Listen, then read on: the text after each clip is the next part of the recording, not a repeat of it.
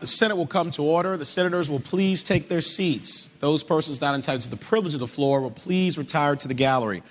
The senators and all in attendance will stand and be led in prayer by the Reverend Dr. Donald Bender, Pohick Episcopal Church, Lorton, Virginia.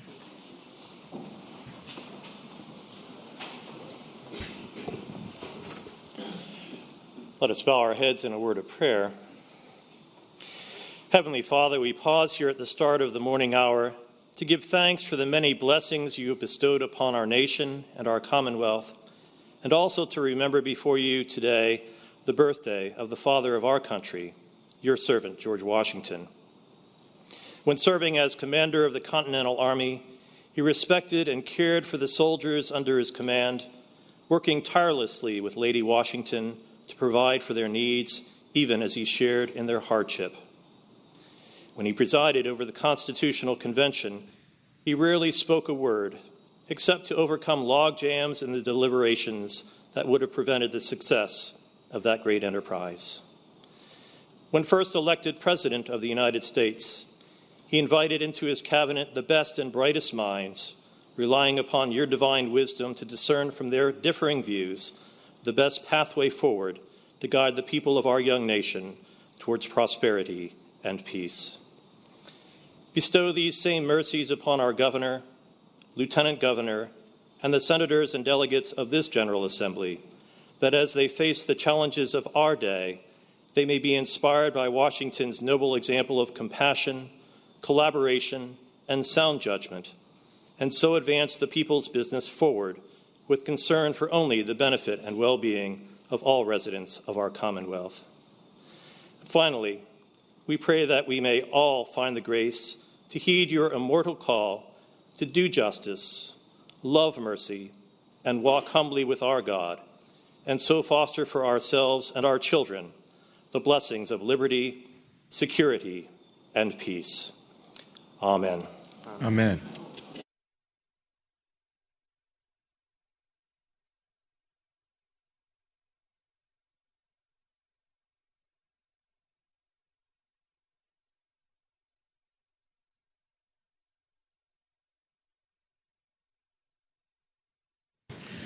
Clerk will call the roll.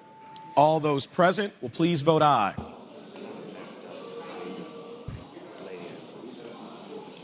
Clerk will close the roll. You have a quorum, Mr. President. Senate Journal for Wednesday, February 21st, 2018. Thank you, Madam Clerk. The senator from Northern Fairfax, Senator Howe, moves that the reading of the journal be waived. All in favor of waiving the reading of the journal will record their vote aye. Those opposed, no. Are the senators ready to vote? Have all the senators voted? Do any senators desire to change their vote? Clerk will close the roll. Ayes 35, noes 5. Ayes 35, noes 5. The reading of the journal is waived. The clerk will report any communication from the House of Delegates. Senator from James City County, Senator Norman. Good morning, Mr. President. Morning, Senator. I'd respectfully move we waive the reading of any communications received from the House of Delegates, sir. Thank the senator. Question is, shall the reading of the communication from the House of Delegates be waived? All in favor of waiving the reading of the communication will record their vote aye. Those opposed, no. Are the senators ready to vote?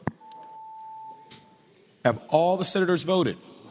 Do any senators desire to change their vote? Clerk will close the roll. Ayes 34, noes 6. Ayes 34, noes 6. The reading of the communication from the House of Delegates is waived. The clerk will report any communication from the governor. There is no communication today, Mr. President.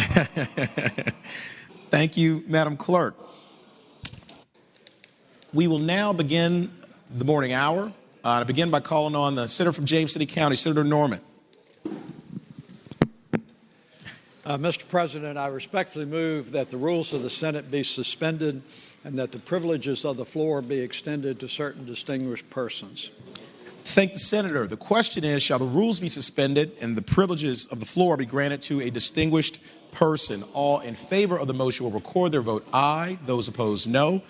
Are the senators ready to vote? Have all the senators voted? Do any senators desire to change their vote? Clerk will close the roll.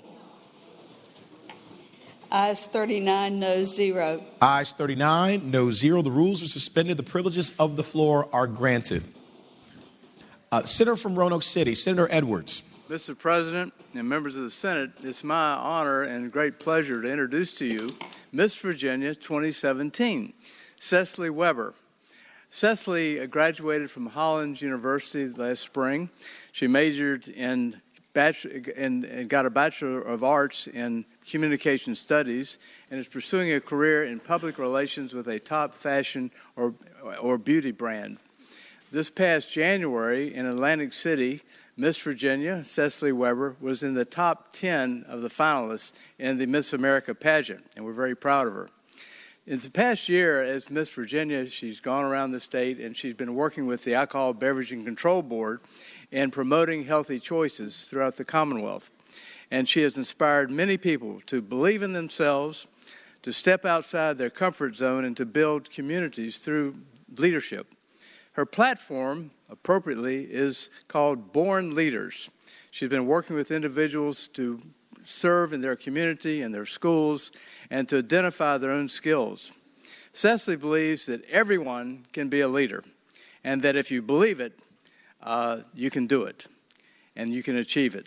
Cecily is here with her mother, Laura Weber, and I'd ask the clerk to please read Senate Joint Resolution 132, commending Cecily Weber, Miss Virginia 2017. Senate Joint Resolution number 132, commending Cecily Weber. Whereas Cecily Weber of Roanoke, a recent graduate of Hollins University, was crowned Miss Virginia 2017 before a cheering crowd at the Berglund Center on June 24, 2017, and whereas a native of Ironton, Ohio, Cecily Weber is an experienced pageant competitor who was previously named the Miss Ohio Outstanding Teen in 2010. And whereas Cecily Weber came to the Commonwealth to attend Hollins University, where she received the Hollins Scholar Award, was named to the university's Dean's List, and earned a bachelor's degree in communication studies. She plans to pursue a career in public relations with a fashion or beauty brand.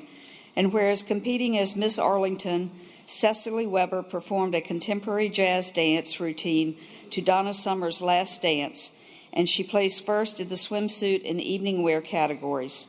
And whereas during the competition, Cecily promoted her platform, Born Leaders, which encourages young people to be leaders in their schools and communities and empower themselves and others to make smart life choices. And whereas Cecily Weber partnered with the Virginia Department of Alcoholic Beverage Control to share age-appropriate information with elementary school students on how to make healthy choices, how to say no to drugs and alcohol, and how to inspire others to do the same. And whereas as Miss Virginia 2017, Cecily Weber advanced to the 2018 Miss America pageant in Atlantic City, New Jersey, where she placed in the top 10.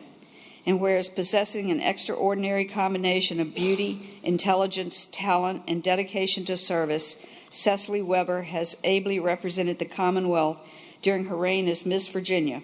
Now, therefore, be it resolved by the Senate, the House of Delegates concurring, that the General Assembly hereby commend Cecily Weber on her selection as Miss Virginia 2017, and be it resolved further that the Clerk of the Senate prepare a copy of this resolution for presentation to Cecily Weber as an expression of the General Assembly's congratulations and admiration for her achievements.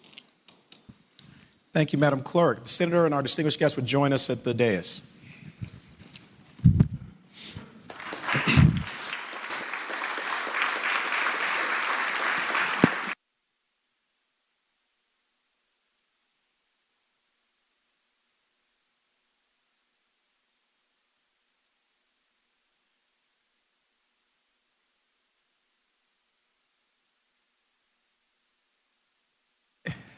Cecily, on behalf of all of us here in the Senate, we would like to say that we're deeply honored that you joined us here today. We're so proud of your amazing accomplishments and the life of leadership that you've chosen to lead. And we know that Senator Edwards, in particular, is beaming with pride here today. But no one's beaming more than your mother, Laura Weber, who I know is so proud of you. So thank you. Continue the great work. Continue elevating and representing us so well here in the Commonwealth of Virginia. And we look forward to great things to come. So God bless you. Thank you for joining us.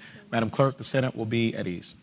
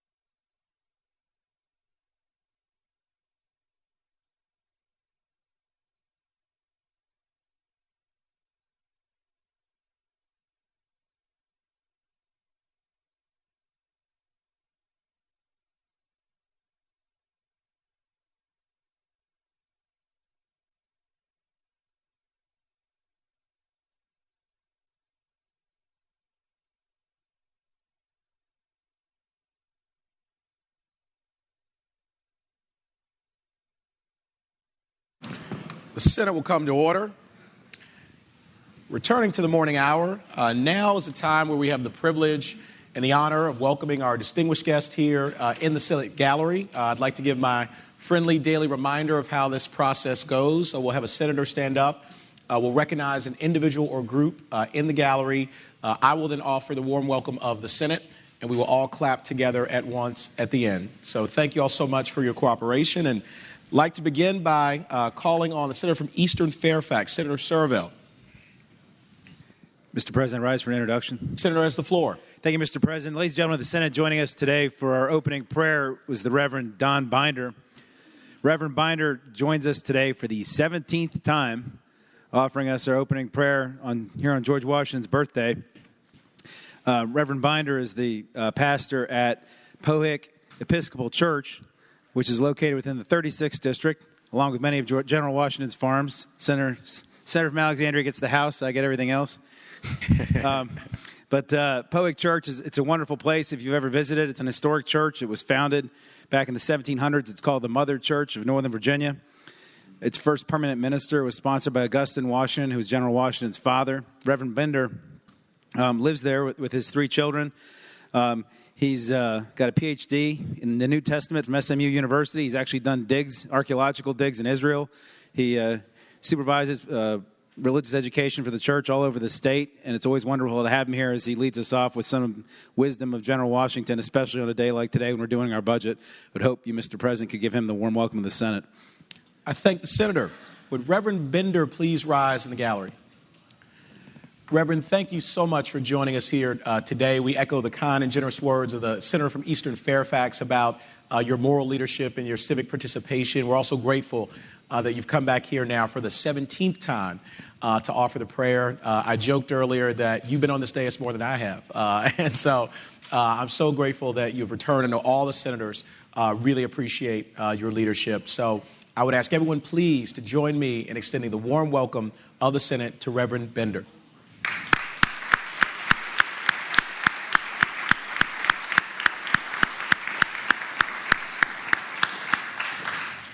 Senator from King George, Senator Stewart. Thank you, Mr. President. I rise for an introduction. Senator has the floor. Mr. President, thank you. And on behalf of the senator from Hanover and myself, Mr. President, I want to let the body know that we lost Charles Edward Reed this summer. And Mr. Reed was a member of our community down in Westmoreland County. And in the gallery today, we have his wife, Helen, his son, the Reverend Gernard Reed, who I just call Gernard because I've known him for 50 years and he still speaks to me, his wife, Jackie, and his grandson, Edward, I believe, was still up there. Mr. President, Mr. Reed and Mrs. Reed were married for 58 years, and we lost him this summer. And though that was a very sad event, I will tell you, he was a good man. He was very proud of his family. He loved his family, had a lot of grandchildren, and he did a lot of good in our community. And we will miss him, and we're going to pass a memorial resolution for him later today. And the family has come. So I would ask that you give them the warm welcome of the Senate. I thank the senator very much. Would the family of Charles Edward Reed please rise in the gallery if you're able? Thank you so much for joining us here today. We are honored by your presence and honored by the memory of a great man. And Helen, we especially want to thank you for everything that you have done for this amazing family, the Reed family, and also for our community.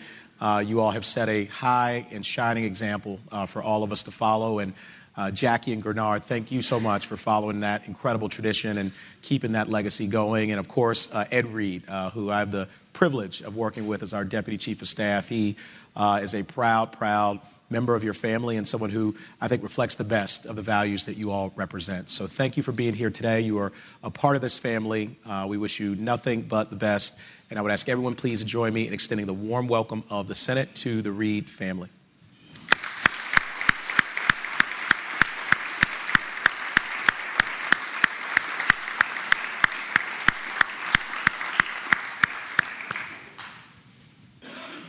Senator from Prince William County, Senator McPike. Mr. President, I rise for the purposes of two introductions today. Senator has the floor. Thank you, Mr. President. Today in the gallery we have representatives from Barn Community Housing. We have their executive director, Dr. Oliver Reed, as well as Mary Colgan Finnegan, a familiar face to this gallery, as she's the daughter of many of my predecessor, State Senator Chuck Colgan. And Barn started in 1997 by the Benedictine Sisters of Virginia. And Barn's about helping families overcome obstacles. Guided by a strong belief in the integrity and dignity of families facing homelessness, Barn Community Housing is committed to providing families and housing and access to supportive services to promote healing, growth, and self-sufficiency. So, Mr. President, I ask that you provide them a warm welcome to the Senate. I thank the Senator. Would Dr. Oliver Reed and Mary Colgan Finnegan please rise in the gallery? Thank you all so much. You beat me to it. Thank you all so much for joining us here today. Thank you for your leadership and the work that you do with Barn and with housing. It's such an important part of security for our families, and you all have stood in the gap for so many families and given them hope and opportunity, and we are so grateful for your leadership. Mayor, of course, Senator Colgan, still a great member of this body, and you are making him very proud, I know, with your continued leadership. So on behalf of Senator from Prince William, Senator McPike, and all of us, we are grateful that you're here. We wish you nothing but the best in your work, and I would ask everyone please to join me in extending the warm welcome of the Senate to our two distinguished guests.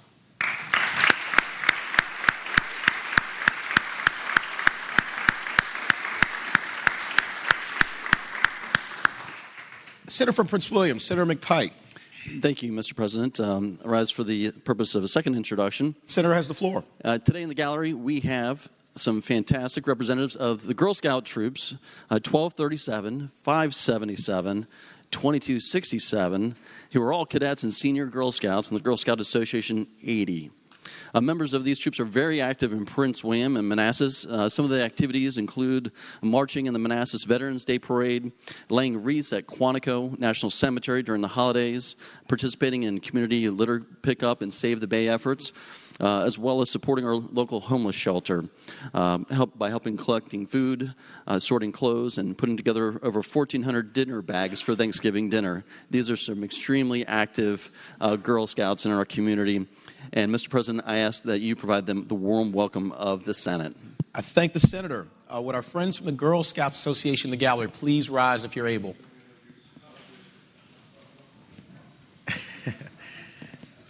It's a wonderful, beautiful, big group. Thank you all so much for joining us here today in the Senate and in the Capitol. We are grateful that you're here. We're also grateful for your leadership and everything that you do to make our Commonwealth a better place. Thank you for taking on the mantle of the Girl Scouts, which we have some wonderful Girl Scouts here in this very chamber. Senator from Northern Fairfax is a shining example of how high you can rise when you have a foundation like you're getting here in the Girl Scouts. Senator Stanley has indicated he wants to buy a box of cookies for every member of the Senate. So if you want to come down afterwards, he will give you cash too, not a check. But thank you all so much. We are grateful, and you're welcome back here anytime. I would ask everyone please to join me in extending the warm welcome of the Senate to our friends, the leaders from the Girl Scouts Association.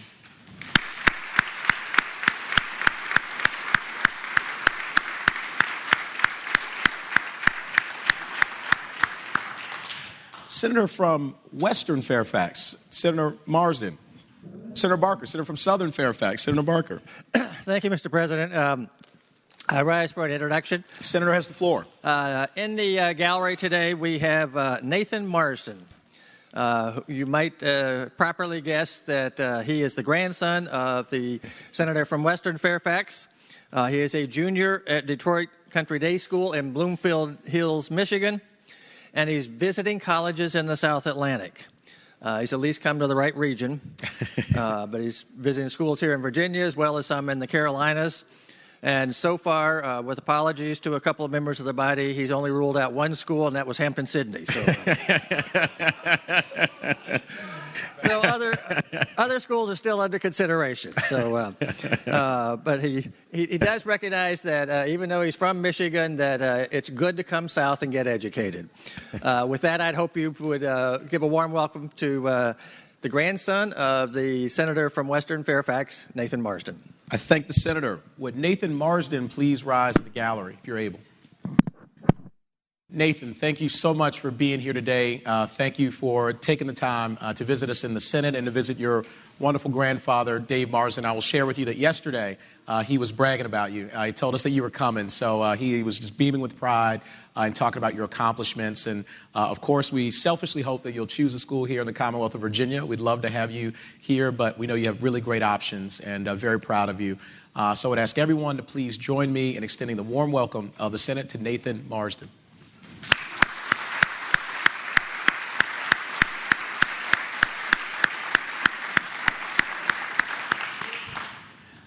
The senior senator from Loudoun County, Senator Black. Thank you, Mr. President. I rise for an introduction. Thank you, Senator. You have the floor. We have had the delight of introducing certain members of the Salamander Savers Club with the delightful and cute red salamander, which has been passed by both bodies by an overwhelming majority. There's tremendous enthusiasm for the red salamander, and we today have several additional members of the Salamander Savers 4-H Club.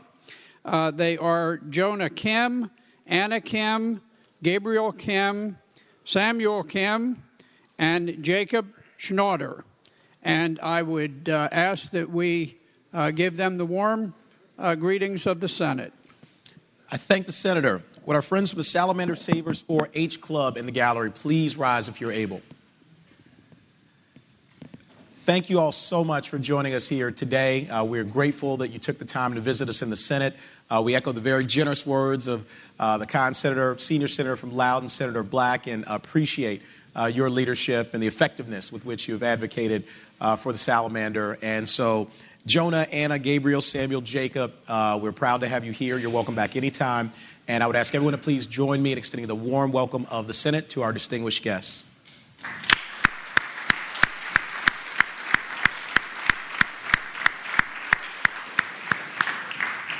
Senator from Fauquier, Senator Vogel.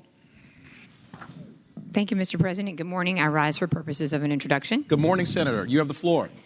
Thank you. It is my pleasure to direct your attention in the gallery to the 2017-2018 Valley Proteins Fellows and Potomac Health Foundation Fellows. I was very worried that because we started early, we were going to throw them off. But lucky for us, we have delayed so long, it's noon, and they are here. They're here with Ann McCaffrey and Kristen Johnson, and there are a whole long list of young students who are here from community colleges all across the Commonwealth of Virginia. And if you will bear with me, I would be honored if I had the chance to read their names so that they can be recognized. Absolutely. We have Donald Cooper. We have Daniel Fair, Hope Geiger, Madison Goody, Lydia Hodges, Teddy Maxon, Marie Shiraiki, Talia Abdu, Rudaba Abbas, Crystal Bishop, Tammy Clark, Tina Jeffries, Sarah Moylan, Lloyda Reyes, Uzair Saeed, Sharif Tucker. And I would ask that you please extend to all of these community college students who are such extraordinary fellows here, sponsored by Valley Protein, the very warm welcome of the Senate. Thank you. I thank the senator. Would our Valley Protein fellows in the gallery please rise if you're able? It's a great group. Thank you all so much for joining us here today. Thank you for your leadership and your commitment in education and for all that you're going to do for the Commonwealth of Virginia. Congratulations on such a wonderful accomplishment. It really speaks volumes about your dedication, your intelligence, and we're so grateful to you. We echo the generous and eloquent words of the senator from Fauquier, Senator Vogel, and you are welcome back here anytime. And I would ask everyone please to join me in extending the warm welcome of the Senate to our Valley Protein Fellows.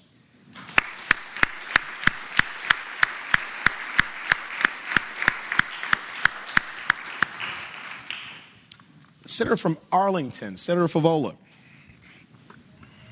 Thank you, Mr. President. I rise for purposes of an introduction. Thank the senator. You have the floor. Thank you, Mr. President. With us today in the gallery are students from Langley High School. Langley is a high school in McLean, and it is recognized for high academic achievement. But I have to say, the high school provides a very holistic learning environment for the students. There are many opportunities for service learning, and there are many enrichments. And I just want to brag for a moment. The Langley Science Bowl actually placed third place in our state competition recently. The students are here today to really observe how laws are made and to really talk to legislators about issues that are important to them. I think we should be delighted to have such a bright, young, and energetic group with us. And I do ask that the Senate give the Langley High School students a very warm welcome. I thank the senator. Would our friends from Langley High School in the gallery please rise if you're able? Thank you all so much for joining us here today. Thank you for taking the time to visit the Senate and the Capitol to learn more about the legislative process and how public policy is made. We echo the generous and eloquent words of the Senator from Arlington, Senator Favola, about your high school and about each one of you, your leadership and your commitment to education and to making our Commonwealth a better place for all of us to live. You have incredibly bright futures. We are rooting for you and wish nothing but the best for each one of you. And I would ask everyone please to join me in extending the warm welcome of the Senate to our leaders from Langley High School.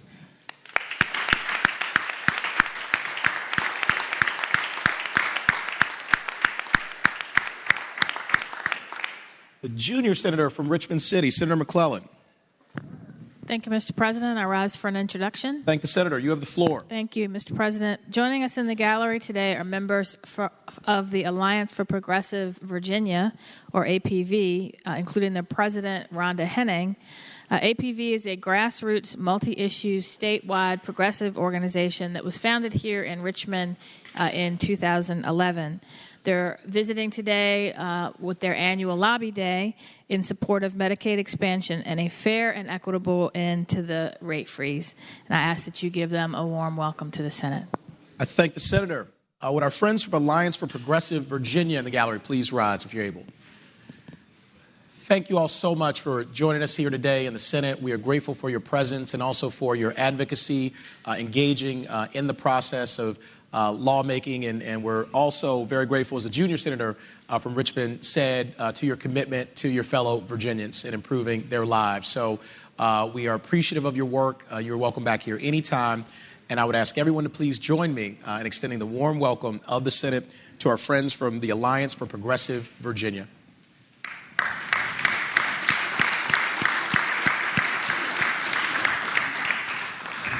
The senior senator from Richmond City, Senator Sturdivant. Good morning, Mr. President. Good morning, Senator. Rise for an introduction. Senator has the floor. Mr. President, this is an introduction on behalf of myself and Senator McClellan. Joining us in the gallery today are several students from Thomas Jefferson High School, which is in the city of Richmond. And these wonderful students are here visiting the Capitol as part of Career and Technical Education Month, and they're learning more about the legislative process and state government. Had an opportunity to speak with them briefly earlier this morning, and Senator McClellan and I are very proud of them and really glad to see them here at the Capitol. And so on behalf of myself and Senator McClellan, I would hope we would offer them the warm welcome in the Senate. I thank the senator. Would our friends from Thomas Jefferson High School in the gallery please rise if you're able? It's a great-looking group. Thank you all so much for joining us here today. Thank you for taking the time, again, to learn more about our legislative process. We are all very proud of you. I know, in particular, the senior senator from Richmond City and the junior senator from Richmond City are deeply proud of you and your accomplishments, and we look for nothing but the best for you in the future. So continue to study hard and dream big and be nice to each other, and things will work out very well for each one of you. So with that, I would ask everyone please to join me in extending the warm welcome of the Senate to our leaders from Thomas Jefferson High School.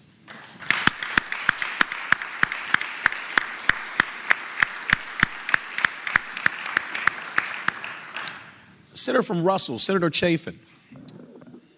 Thank you, Mr. President. I rise for the purpose of an introduction and an announcement. I thank the Senator. You have the floor. Thank you, Mr. President. Present in the gallery today with us are some distinguished visitors from Southwest Virginia. The talented reporter Olivia Bailey and her cameraman Tim Culbertson. Olivia is a native of Southwest Virginia and a native of Chilhowie, Virginia, just as our senator is, Senator Carrico over here seated behind me to my left. And Olivia reports, of course, and Tim has her back with the camera from time to time, and our state and local news is reported on WCYB, which is an affiliate of NBC, in a fair and balanced sort of way. I have great compliments for her. So today they're here in the Capitol interviewing some members and also getting some footage for some future reporting needs. Mr. President, I ask for you and the members to please give Olivia and Tim the warm welcome of the Senate. I thank the Senator. Would Olivia and Tim please rise in the gallery if you're able? Thank you all so much for joining us here today in the Capitol. Thank you also for your leadership in the media and for your reporting. And we share the sentiments of the Senator from Russell, Senator Chafin, about how important it is to have great journalists and cameramen who really bring us the news in a wonderful way that's balanced and informative. And so thank you for your leadership in Southwest Virginia and throughout the Commonwealth of Virginia. We are grateful that you're here. You're welcome back anytime.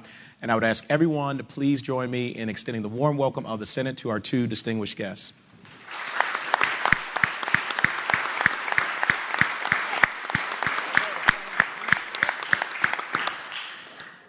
Do any senators wish to be recognized for purposes of an announcement? Oh, sorry, Senator Chafin. Mr. President, I have an announcement. You have an announcement, please. Yes. You have the floor. Mr. President, the Virginia beef and dairy industry today has provided lunches for all members, and so these are provided compliments of the Virginia Cattlemen's Association and the Virginia State Dairymen's Association.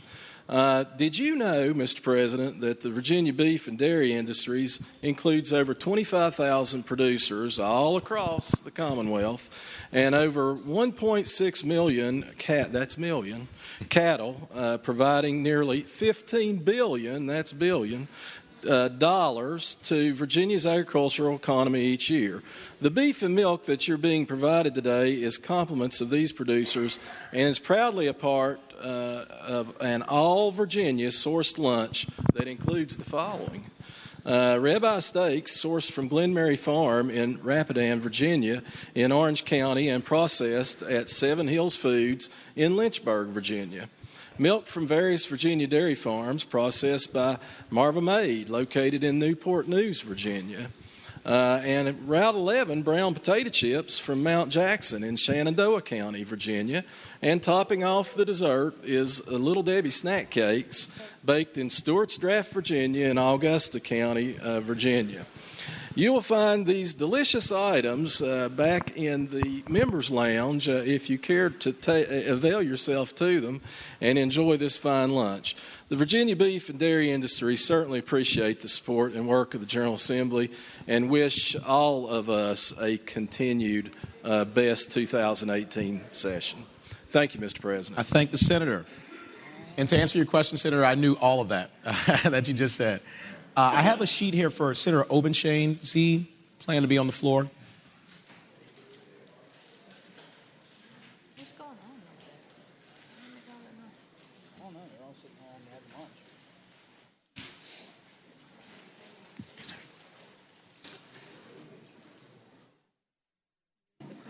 Senator from Rockingham, Senator Obenshain. Mr. President, who would have thought? I have an introduction.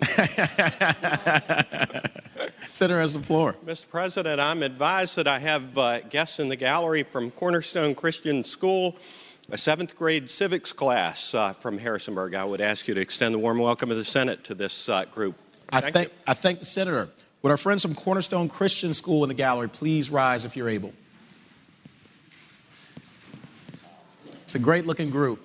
Thank you all so much for joining us here today. We understand it's a 7th grade civics class, and so No better place to be than in the Capitol and here in the Senate to learn more about our government, our legislative process. We are grateful that you took the time to visit us from beautiful Harrisonburg. And I know that your Senator, Mark Obenshain, is beaming with pride looking up at each one of you.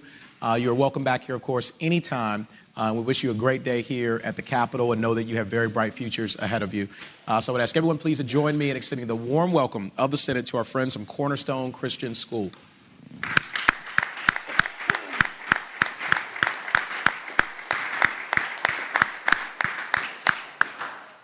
Do any other senators wish to be recognized for purposes of introduction? Is there any other business to come in the morning hour? Seeing none, the clerk will call the calendar. Senate calendar for Thursday, February 22nd, 2018. Unfinished business House. House Bill 482. The House has rejected the Senate substitute. The Senator from Rockingham, Senator Obenshain. Mr. President, I hear how disappointed some of my colleagues are. I request that we insist on our substitute and request a committee conference. Thank the Senator. Question is, shall the Senate insist on its substitute and respectfully request a committee of conference on the bill? All those in favor of the motion will please record their vote aye. Those opposed, no. Are the senators ready to vote? Have all the senators voted? Do any senators desire to change their vote? Clerk will close the roll. Ayes 40, noes 0. Ayes 40, noes 0. House Bill 278. We have a conference committee report. Oh, sorry. We don't have the report yet. They haven't met. Conference on part of the Senate is named by the chairman of courts, Senator Obenshain. Our Senators Peterson, Peake, and Obenshain.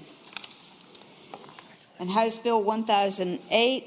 Conferees on the part of the Senate is named by the chairman of courts, Senator Obenshain, or Senators Obenshain, Deeds, and Sturdivant. It was translated for me. Unfinished business Senate. Senate Bill 120 has passed the House with a substitute. Senator from Arlington, Senator Favola. Mr. President, I move that the Senate concur with the House substitute. In explaining why. Senator has the floor. Thank you, Mr. President. What the House substitute does is it merely removes the name of a specific program located within the Alcohol Beverage and Control Commission, or authority now, and it just says that the activities shall still take place, but they won't be necessarily advising a specific committee. So that was a minor change. The guts of the bill are still there. And actually the change came about as a request from the executive director of the ABC Authority. So I respectfully ask that we concur with the House substitute. Thank you. I thank the Senator. Question is, shall the Senate concur with the House substitute? All in favor of the motion will record their vote aye. Those opposed, no. Are the senators ready to vote? Have all the senators voted? Do any senators desire to change their vote? Clerk will close the roll. Ayes 40, noes 0. Ayes 40, noes 0. Senate Bill 121 has passed the House with a substitute. The junior senator from Loudoun, Senator Wexton. I move that the Senate concur with the House substitute in speaking to that motion. Senator has the floor. This is the fingerprint background check for certain child care providers, and the Senate version of the bill had simply struck a 2018 sunset.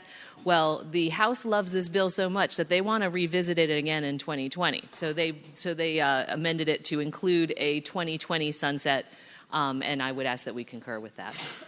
I thank the Senator. The question is, shall the Senate concur with the House substitute?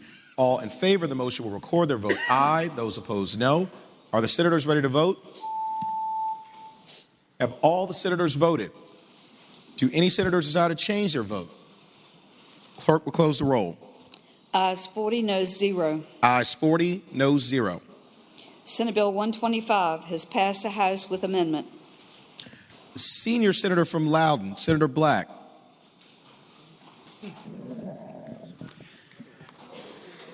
Mr. President, I move that we concur with the House amendment. And speaking to the House amendment, Senator has the floor.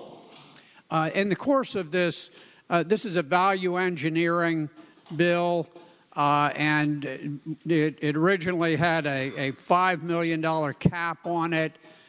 We proposed a $15 million. VDOT said, well, we're not sure about that. But by the time that it got to the House, they had revised their position, and now VDOT is comfortable with moving up to a $15 million cap prior to the point at which we have to do value engineering. I think there's peace in the valley. Everybody's happy with it. It's a good bill, and I urge that we concur with the House amendment. I thank the senator. The question is, shall the Senate concur with the House amendment? All in favor of the motion will record their vote aye. Those opposed, no. Are the senators ready to vote? Have all the senators voted? Do any senators desire to change their vote? Clerk will close the roll. Ayes 40, noes 0. Ayes 40, noes 0. Senate Bill 183 has passed the House with amendments. Senator from Arlington, Senator Favola. Thank you, Mr. President. I move that the Senate concur with the House amendments. I do believe that the House improved this bill. The original bill just required that the superintendent of education be informed if a teacher had a founded allegation of a sexual assault. As it was going through the appeals process, what this bill does is it says if at the end of the appeals process there's a reversal on the decision and found that there was not a founded misconduct, sexual misconduct, the superintendent would be informed as soon as possible. And then it also states, I guess the very obvious, that nothing in the administrative appeals process would prohibit an individual from moving forward with a court case or any other kind of judicial review. So with that explanation, again, I ask that we concur with the House amendments. Thank you. Thank the senator. Question is, shall the Senate concur with the House amendments? All in favor of the motion will record their vote aye. Those opposed, no. Are the senators ready to vote? Have all the senators voted? Do any senators desire to change their vote? Clerk, close the roll. Ayes 36, noes 4. Ayes 36, noes 4. Senate Bill 197 has passed the House with a substitute. Senator from Hampton, Senator Locke. Thank you, Mr. President. I move that we concur with the House substitute. Thank the senator. You have the floor. Mr. President, Senate Bill 197 is intended to clarify provisions for landlords and tenants under the landlord-tenant laws. And what the substitute does is to further clarify that if a landlord enters into a new written rental agreement with a tenant prior to an eviction, an order of possession obtained prior to the entry, the new rental agreement is not enforceable. And I've further move that we concur with the House substitute. I thank the senator. The question is, shall the Senate concur with the House substitute? All in favor of the motion will record their vote aye. Those opposed, no. Are the senators ready to vote? Have all the senators voted? Do any senators desire to change their vote?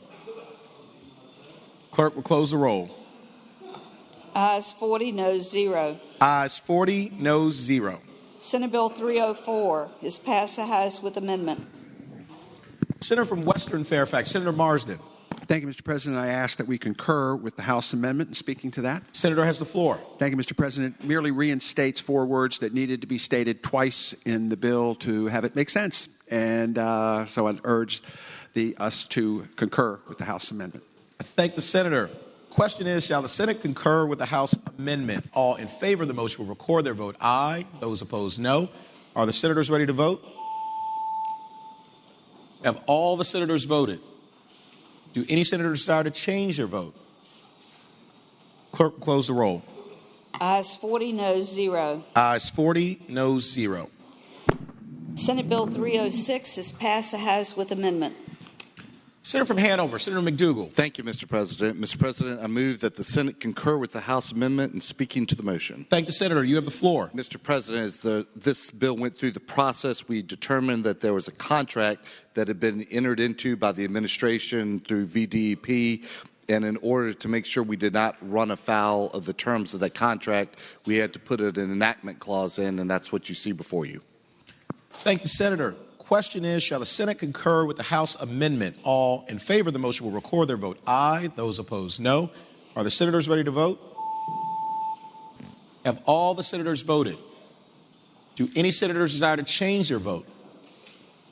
Clerk will close the roll. Ayes 39, noes 0. Ayes 39, noes 0. Senate Bill 363 has passed the House with amendments. Senator from Bedford, Senator Newman. Mr. President, I move that we concur with the House amendment and speaking that motion. Senator has the floor. Mr. President, this is the bill that names a portion of Route 221 after our dear friend and colleague Lacey Putney. The House of Delegates has added a technical amendment to correct the bill. I thank the Senator. Question is, shall the Senate concur with the House amendments? All in favor of the motion will record their vote aye. Those opposed, no. Are the senators ready to vote? Have all the senators voted? Do any senators desire to change their vote? Clerk will close the roll. Ayes 40, noes 0. Ayes 40, noes 0. Senate Bill 389 has passed the House with amendment. Senator from Russell, Senator Chafin. Thank you, Mr. President. I move that the Senate do concur with the amendment from the House. The amendment from the House simply struck language that was basically unnecessary language from the bill, and put the two bills in posture with one another. I hope it would be the body's thoughts to concur with the amendment. Thank the Senator. Question is, shall the Senate concur with the House amendment? All in favor of the motion will record their vote aye. Those opposed, no. Are the senators ready to vote? Have all the senators voted? Do any senators desire to change their vote? Clerk will close the roll. Ayes 40, noes 0. Ayes 40, noes 0. Senate Bill 413 has passed the House with amendments. Senator from Hanover, Senator McDougal. Thank you, Mr. President. Mr. President, I move that the Senate accept the House amendments and speaking to that. Senator has the floor. Thank you, Mr. President. When the bill was introduced, it incorrectly stated warehouse, and it should said warehouser, and we corrected that. Thank the Senator. The question is, shall the Senate concur in the House amendments? All in favor of the motion will record their vote aye. Those opposed, no. Are the senators ready to vote? Have all the senators voted? Do any senators desire to change their vote? Clerk will close the roll. Ayes 39, noes 0. Ayes 39, noes 0. Senate Bill 511 has passed the House with amendments. Senator from Roanoke County, Senator Suderline.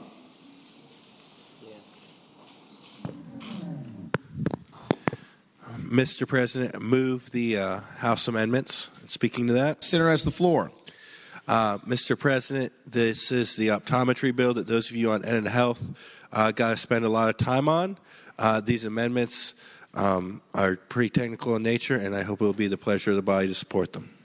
Thank the Senator. The question is, shall the Senate concur in the House amendments? All in favor of the motion will record their vote aye.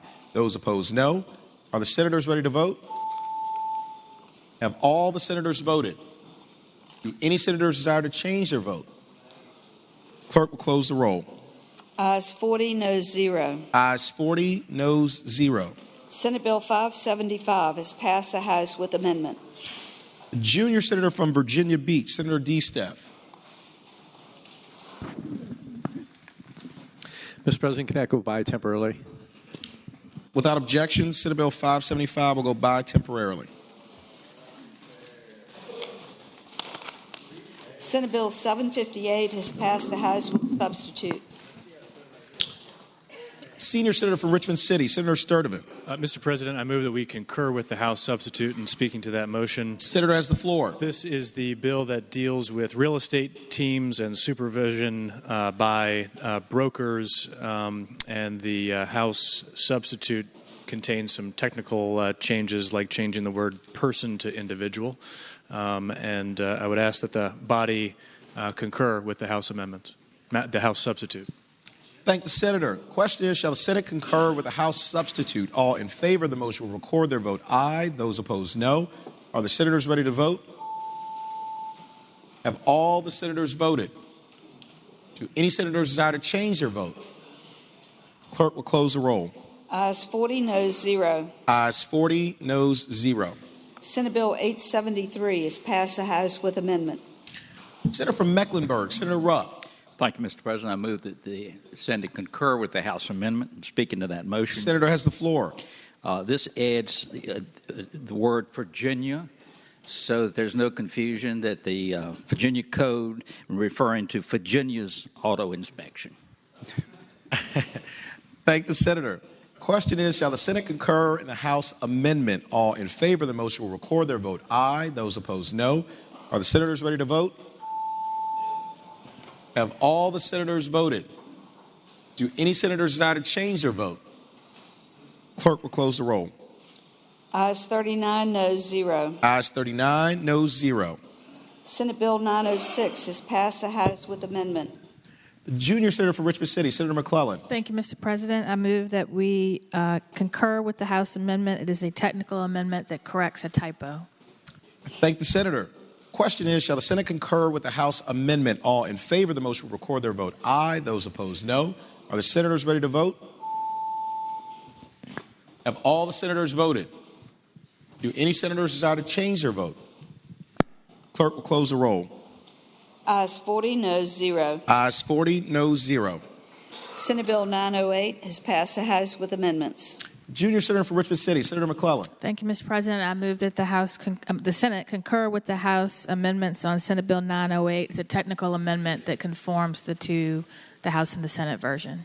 Thank the senator. Question is, shall the Senate concur in the House amendment? All in favor of the motion will record their votes aye. Those opposed, no. Are the senators ready to vote? Have all the senators voted? Do any senators desire to change their vote? Clerk will close the roll. Ayes 39, noes 0. Ayes 39, noes 0. Senate Bill 979 has passed the House with amendments. Senator from Russell, Senator Chafin. Mr. President, this fine bill received a fine amendment from the House, and I move that we concur with that amendment. It's a technical amendment. This is an appraisal bill that deals with homes that are mortgaged on the secondary market, and it merely added the word mortgage 2 times. Thank the senator. Question is, shall the Senate concur in the House amendments? All in favor of the motion will record their vote aye. Those opposed, no. Are the senators ready to vote? Have all the senators voted? Do any senators desire to change their vote? Clerk will close the roll. Ayes 39, noes 0. Ayes 39, noes 0. Returning to page 7, Senate Bill 575 has passed the House with amendment. Junior senator from Virginia Beach, Senator D. Steph. Mr. President, I move and accept the House amendment speaking to that. Senator has the floor. And what the amendment does is adds specifically the code for hot lanes to this as well, so it makes a good bill better. With that, I move the amendment. Thank you very much. Thank the senator. Question is, shall the Senate concur with the House amendment? Mr. President? Senator from Alexandria, Senator Abbott. Would the senator from Virginia Beach yield for a question? Will Senator yield for a question? Mr. President, absolutely. Senator Yield, you have the floor. Is this the bill that provides that notice for a toll violation can be given by mail instead of by registered mail? Mr. Senator, President, no, that's another bill. I thank the gentleman. Thank the senator. Question is, shall the Senate concur with the House amendment? All in favor of the motion will record their vote aye. Those opposed, no. Are the senators ready to vote? Have all the senators voted? Do any senators desire to change their vote? Clerk will close the roll. Ayes 40, noes 0. Ayes 40, noes 0. Uncontested calendar House bills on third reading. Senator from James City County, Senator Norman. Mr. President, I respectfully move that all the House bills on the third reading on the uncontested calendar, including all House bills on pages 10 through 25, be placed on their final passage in the block after the adoption of any amendments. If any senator desires to remove one of these bills, please do so after the clerk has read the number of that bill, and that would include all House bills on pages 10 through 25 of your calendar, including House Bill 48 through House Bill 1559. Thank the senator. The question is, shall House bills on the uncontested calendar, third reading, pages 10 through 25, House Bill 48 through House Bill 1559, be placed upon their final passage in a block after the adoption of any amendments thereto, with the understanding that any senator desiring a bill be removed from the block will do so after the clerk has read the number of the bill. All in favor of the motion will say aye. Those opposed, no. The ayes have it. The motion is agreed to. The bills are before us in the block. Clerk will read the number of the bills. House Bill 48, reported from the Committee on General Laws and Technology. House Bill 62, reported from the Committee on General Laws and Technology. House Bill 63, reported from the Committee on General Laws and Technology. House Bill 117, reported from the Committee on Commerce and Labor. House Bill 146, reported from the Committee on General Laws and Technology. House Bill 170, reported from the Committee on Commerce and Labor.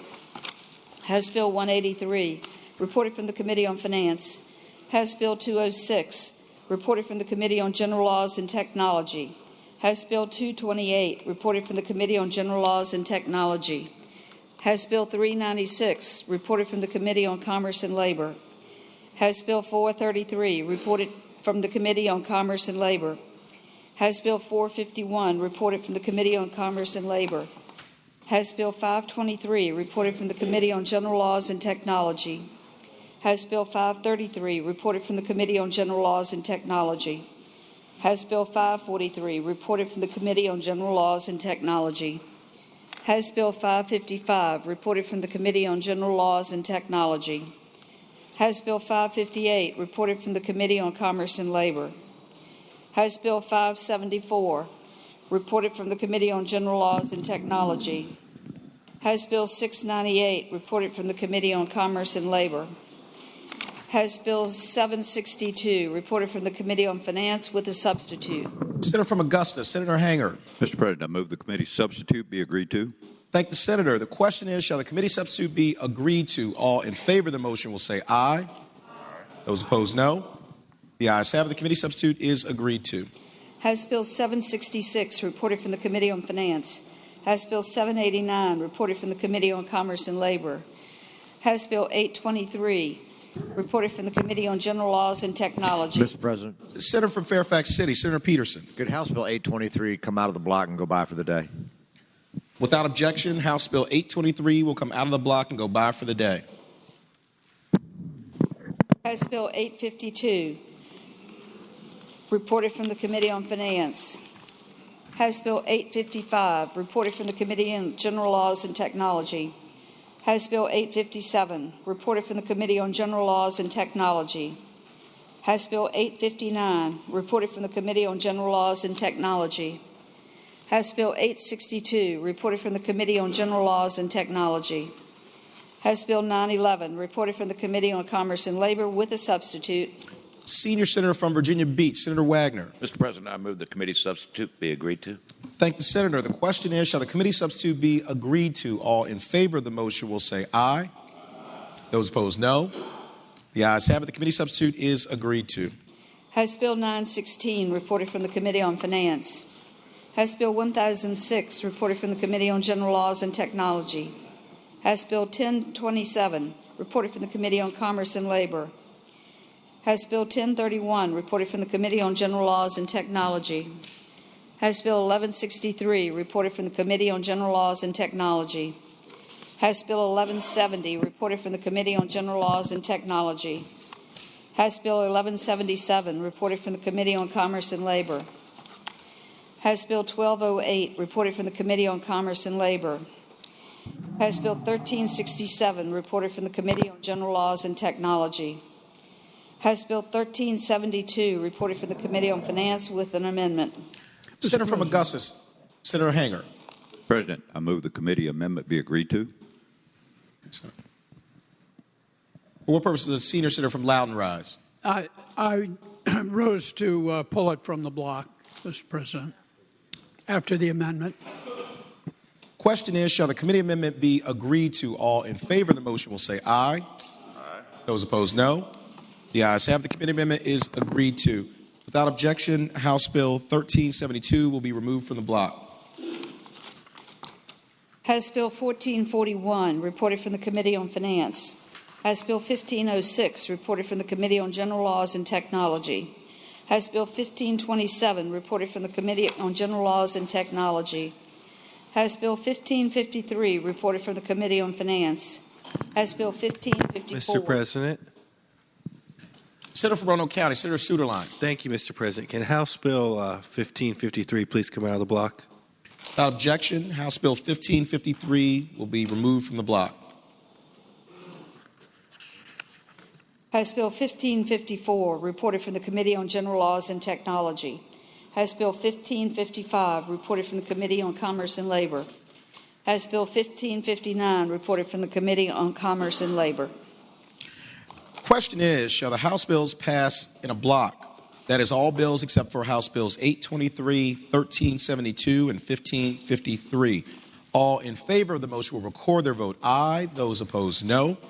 Are the senators ready to vote? Have all the senators voted? Do any senators desire to change their vote? Clerk will close the roll. Ayes 40, noes 0. Ayes 40, noes 0. The bills in the block pass. Returning to page 22, House Bill 1372. Senator from Augusta, Senator Hanger. Thank you, Mr. President. I move the bill pass and speak to that. Senator has the floor. Thank you, Mr. President. This House bill extends the Green Jobs tax credit as proposed. It would have been to 2019. We amended that to extend it to 2020 in conformity with a bill previously passed by the Senate. I would move that the bill pass.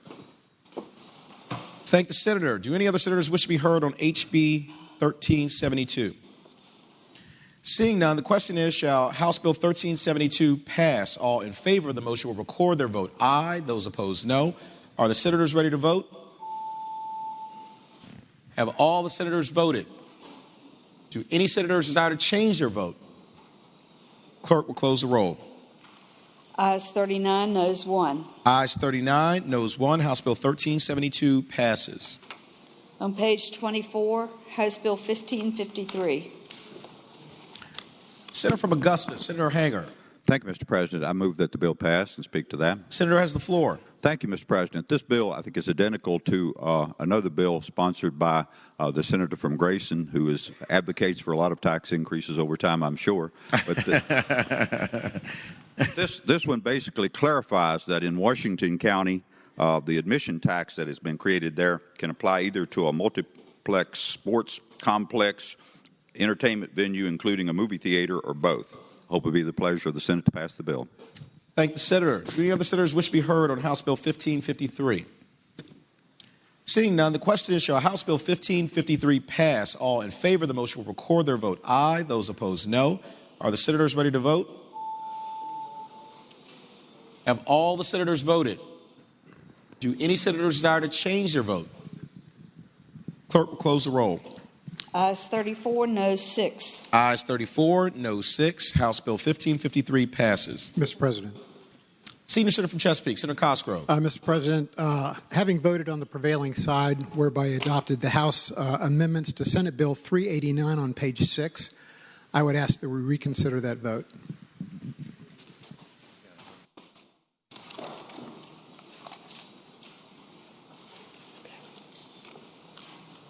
We just need to reconsider it. Senator, be at ease.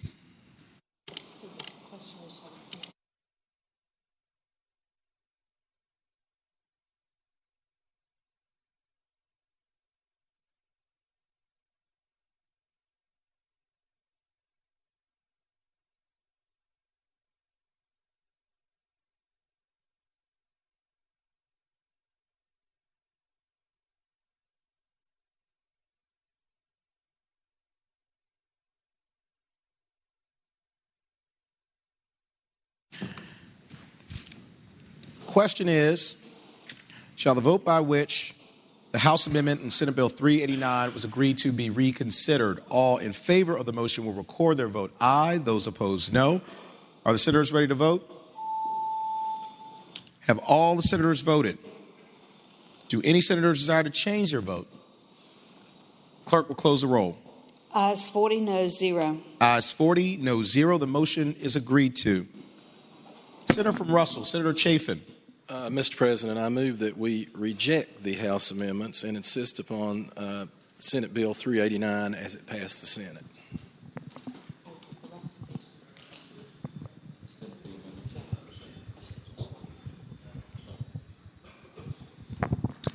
With the recommendation that it be rejected, the question is, shall the amendment be agreed to? All in favor of the motion will say aye. All in favor will record their vote aye. Those opposed, no. Are the senators ready to vote? Have all the senators voted? Do any senators desire to change their vote? Clerk will close the roll. Ayes 1, noes 39. Ayes 1, noes 39. The amendment is rejected.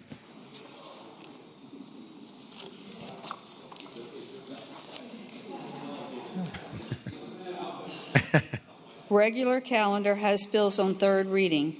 House Bill 424, a bill relating to animal shelters, administration of biological products. Reported from the Committee on Agriculture, Conservation, and Natural Resources. Senator from King George, Senator Stewart. Mr. President, at request of one of the members, I'd ask that go by for another day. Without objection, House Bill 424 will go by for the day. House Bill 26, a bill relating to pawnbrokers' allowable late fees. Reported from the Committee on General Laws and Technology. Senator from Mecklenburg, Senator Ruff. Thank you, Mr. President. I move that the bill pass. And speaking to that amendment, Senator has the floor. This would allow pawnbrokers to charge up to 10% of the amount loaned for each item that is not claimed by the pledged due date.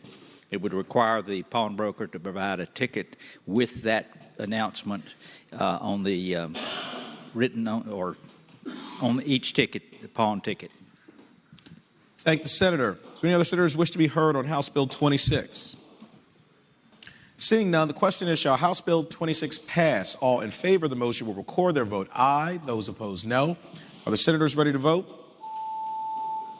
Have all the senators voted? Do any senators desire to change their vote? Clerk will close the roll.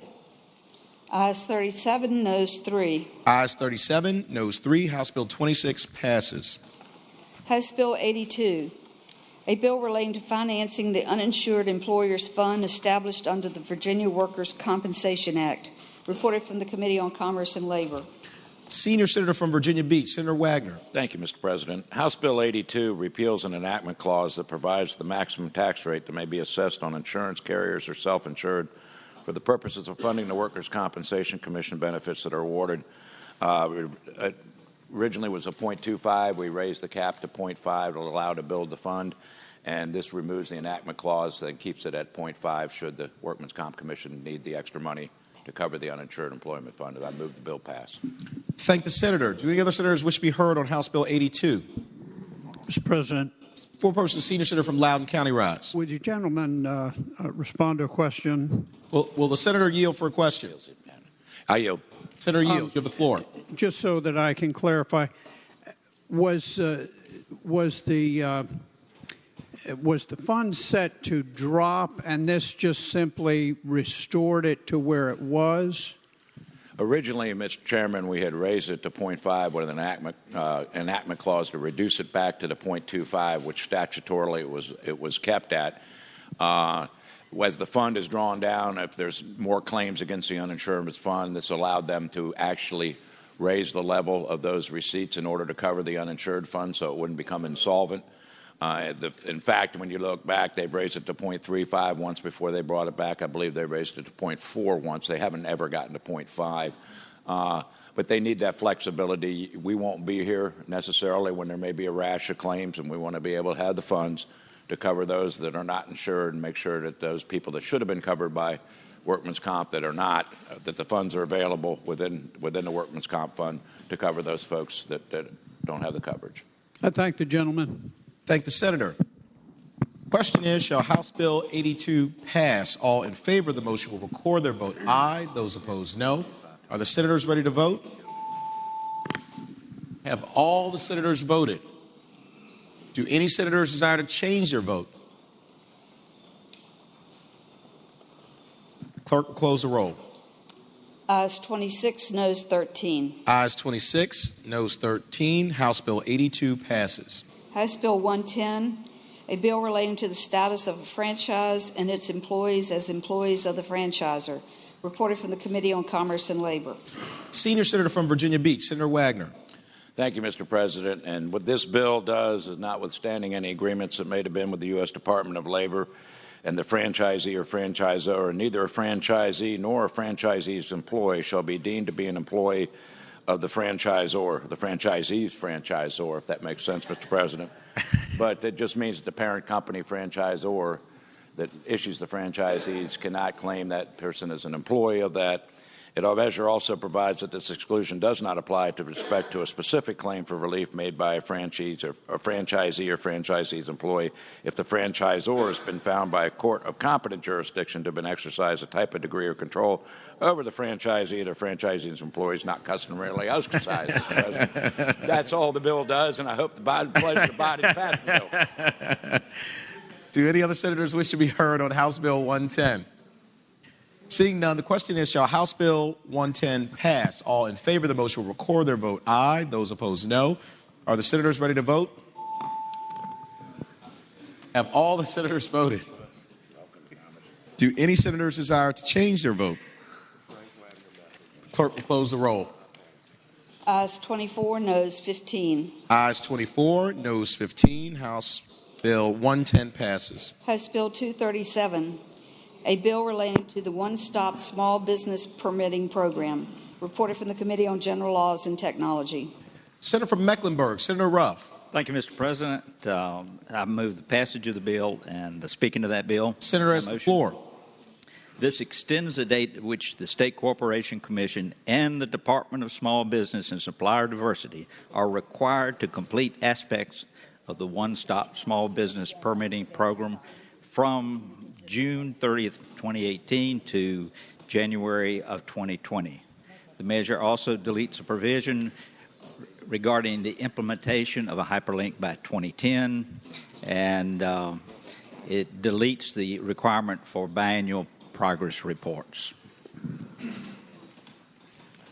Thank the senator. Do any other senators wish to be heard on House Bill 237? Seeing none, the question is, shall House Bill 237 pass? All in favor of the motion will record their vote aye. Those opposed, no. Are the senators ready to vote?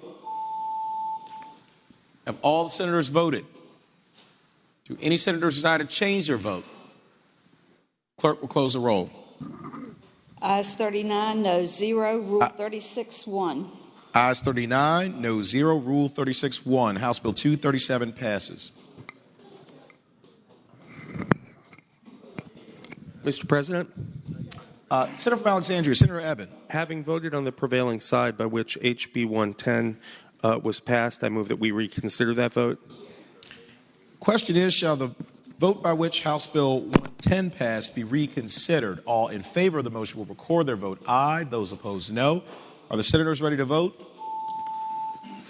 Have all the senators voted? Do any senators desire to change their vote?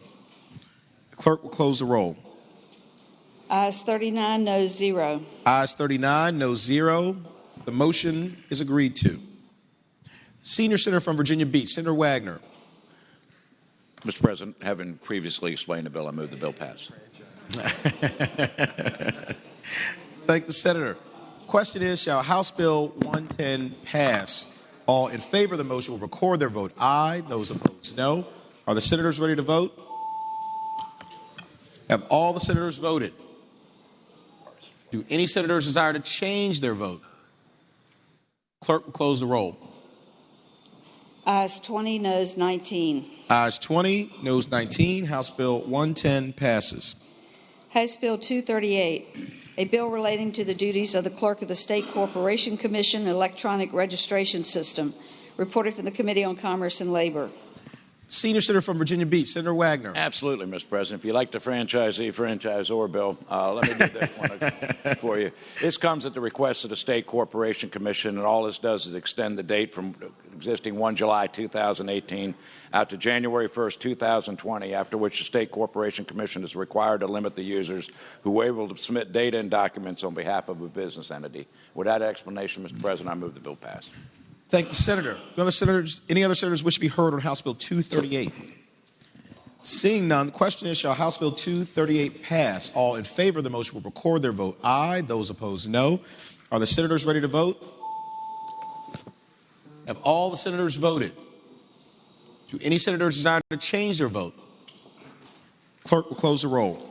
Ayes 40, noes 0. Ayes 40, noes 0. House Bill 238 passes. House Bill 459, a bill relating to official designation state salamander, reported from the Commission on General Laws and Technology. Senator from Mecklenburg, Senator Ruff. Senator, I think your mic may not be on. Thank you. Try it again. All right. I again move passage of the bill. And, Senator has the floor. Speaking to that motion, there are two bills that are most important that we pass today. One is the budget, and this one is the red salamander bill.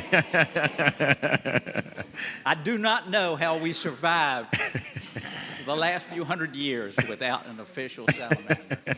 But now is our chance for reparations. Will the senator yield for a question? Will the senator yield for a question? I yield. The senator has the floor. Mr. President, why are we designating the red salamander as our state salamander rather than the blue salamander? Senator has the floor. I think the red salamanders taste better.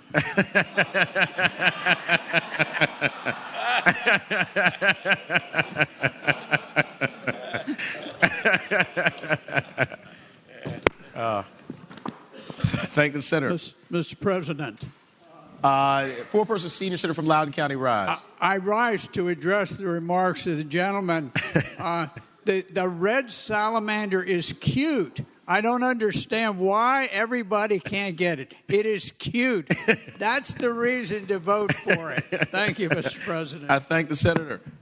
Do any other senators wish to be heard on House Bill 459?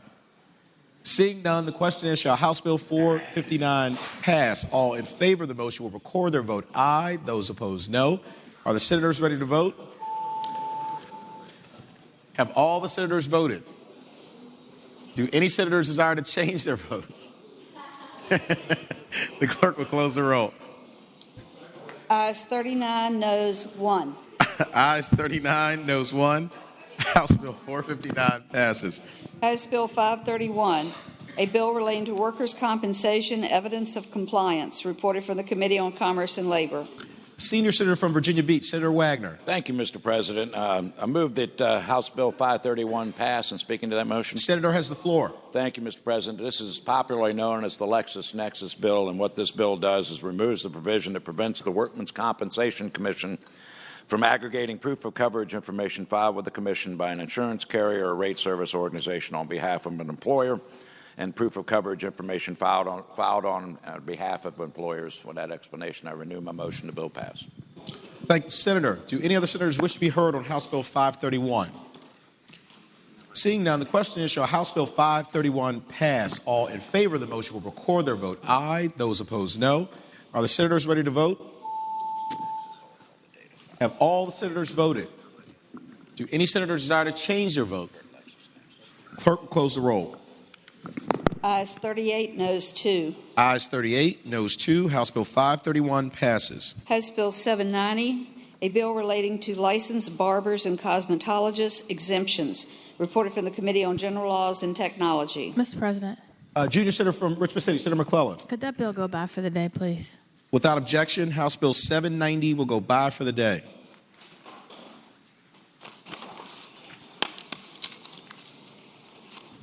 House Bill 1124, a bill relating to Advisory Board on Service and Volunteerism membership term sunset, reported from the Committee on General Laws and Technology. Senator from Mecklenburg, Senator Ruff. Mr. President, I move passage of the bill, and since I disagree with passage of the bill, I will yield to Senator Abbott. Senator from Alexandria, Senator Abbott. Thank you, Mr. President. Mr. President. For what purposes does the junior senator from Virginia Beach, Senator D. Steph, rise? Mr. President, invoking Rule 20G of the Senate Rules, I move we recommit House Bill 1124 to the Committee on Rules. Senator, prior to making the motion, Senator Eben has the floor, so he can continue. Should I address the motion, or will I have a chance to do that after? Okay. This bill just makes two technical fixes to the code that created this board on volunteerism to be in compliance with federal law. The board, the federal government provides us with $12 million a year from this board. They use that money to leverage another $15 million in private funds, which facilitate volunteerism, helping in particular veterans in schools. And with that, I would hope we pass the bill. Thank the senator. Junior senator from Virginia Beach, Senator D. Steph. Mr. President, can that bill go by for the day? Without objection, House Bill 1124 will go by for the day. House Bill 1205, a bill relating to non-stock corporations' meetings of members, reported from the Committee on Commerce and Labor. Senior senator from Virginia Beach, Senator Wagner. Thank you, Mr. President. And this is another exciting bill from the Commerce and Labor Committee. It'll change the future of this Commonwealth. This provides that for non-stock companies, that the Board of Directors may determine that a meeting be held using electronic communications or remote communications, as long as the bylaws or the articles of incorporation don't require that a meeting be held at a given place. And with that explanation, I renew my motion. The bill pass. Thank the senator. Do any other senators wish to be heard on House Bill 1205? Seeing none, the question is, shall House Bill 1205 pass? All in favor of the motion will record their vote aye. Those opposed, no. Are the senators ready to vote? Have all the senators voted? Do any senators desire to change their vote? Clerk, close the roll. Ayes 40, no 0. Ayes 40, no 0. House Bill 1205 passes. House Bill 1293, a bill relating to failure to file reports penalty, reported from the Committee on Commerce and Labor. Senior senator from Virginia Beach, Senator Wagner. Thank you, Mr. President. I move that House Bill 1293 pass. And speaking to that motion, senator has the floor. Thank you, Mr. President. This bill comes at the request of the Virginia Employment Commission, and it raises the penalty for failing to file a required report under the labor laws from $75 to $100. And with that explanation, I move the bill pass. Thank the senator. Do any other senators wish to be heard on House Bill 1293? Seeing none, the question is, shall House Bill 1293 pass? All in favor of the motion will record their vote aye. Those opposed, no. Are the senators ready to vote? Have all the senators voted? Do any senators desire to change their vote? Clerk, close the roll. Ayes 31, noes 9. Ayes 31, noes 9. House Bill 1293 passes. Regular calendar, Senate bill on third reading. Senate Bill 994, a bill relating to restitution probation, reported from the Committee for Courts of Justice. Senator from Rockingham, Senator Obenshain. Mr. President, I move that the bill pass. And speaking of the bill, this provides us with another opportunity to extend our discussion of restitution that we began yesterday. This is the identical bill that we passed out yesterday. This is the governor's bill, and with the explanation that I provided concerning the enhanced tools for promoting restitution, I would renew my motion that the bill pass. Thank the senator. For what purpose is Senator from Roanoke City, Senator Edwards, rise? Mr. President, to continue the discussion of yesterday, if you like debtor's prison, you'll love this bill. Thank you, Mr. President. Thank the senator. Do any other senators wish to be heard on Senate Bill 994? Seeing none, the question is, shall Senate Bill 994 pass? All in favor of the motion will record their vote aye. Those opposed, no. Are the senators ready to vote? Have all the senators voted? Do any senators desire to change their vote? Clerk will close the roll. Mr. President? 30. Sorry. 1 second. Sorry. Ayes 35, noes 5. Ayes 35, noes 5. Senate Bill 994 Passes. Junior Senator from Virginia Beach, Senator D. Step. Mr. President, voting on the prevailing side in which House Bill 1293 passed, I request we reconsider that vote. Question is, shall the vote by which House Bill 1293 passed be reconsidered? All in favor of the motion will record their vote aye. Those opposed, no. Are the senators ready to vote? Have all the senators voted? Do any senators desire to change their vote? Clerk, close the roll. Ayes 37, noes 2, Rule 36-1. Ayes 37, noes 2, Rule 36-1. The motion is agreed to. Senior Senator from Virginia Beach, Senator Wagner. Mr. President, having previously explained the bill, again, I renew my motion to bill pass. Thank the Senator. Question is, shall House Bill 1293 pass? All in favor of the motion will record their vote aye. Those opposed, no. Are the senators ready to vote? Have all the senators voted? Do any senators desire to change their vote? Clerk will close the roll. Ayes 23, noes 17. Ayes 23, noes 17. House Bill 1293 passes. Uncontested calendar, House bills on second reading. Senator from James City County, Senator Norman. Mr. President, I respectfully move that all the House bills on the second reading on the uncontested and regular calendar, which would include all House bills on pages 29 through 46, including House Bill 22 through House Bill 1598, that the rules of the Senate be suspended and that the second constitutional reading of the titles be dispensed with. Thank the Senator.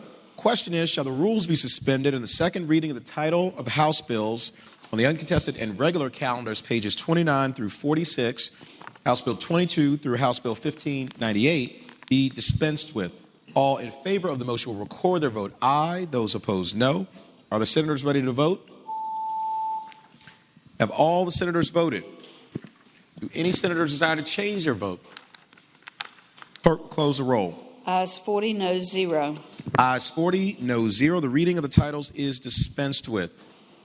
Senator from James City County, Senator Norman. Mr. President, I would now ask that all of the bills pass by for the day, please, sir. Thank the Senator. The question is, shall the House bills on the uncontested and regular calendars now on third reading be passed by for the day? All in favor of the motion will say aye. Aye. Those opposed, no. The ayes have it. The bills will go by for the day.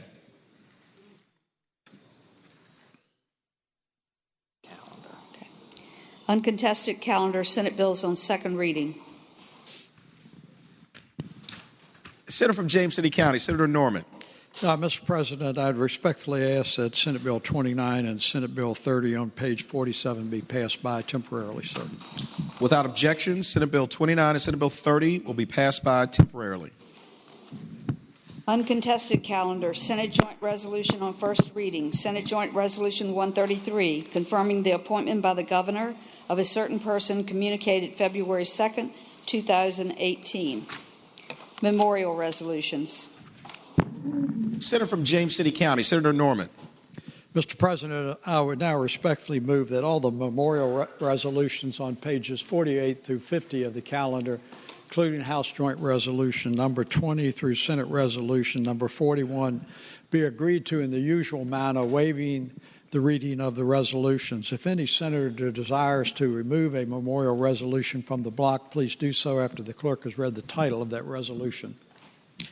Thank you, Senator. The question is, shall the memorial resolutions on pages 48 through 50, House Joint Resolution 20 through Senate Resolution 41, be considered in the block in the usual manner, waiving the reading of the resolutions thereof with the understanding that any senator desiring a resolution be removed from the block will do so after the clerk has read the title of the resolution.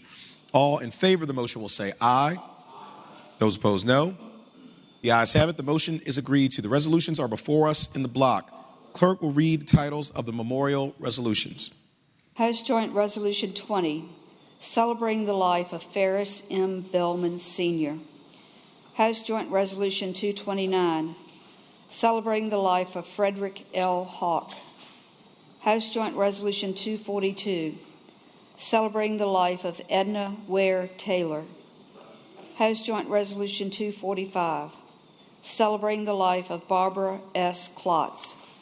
House Joint Resolution 250, celebrating the life of Louise Fletcher King Easton. House Joint Resolution 251, celebrating the life of Senta Amon Razin. House Joint Resolution 253, celebrating the life of Robert Lee Stevens, Jr. House Joint Resolution 256, celebrating the life of Martha Alice Wright. House Joint Resolution 271, celebrating the life of Worth Harris Carter, Jr.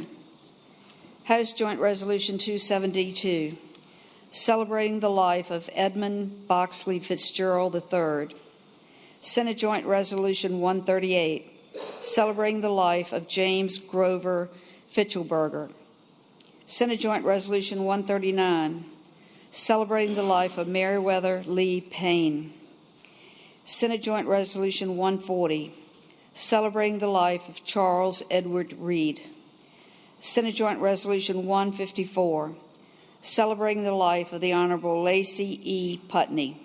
Senator from Bedford, Senator Newman. Mr. President, could Senate Joint Resolution 154 come out of the block and go by for the day? Without objection, Senate Joint Resolution 154 will come out of the block and go by for the day. Senate Joint Resolution 156, celebrating the life of Ruth Ann Rogers Wise Kellum. Senate Joint Resolution 158, celebrating the life of Levon Parker Ellis. Senate Resolution 34, celebrating the life of Elton Jefferson Wade, Sr. Senate Resolution 35, celebrating the life of Deputy Curtis Allen Batlett. Senate Resolution 37, celebrating the life of John Samuel Sins. Senate Resolution 38, celebrating the life of Ronald E. Carrier. Senate Resolution 41, celebrating the life of James Michael Eastham, Sr. The resolutions will be agreed to in the usual manner. All those in favor of agreeing to the memorial resolutions, please rise.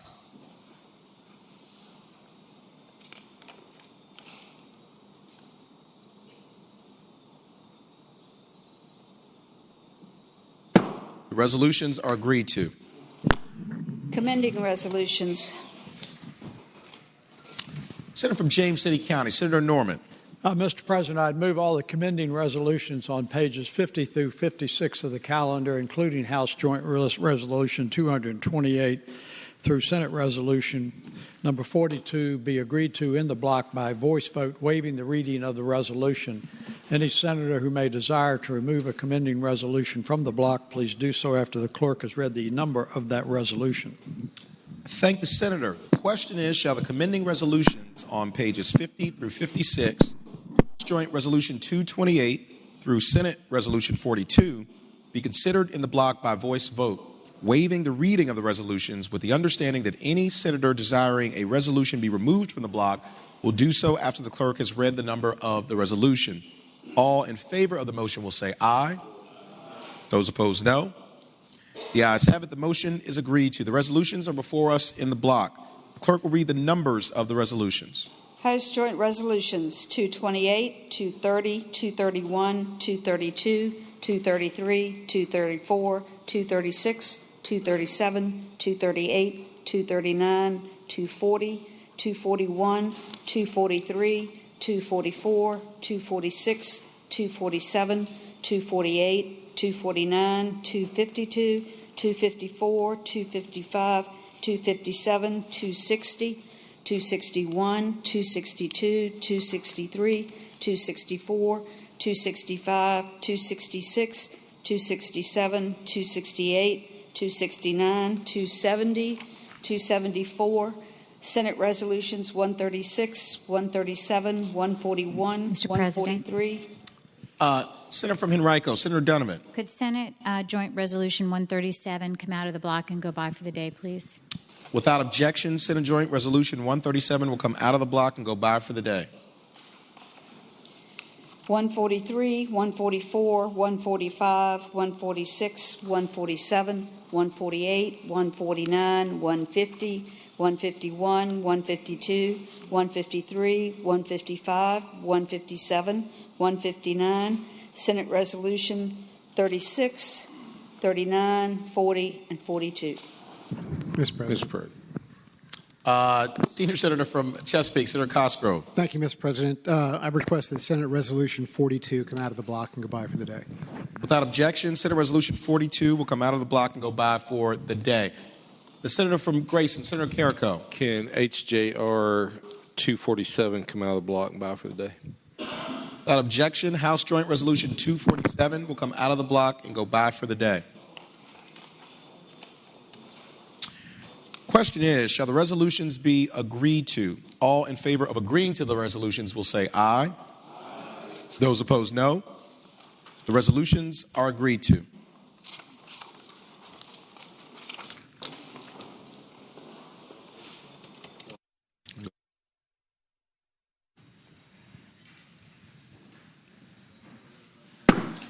The Senate calendar having been completed, Senate Bill 29 and Senate Bill 30 under special and continuing order will be taken up.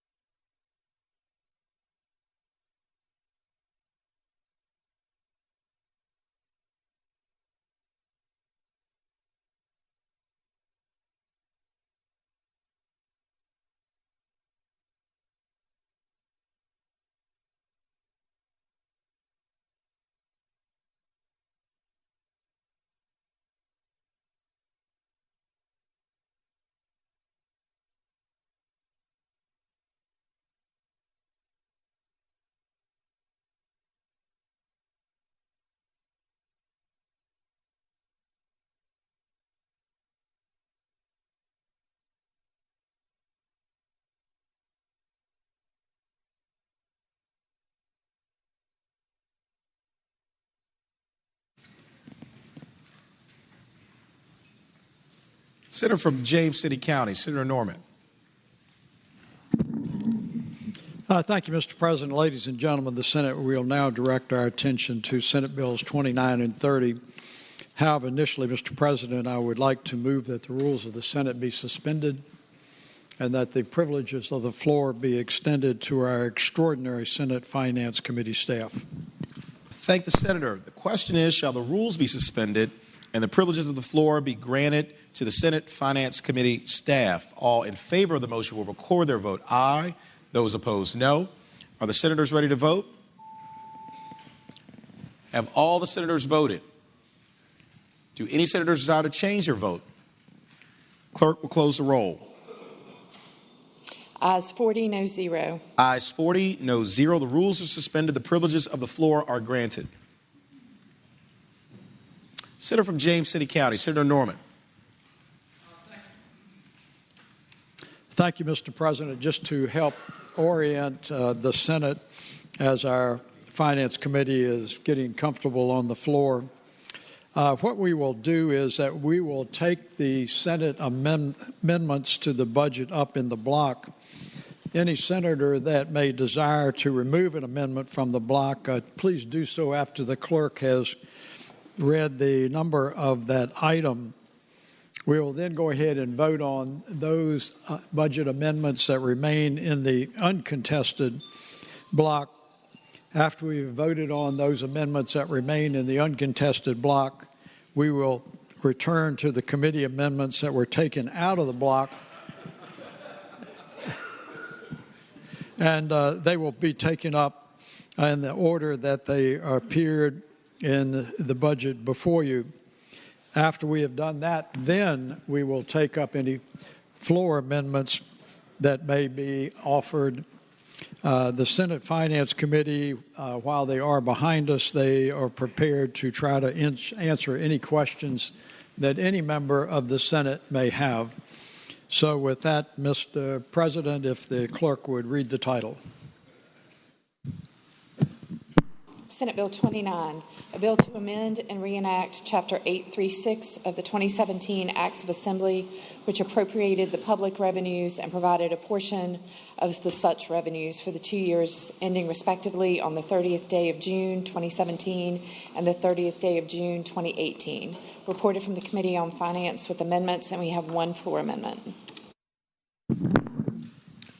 Senator from James City County, Senator Norman.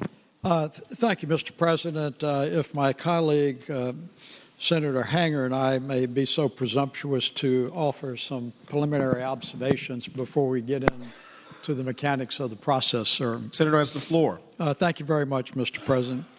As everyone is procedurally aware, we are here on a special and continuing order to consider the amendments to Senate Bill 29 and to which we know affectionately as a caboose bill, and to Senate Bill 30, which is the 2018-2020 biennial budget.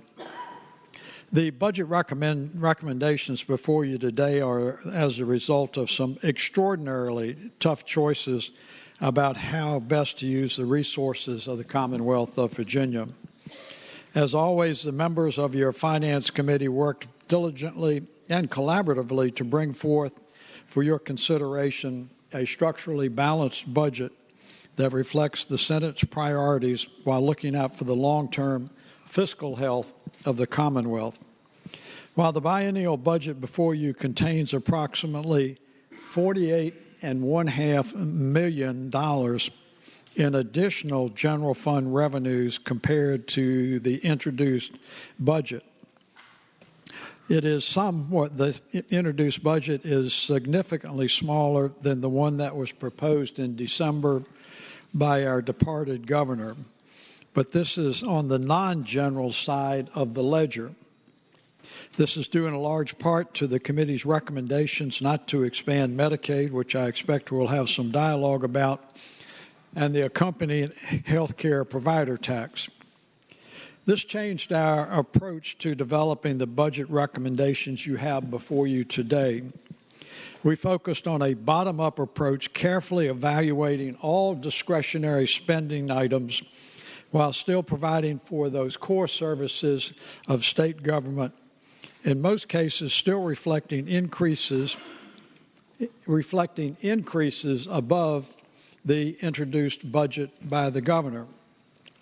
A key exception is in the area of employee compensation. Although this budget does not include appropriated funding for employee compensation increases, it would be the hope that going forward revenues will be available to address this issue in the next session. By making these extraordinarily tough budgetary choices, we were able to redirect funding to the Commonwealth's priorities, maintaining a strong cash position while fully focusing on the cost of K through 12 public education's benchmarking, fully funding existing Medicaid utilization and inflation costs, and provide additional resources for higher education, albeit at a lower amount than the introduced budget. This budget does reflect our shared priorities, and it does so in a practical way. The subcommittees embraced the task of reviewing all discretionary items in the introduced budget. In doing so, we were able to recommend resources that allowed us to maintain the appropriate approach to establishing a revenue reserve that, if the current economic conditions prevail, should reach a full 2% of the annual general fund revenues by the end of the biennium. This recommendation we make today dedicates approximately $336 million to the revenue cash reserve. Maintaining this fund will enable us to better withstand unanticipated fluctuations in revenues, tempering the need for draconian reductions to state government operations in the future if revenues do not meet our anticipated expectations. As you have heard since our annual meeting in November at the Senate Finance Retreat, the bond rating agencies have repeatedly signaled to the Commonwealth that we must improve our cash position in order to better withstand unanticipated shortfalls in revenue without repeatedly accessing our constitutional revenue stabilization fund, as we know as a rainy day fund. The Revenue Cash Reserve Fund is a necessary action to continue to preserve our AAA rating from all three rating agencies.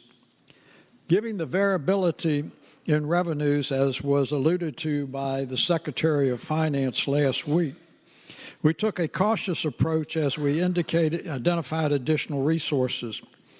We recommended no changes to the official revenue forecast, which suggests growth in the 3% range for both this year and next year. As for the resources assumed in our budget proposal, the revenue forecast remained conservative, reflect a modest growth in 3.5% range for both this year and the next. Adjustments to resources identified by the committee reflect the impact of legislation, balances transferred to the general fund, and the continuation of current tax policy decisions implemented last year to limit the historic rehabilitation and land preservation tax credits. While year-to-date tax collections are ahead of forecast, there remains significant uncertainty in revenue outlook due to the change of the federal laws. We expect the Federal Tax and Jobs Act will have a positive impact on Virginia, but we are concerned that much of the growth in revenue tax collections this year may not be sustained and may be short-lived. Unfortunately, as the Secretary of Finance suggested, until May, we will not know how much additional revenue we may have as taxpayers' behavior and refunds begin to settle out. At that point, we will begin to decipher how much additional revenue we may have and how that will impact our revenue forecast in the long term. I will now ask my co-chairman and my friend Senator Hanger to share his thoughts on the budget and to walk us through the process considering the amendments. Before I conclude, however, I wish to thank the members of our committee for all their hard work in producing the strong budget and for the guidance that we received from our illustrious Senate Finance Committee. Senator from Augusta, Senator Hanger. Thank you, Mr. President, members of the Senate. I rise to give some brief thoughts on our budget recommendations that we're going to consider here today. Most of you have already been briefed and hopefully adequately on the details, and of course many of you were involved in intimate detail in the creation of this budget, so I want to thank all of you for the hard work, not only the members of the Senate Finance Committee and staff, but all of the members for being involved in this as we continue the discussion of this budget for the Commonwealth. Senator Norman and I provided opportunities, or at least we attempted to provide adequate opportunities for everyone to have input, to voice their views on the budget, and to be a part of the package of recommendations that we bring here today. And we hope that they're responsive to your input and the needs that need to be addressed in your areas of the Commonwealth. And while many of you will consider this an imperfect budget, I look forward to the additional dialogue that we will continue over the next couple of weeks here and perhaps into the future on how we might make it a better budget. I want to make just a couple brief comments on where we went when we were confronted with the situation where we were going to cut back significantly from the introduced budget. We engaged the members of the subcommittee with staff in an exercise in which I would call base budget review. And it's been really unlike many of the exercises that I think we've engaged in here over a number of years, in that we always have unmet need and we try to balance that against available resources. Because of the need to basically dial back and extract the significant amount of money that we chose to extract from the budget, We had to make some basic decisions and rearrange and come up with priorities and re-examine things that were already budgeted that perhaps we felt could be done more economically, combining programs, eliminating some programs, cutting back programs that perhaps have significant merit but that we thought could be done more economically. And so we did that. And I would say the issues in front of us were not dramatically different from last year, and we have enjoyed modest revenue growth. The critical and mandatory funding requirements for K-12 rebenchmarking and Medicaid inflation really dominated where most of our available resources could be targeted. We have restored the $420 million in assumed savings from Medicaid expansion that was included in Senate Bill 29 and Senate Bill 30, and we rejected the proposed hospital provider assessment. However, I'm encouraged by the productive discussions we continue to have, and certain those discussions have not reached a conclusion as we continue our dialogue with the House and our constituents back home. I would just note one area that I'm very pleased with, that we were able to target funds in the area of HHR. As we're all aware, under a resolution sponsored by Senator Deeds several years ago, we've been focusing on mental health and substance abuse, specifically our mental health delivery system. I'm very pleased to report that some very positive recommendations have come forth from members of that commission, and we were able, even with a restricted and tight budget, to effectively, I believe, target the area of mental health in terms of the initiatives that we've already built into this budget with our limited. So that was a matter of prioritizing that effort, and I'm very pleased with the work of that commission and our committee, particularly the HHR committee and the full committee, for recognizing that and making the tough choice to highlight those and put the necessary money to make the progress there that we've been making. In public education, our focus is on preserving benchmarking funding. We assume some additional resources from a forecasted growth in lottery collections, and we largely dedicate that funding to addressing critical needs, at-risk areas, and early childhood programs, where you will find additional funds have been placed in those areas. And we recommended continued funding for those school divisions, primarily in South Side and Southwest, that continue to see significant enrollment losses. In higher education, the subcommittee focused mainly on redirecting funds while maintaining some new allocations for base operations and financial aid. And you'll also find language that gives us direction, and I would make a point with that right now, that while our primary exercise, of course, is in balancing the budget with existing resources available to us and our priority needs, the committee took the time to instill in the budget, and you'll find it in the language, direction for future decisions, direction to chart paths for how we budget in the future for higher education, for our state parks, and many other areas, including mental health and overall health delivery services that we will be addressing through a process that we hope to achieve through language. Turning to natural resources, we prioritized opening 2 new state parks for public use, the newly constructed Widewater up in Senator Serval's area, and so I can go up there and camp in his backyard. Both of these facilities have long been under development and will provide Virginians with the opportunity to take advantage 7 bins in Shenandoah County for Senator Obenshain's area. But both of these, we built them, and we felt it was necessary for us to go ahead and fund the operation so the citizens could begin to enjoy their use. I will also reiterate the focusing our resources on maintaining a healthy bottom line through our aggressive deposit to the Revenue Reserve Fund, which Senator Norman addressed, will help protect our priorities against potential revenue shortfalls and reduce our reliance on the rainy day fund. While it's tempting to spend every additional dollar identified, our recommendations today are fiscally conservative and best position our Commonwealth against future uncertainty. I would go on, but I think as we review the amendments, you will get the full flavor of the direction and work of your committee.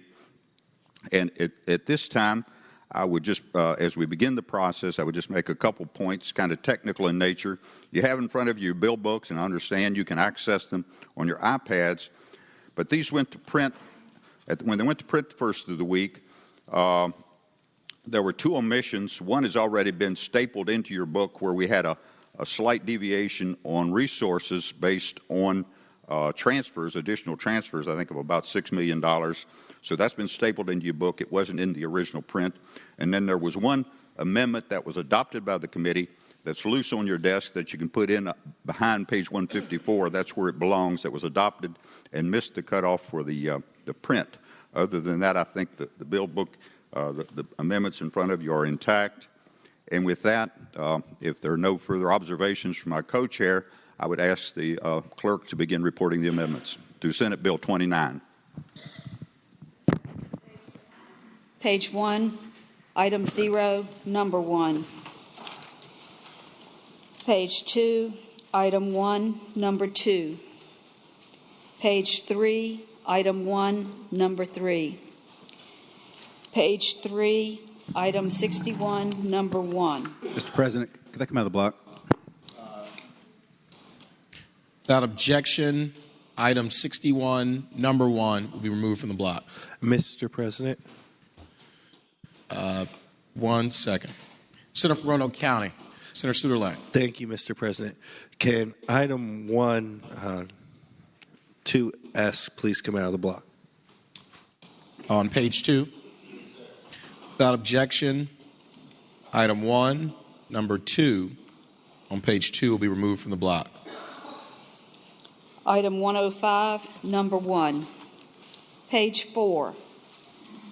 Item 138, number 1. Page 5. Item 139, number 1.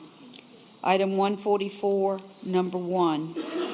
Item 306, number 1. Page 6. Item 306, number 2. Item 310, number 1. Page 7. Item 310, number 2. Item 310, number 3. Page 8. Item 313, number 1. Item 383, number 1. Mr. President. Senator from Eastern Fairfax. On page 6, item 306, 2S, could that be removed from the block? Page 6. Item 306, 2S. Item 306, number 2, be removed from the block without objection. Page 8, item 442, number 1. Page 9, item 442, number 2. Item 456, number 1. Page 10, item 456, number 2. Item 456, number 3. Page 11, item C-14.50, number 1. Item C-19, number 1. Page 12, item C-52.45, number 1. Item 3-1.01, number 1. Item 3-1.01, number 2. Page 13, item 3-1.01, number 3. Item 3-2.03, number 1. Item 3-5.20, number 1.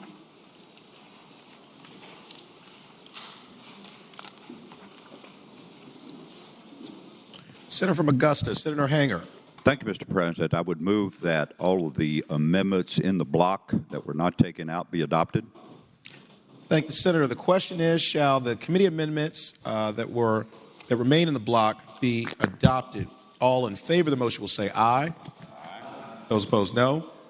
The ayes have it. The committee amendments are adopted. Returning to page 2, item 1, number 2. Senator from James City County, Senator Norman.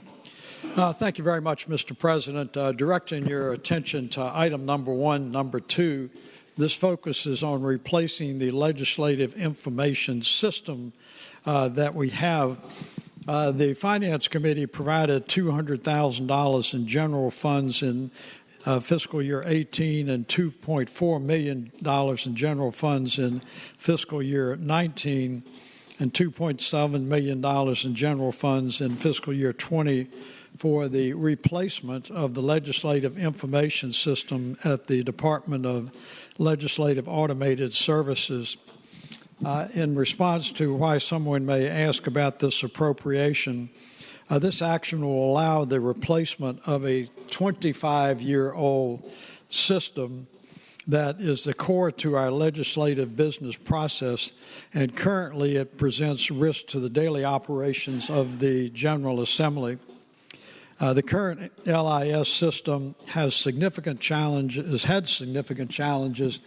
during this 2018 session, and I have heard from a number of you that have commented about some of the concerns and inconveniences.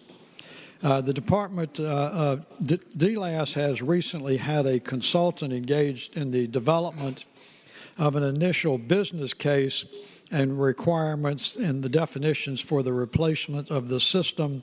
And I would say, Mr. President, that I think this is an absolute necessary expense in order to move forward with continuity and reliability on our legislative process. Thank the Senator. Do any other senators wish to be heard on Committee Amendment Item 1, Number 2? Seeing none, the question is, shall Committee Amendment Item 1, Number 2 be adopted? All in favor of the motion will say aye. Those opposed, no. The ayes have it. Committee Amendment 1, Number 2 is adopted. Page 3, Item 61, Number 1. Senator from James City County, Senator Norman. Thank you, Mr. President. If I could, direct the body's attention to page 3, and it's item 61, number 1, and what this is in the Office of the Attorney General. It is reducing the appropriation for the revolving trust fund. The governor in his introduced budget increased $500,000 in non-general funds. In the second year, the appropriation for the regulatory, the consumer advocacy, and litigation and enforcement revolving trust fund. The Senate Finance Committee, in its suggested wisdom, reduced that by $500,000 in non-general funds in the second year. Increasing the non-general fund appropriation for the revolving fund negatively impacts the general fund. Any amount contained in that fund that exceeds the non-general fund appropriation at fiscal year end is credited to the general fund, even though it is a non-general fund. The Office of the Attorney General can certainly continue to perform these services within its existing non-general fund appropriation. The revolving fund itself pays for regulatory experts and consultants as well as consumer advocacy, enforcement, and litigation, and it is our expectation that that will not be diminished in any way. Thank the Senator. For what purpose is the Senator from Eastern Fairfax? Senator Surville rise. Speaking of the amendment. Senator has the floor. Thank you, Mr. President. Ladies and gentlemen, what this amendment does is, just so you have an understanding how it works, the Attorney General goes out and sues people every year on behalf of the citizens of the Commonwealth and often recovers restitution, fines, things like that as part of settlements. That money then goes into this revolving fund. And under current budget language, any amount that's over, I want to say, $750,000, I think, is rolled over to the general fund if there's $750,000 left in there. Last year, the Attorney General collected $20 million for us taxpayers. And a lot of that, most of it, ended up rolling over to the general fund. If you remember back, and I think it was 2011 or 12, the Attorney General collected $67 million as part of the national mortgage settlement. And because of this limitation in our budget, only $1 million, the Attorney General was able to keep $1 million in their budget. 68 million or 66 million rolled over to the general fund, and instead of being spent as it was supposed to be spent under the settlement, got spent on general fund stuff. The fund today, the limit today, is actually lower than it was for our last Attorney General. This amendment reduces this fund to levels that were in place in 2009. It went up under our prior Attorney General to over $1 million. Last year we reduced it. Now we're reducing it again. And while I understand not everybody here likes our current Attorney General, I think our Attorney General ought to be given maximum authority to keep more of that money that they go out and collect for us so that it can be used to further the purposes for which these settlements were intended. In many other states, the Attorney General takes these monies that are obtained from wrongdoers and uses it to further the purposes related to the settlement. And I think this is bad policy, and I'd hope we'd vote against it. Thank the Senator. Senator from James City County, Senator Norman. Mr. President, only if no one else cares to speak, sir. Do any other senators wish to be heard on this item? Seeing none, Senator has the floor.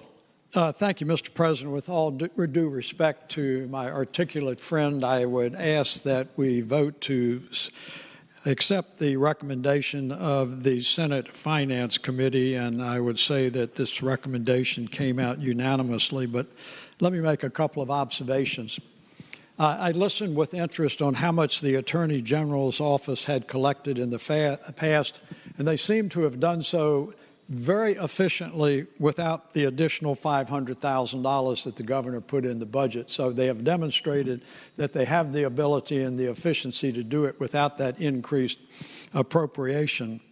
Secondly, words do mean something, and I think I heard something to the effect that this excess money went into the general fund to do some things. Well, let me tell you what some of those things are. Public safety, public teacher compensation, and all the other core funds of government that we do.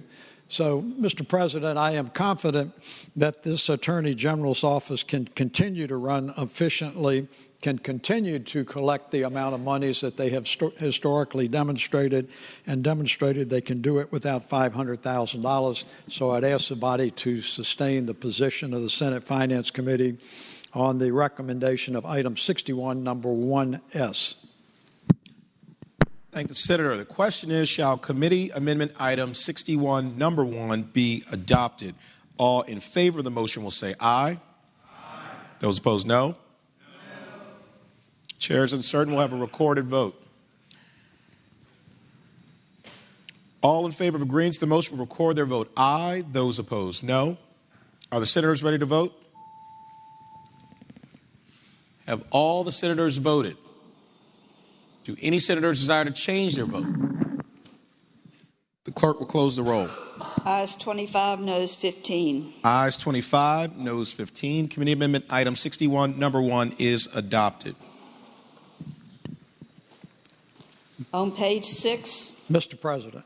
Senator from James City County. If I may make a casual observation, there are times I think where perhaps there may be some uncertainty based upon the volume of the oral votes that are made, but I think also sometimes, and I appreciate your deliberateness, sir, but in the sake of expediency, perhaps if it is clear that we not use up the additional time. But I say that with all due respect, sir. I happen to be hearing impaired myself. Well, I'm not hearing impaired, and I was uncertain, so I will do a recorded vote when it's necessary. Page 6, item 306, number 2. Mr. President. Senator from Augusta, Senator Hanger. Thank you. I would observe that there has been a floor amendment introduced to Senate Bill 29, which is in concert or in conflict with this from the gentlelady from Northern Fairfax. So if it would be in order, I would ask that we pass by this temporarily so she could speak to her floor amendment. Senator from Northern Fairfax, wish to be heard? Thank you, Mr. President. I move that we waive the reading of the floor amendment. Question is, shall the reading of the floor amendment be waived? All in favor of the motion will say aye. Aye. Those opposed, no. The ayes have it. The reading of the floor amendment is waived. Senator from Northern Fairfax, Senator Howe. Thank you, Mr. President. I now move that the amendment pass. And speaking to the amendment. The Senator has the floor. Thank you, Mr. President. I'm offering this floor amendment today on behalf of almost 400,000 low-income Virginians, most of whom are working, but who are unable to afford health insurance. These individuals live and work in all of our communities, from the inner cities of Richmond and Newport News to the highlands of Southwest Virginia to the suburban communities of Northern Virginia. These individuals have waited for 5 years now for us to act. During those 5 years, we have continued to spend significantly more than $100 million each year from the general fund to pay for health care for a few Virginians, when We could be providing health care for hundreds of thousands of Virginians and have it paid for by the federal government. Since January of 2014, we have foregone the opportunity to spend more than $10 billion improving the lives of our constituents across this great Commonwealth. And we have foregone tens of thousands of well-paying jobs, and we have watched our rural hospitals under increasing stress. But now's the time for us to act. This amendment gives everyone in this body an opportunity to vote yes for health care for nearly 400,000 Virginians and save more than $422 million in our general fund budget. The amendment reflects the hard work of the House of Delegates and the governor's staff that they have done to put forward sensible reforms that will culminate in coverage for our constituents as soon as possible. Of course, I would prefer straight expansion of Medicaid, but I've been around long enough to know that sometimes we have to compromise to get things done. So now is the time to vote in the best interest of our constituents and provide access to health care for hardworking Virginians. Mr. President, I'd like to go, and I'm afraid it's going to take 2 or 3 minutes, through the provisions of this amendment. Senator has the floor. Thank you. This amendment increases health care coverage to uninsured Virginians with incomes up to 138% of the federal poverty level pursuant to the Affordable Care Act. It assumes an effective date of January 1st, 2019. 300,000 individuals are projected to enroll, but as many as 400,000 may be eligible. This incorporates innovative reforms to promote health and well-being, personal responsibility, and fiscal sustainability. Language creates a dual track for transformation and key reforms through a Section 1115 demonstration waiver, and within 45 days of passage, Virginia will submit a state plan amendment application and file initial paperwork for that waiver. Within 180 days after passage, Virginia will submit an 1115 waiver application for reforms. Money committees will be included in discussions with the Center for Medicaid and Medicare Services, and it provides for a progress report.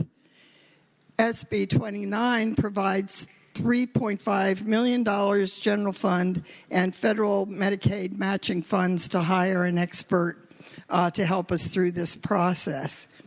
It has, as I mentioned, waiver provisions that were worked out between the House of Delegates and the governor.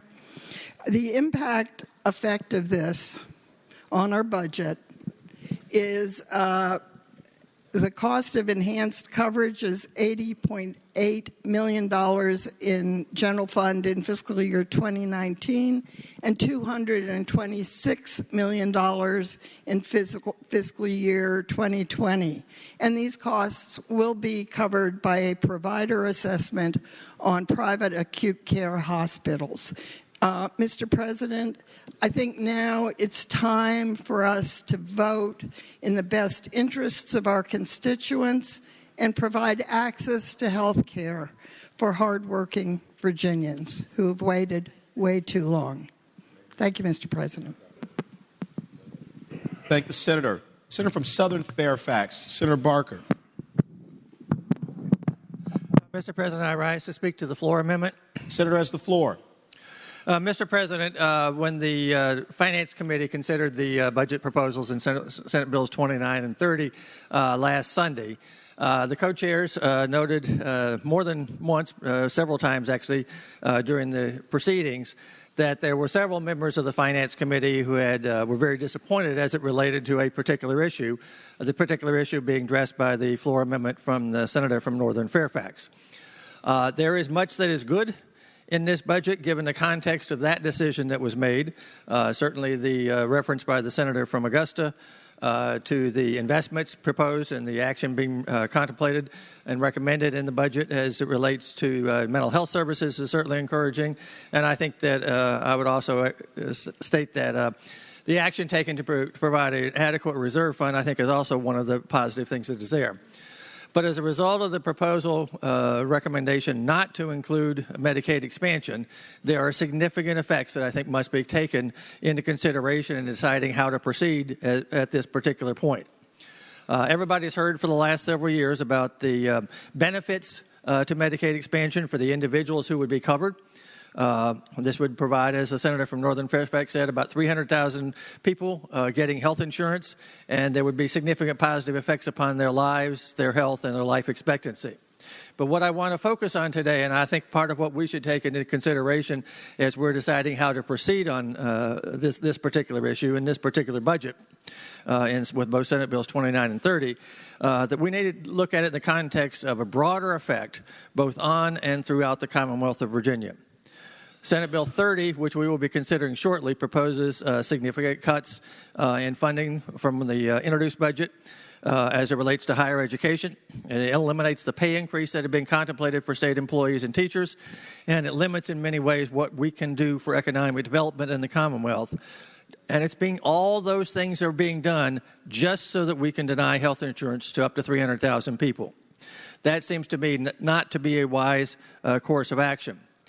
I would also point out that we are in a very, very different situation in the Commonwealth now than we were when we were considering Medicaid expansion in 2013 and 2014.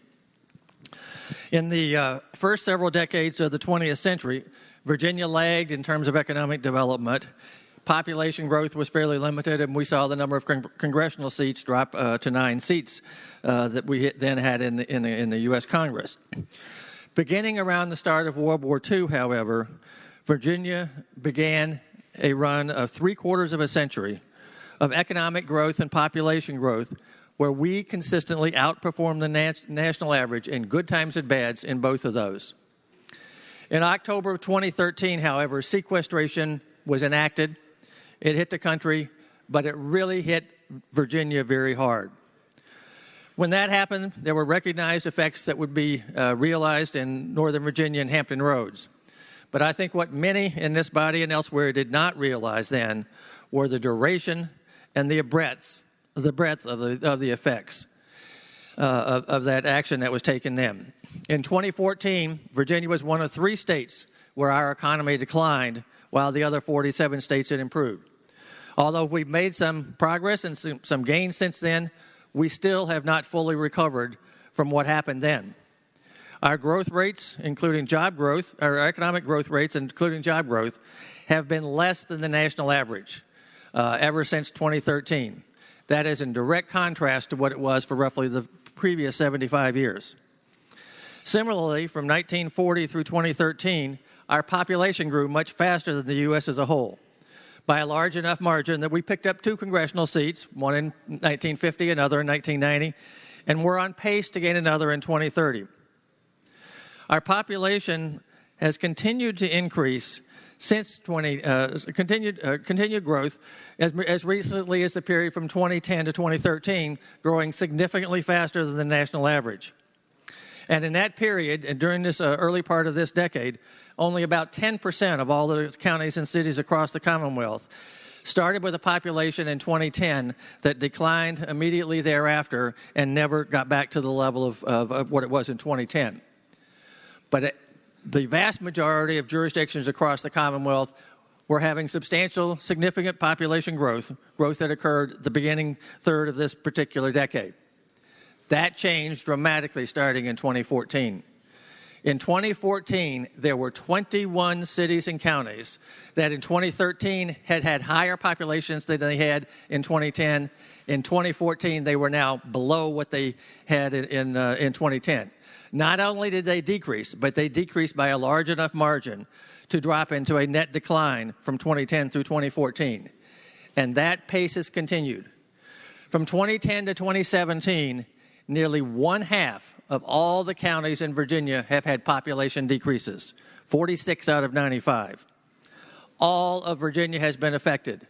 What happened with sequestration may have been felt directly and initially in Northern Virginia and Hampton Roads, but it has spread in terms of its negative effects throughout the entire economy, the entire base, the entire population of the Commonwealth of Virginia.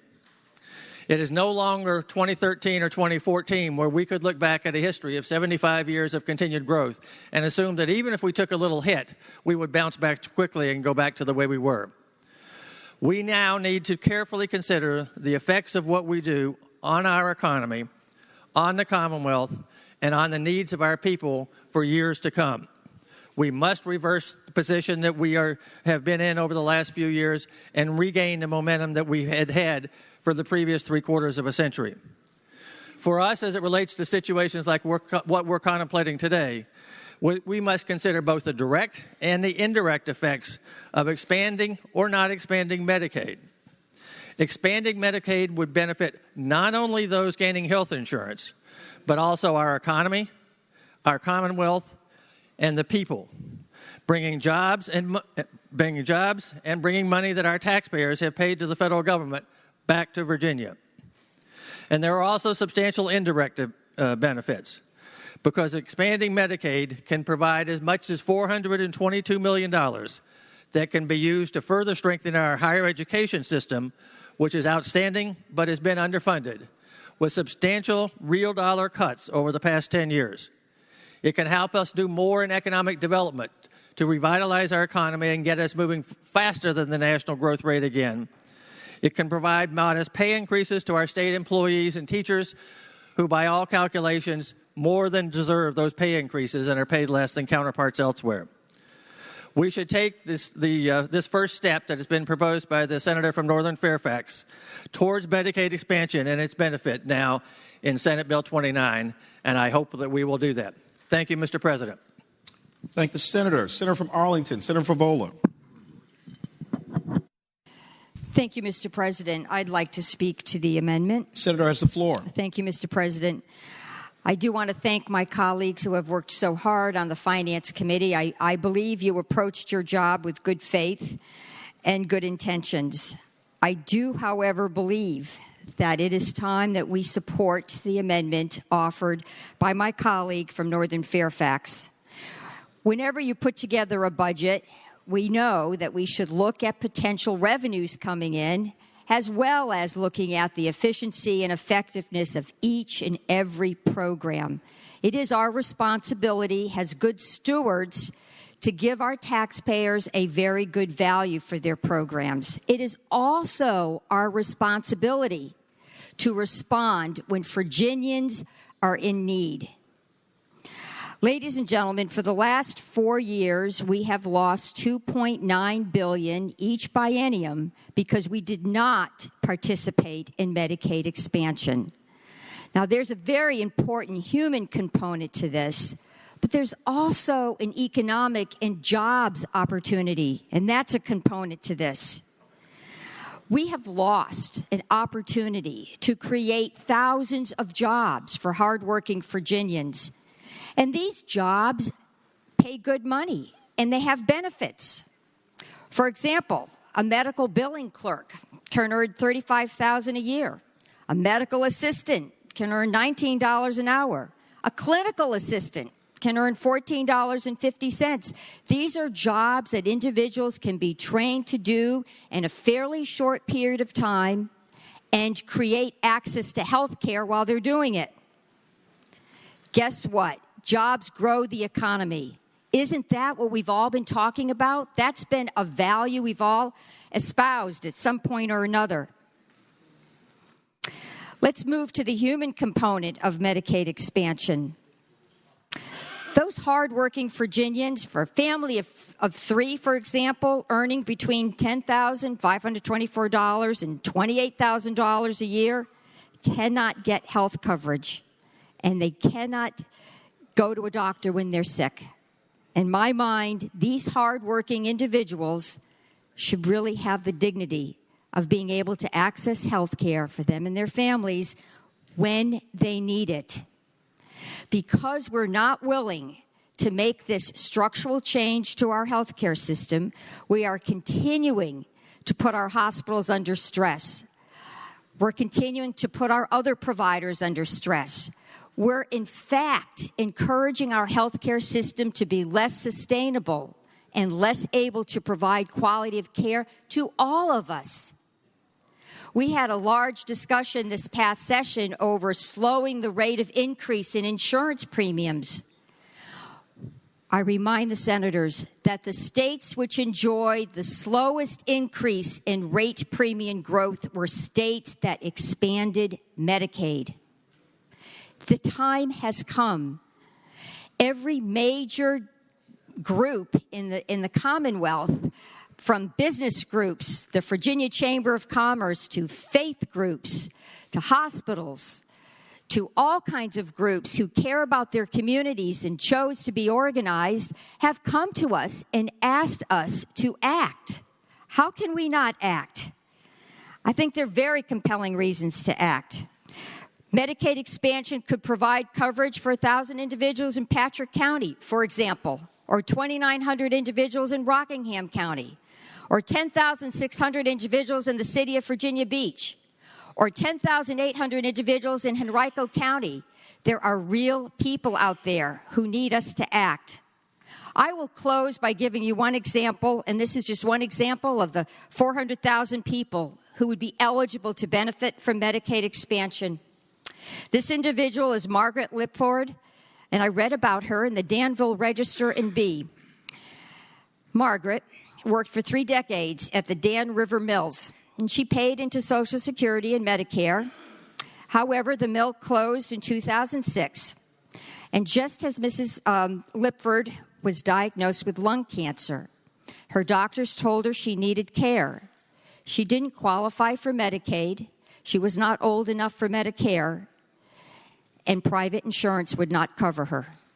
She was left with a diagnosis of lung cancer and no insurance. She pieced together care by accepting charity care at different providers and hospitals.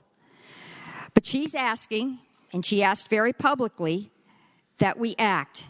She doesn't understand why somebody like her, who has worked hard her entire life and now needs to access care, cannot do it, and yet lawmakers in Richmond have not yet acted. Well, ladies and gentlemen, today I'm going to stand with Margaret Lipford. As much as I respect the work that my colleagues have done and acknowledge there are many good things in this budget is significantly flawed, and I simply cannot support this budget or the Senate Budget 30 as we move forward without Medicaid expansion. Thank you so much. Thank the senator. The senior senator from Loudoun, Senator Black. Thank you, Mr. President. Speaking to the measure. The senator has the floor. Ladies and gentlemen, I oppose the floor amendment. This country has suffered enormously from government dependency, and the Medicaid expansion would expand this government dependency into the middle class. Now, we understand that there are reasons why we provide this for the poor, but now we move it up. And you know, most ordinary people start off at a lower wage. I started very low and then went up. And I think most of us, probably the bulk of us have. So the idea that somehow these are people who are permanently in that status is not accurate. But the idea of putting another, whether it's 300,000, 400,000, or perhaps it even goes higher, into a state of government dependency, I think is a very negative thing for our culture.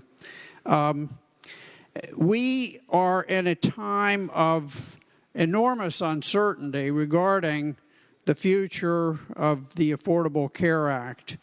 No one really knows exactly where it's going to go. I mean, there have been so many attempts in Congress to modify it. or to eliminate it completely. And frankly, I don't think any of us can tell where it's going to go within the next few years. However, we do know one thing, and we do know that the state cost, the state contribution will rise significantly, and it will be a lot of money.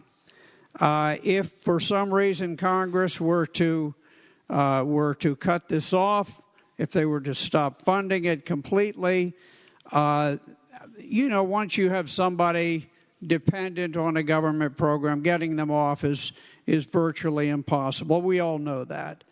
And so as a consequence, we take a gamble when we do this because we don't know for certain. Is there money going to be coming in from the federal government, or is there not? I think that is a risk. We can look already at the results of the Affordable Care Act.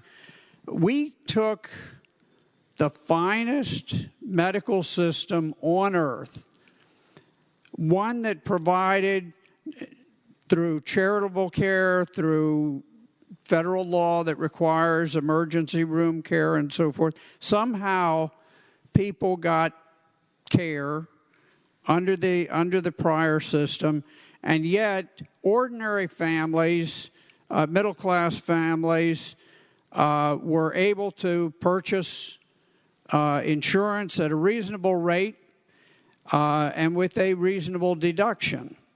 Today, as a result of the dislocation, the massive dislocation in our economy that has resulted from the Affordable Care Act, we now have something that we call insurance, but it's almost not insurance. It is a very catastrophic sort of guarantee, but when you're talking about routine things, somebody breaks an arm, somebody has some normal, relatively routine sort of medical condition, they pay it out of pocket because the amount of copays have just gone out of sight. We see these dislocations everywhere. We see areas where insurance companies simply opt out and say they're not going to do it. We know that Medicaid is simply not accepted in many places. And so as we continue down this path, we eliminate things other than Medicaid, and we eliminate options for people. We eliminate the option of finding someone who is willing to treat them in many cases. So, ladies and gentlemen, we are embarking on a venture into a very deep fog where we do not know financially where we will come out.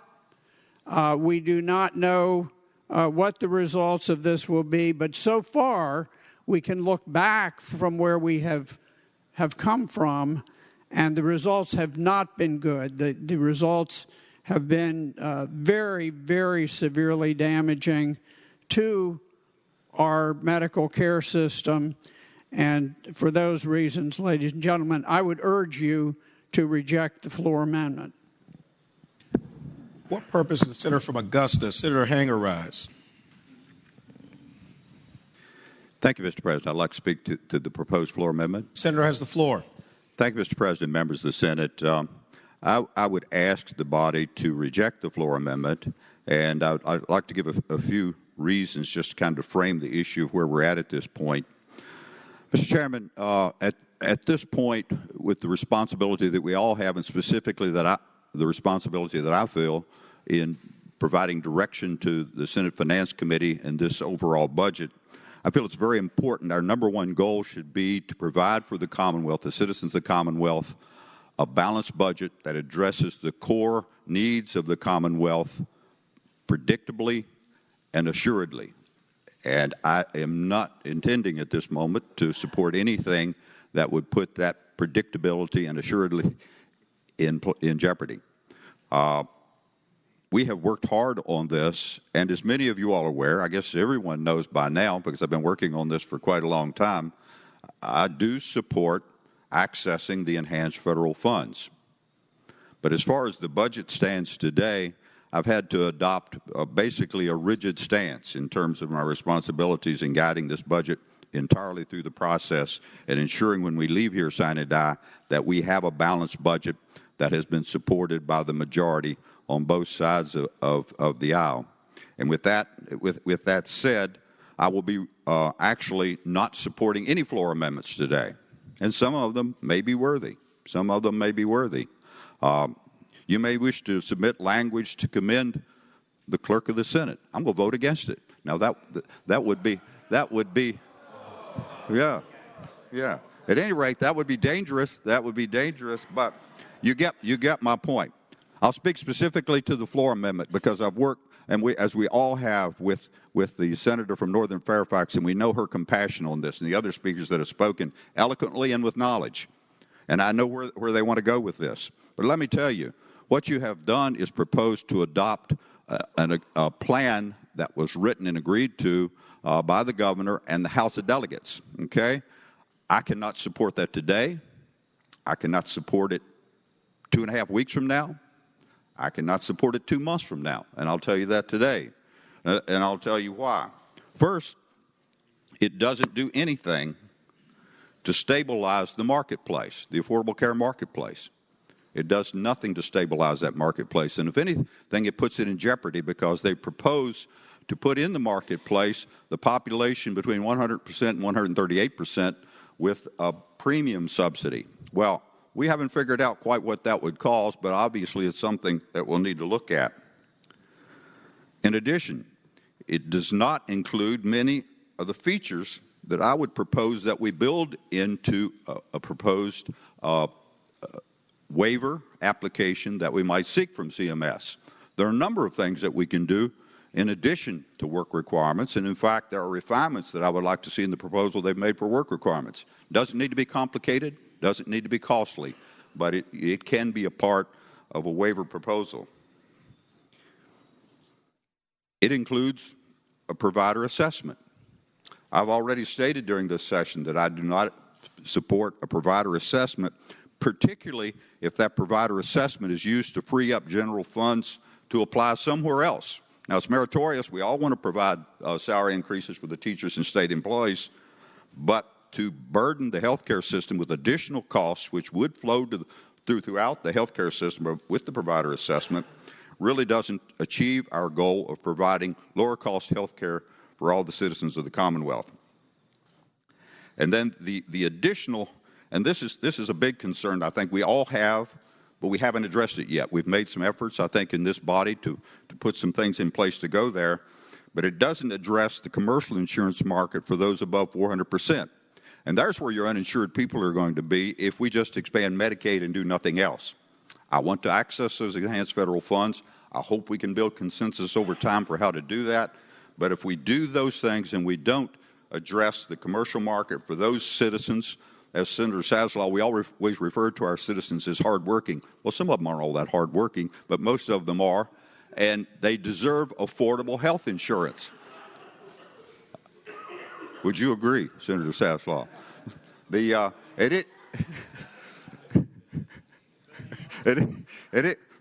point is this: we need to work on this. The solution is not on our table today, and so I would urge you to vote against the proposal. Thank you, Mr. President. What purpose does Senator from Senior Fairfax rise? Mr. President, I would just simply say to the senator from Augusta, I'll pit my hardworking people's total income against his people's hardworking total income anytime he wants.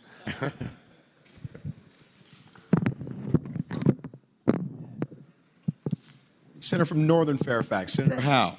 Thank you, Mr. President. If no one else cares to speak. Senator Norman, you wish to be heard? Ring down. I'll Senator wait. from James City County, Senator Norman. President. I'll wait. Okay. Senator from Northern Fairfax, Senator Howe. Thank you, Mr. President. Just to wrap up briefly. Senator, the floor. I know that the chairman of finance know I have the greatest respect for them. And should this fail, and I certainly hope it doesn't fail, I will continue to work to make sure that we bring the needed health care coverage to Virginians. In response to some of the other criticisms of the Affordable Care Act, we all know the federal government, Congress, that dysfunctional body across the river, spent months and months trying to repeal the Affordable Care Act, and they failed. And they have no intention of trying that again. Also, this is not going to cost Virginians. Under this plan, it will be paid for by the hospitals. Furthermore, should, in the unlikely event that the Affordable Care Act is repealed, so will our program be repealed. That has been clear from the beginning. But what's interesting to me is while we've been debating it here in the Senate, 67 members of the House of Delegates right down the hall just voted for exactly this plan. It was 69 members voted for this plan. They are from all parts of Virginia, those members of the House. They care about their constituents and the health care and the health of our economy. And I certainly hope we will do the same. Thank you. Senator from James City County, Senator Norman. Thank you, Mr. President. I rise to speak in support of the report from the Senate Finance Committee and against the floor amendment, sir. Senator has the floor. First of all, Mr. President, I would say that the Senate of Virginia ought to take great pride in, I think for the first time in the 27 years that I've had the privilege of serving in this body, that this is the first time that a Senate budget has ever been more conservative than the House of Delegates. And I do not think that that is a bad thing. Second point, Mr. President, I would say to those who have spoken very eloquently and articulately in support of the floor amendment, I personally am very appreciative of the civil and substantive dialogue that has taken place, because this can become a rather emotional subject. So for that, I am very appreciative. The other thing that I would say, Mr. President, is that those of us who may vote against the floor amendment are not dispassionate. We are not insensitive to the health care needs of Virginia. But what we are is that we are passionate and we are sensitive to the fiscally conservative, non-speculative, and predictive budgetary approach that we are taking at this time based upon the facts as we know them. So, Mr. President, I would respectfully ask that you vote against the floor amendment and sustain the position of the Senate Finance Committee on the language dealing as it appears before you now. Do any other senators wish to be heard on the floor amendment? Seeing none, the question is, shall the floor amendment be agreed to? All in favor of the motion will say aye. Aye. Those opposed, no. No. Chair is uncertain. We'll have a recorded vote. All in favor of agreeing to the motion will record their vote aye. Those opposed, no. Are the senators ready to vote? Have all the senators voted? Do any senators desire to change their vote? Clerk will close the roll. Ayes 19, noes 21. Ayes 19, noes 21. The floor amendment is rejected. Mr. President? Senator from Augusta, Senator Hanger. I would move then that on page 6, item 306, number 2S, be adopted. Question is, shall the committee amendment item 306, number 2S be adopted? All in favor of the motion will say aye. Aye. Those opposed, no. No.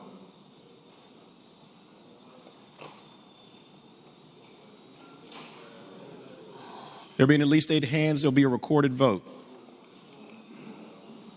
All in favor of agreeing to the motion will record their vote aye. Those opposed, no. Are the senators ready to vote? Mr. President, inquiry. What is the motion that we are voting on? To adopt the item 306, number 2S. Mr. President, if you would respectfully strike the board. Clerk will strike the board.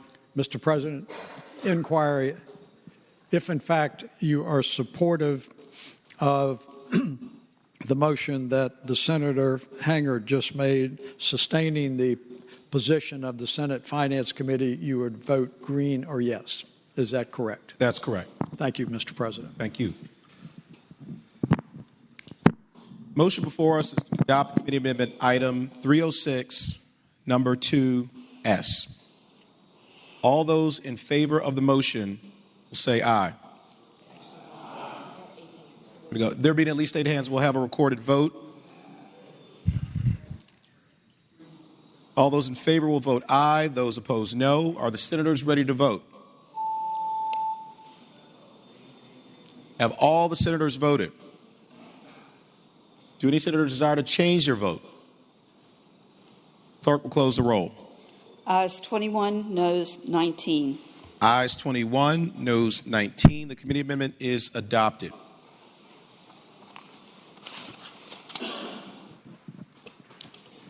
Senator from Augusta, Senator Hanger. Thank you, Mr. President. If that completes the amendments, I would move then that the rules be suspended and that the third constitutional reading of the title of the bill be dispensed with. Question is, shall the rules be suspended and the third constitutional reading be dispensed with? All in favor of the motion will record their vote aye. Those opposed, no. Are the senators ready to vote? Have all the senators voted? Do any senators desire to change their vote? Clerk will close the roll. Ayes 40, noes 0. Ayes 40, noes 0. The rules are suspended. The constitutional reading is dispensed with. Mr. President, I move that Senate Bill 29 pass. Question is, shall Senate Bill 29 pass? All in favor of the motion will record their vote aye. Those opposed, no. Are the senators ready to vote? Have all the senators voted? Do any senators desire to change their vote? Clerk will close the roll. Ayes 25, noes 15. Ayes 25, noes 15. Senate Bill 29 passes.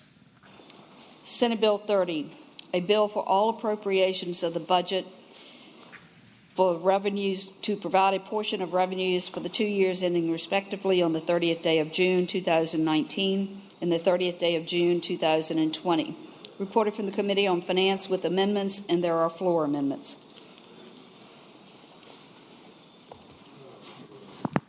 Senator from Augusta, Senator Hanger. Thank you, Mr. President. I would ask that the clerk report the committee amendments. Page 1, item 0, number 1. Page 2, item 1, number 1. Item 1, number 2. Page 3, item 1, number 3. Item 1, number 4. Page 4, item 1, number 5. Page 5, item 1, number 6. Item 1, number 7. Page 6, item 1, number 8. Item 4, number 1. Page 7, item 5, number 1. Item 30.10, number 1. Page 8. Mr. President. Senator from Roanoke County, Senator Suderline. Can item 5.1 on page 7 please come out of the block? Without objection, item 5, number 1S on page 7 will be removed from the block.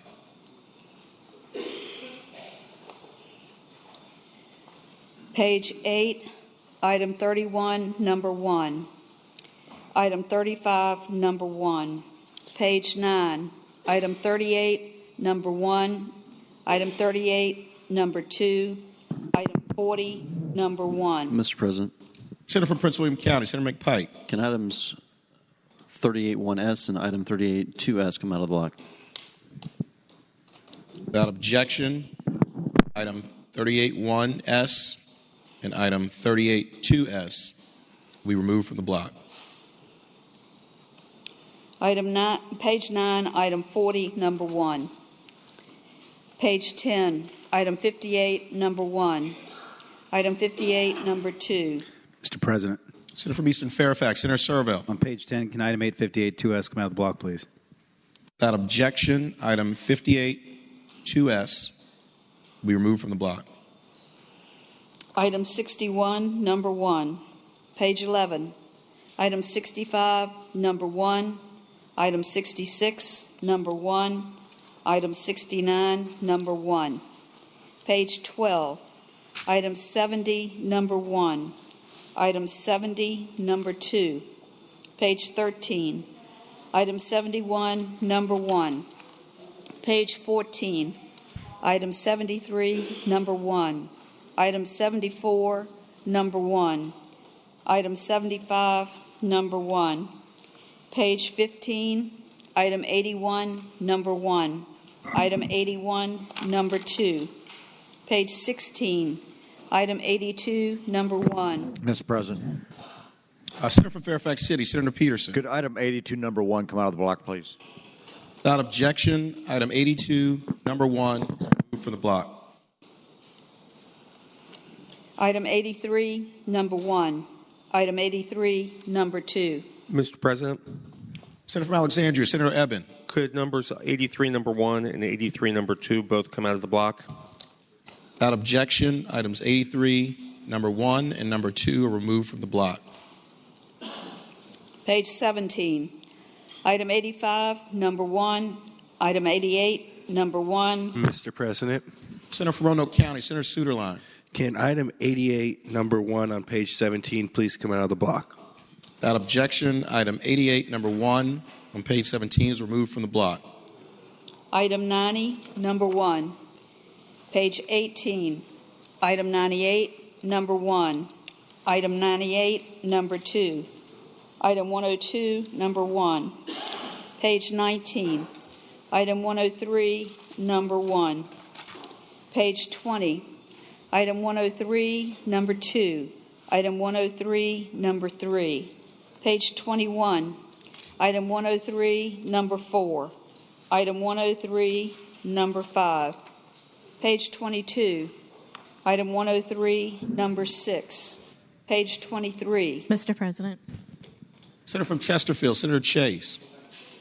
Page 21, item 103, number 4. Can that come out of the block, please? Item 103, number 4, page 21 is removed from the block. Page 23, item 106, number 1. Item 106, number 2. Mr. President. Junior Senator for Richmond City, Senator McClellan. Oh, sorry, too soon. Mr. President. Senator from Chesterfield, Senator Chase. On page 19, can item 103, 1S come out of the block? Also on page 20, item 103, number 2S. Item 103, number 3S. Could those all come out of the block, please?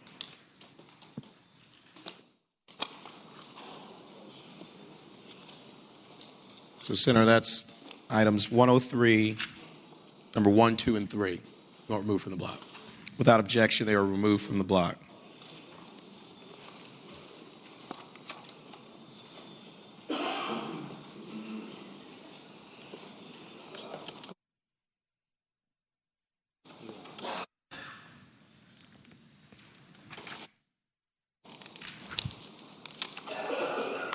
Page 24, item 106, number 3. Item 106, number 4. Item 106, number 5. Page 25, item 106, number 6. Mr. President. Junior Senator for Richmond City. Could item 106, 6S come out of the block for purposes of an abstention? Without objection, item 106 on passage, Senator.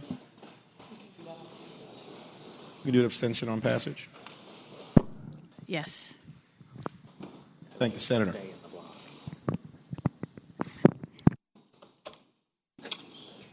Page 25, item 106, Mr. number President. 7. Mr. President, Senator from Chesterfield, Senator Chase. could item 103, 6S on page 22 come out of the block, please?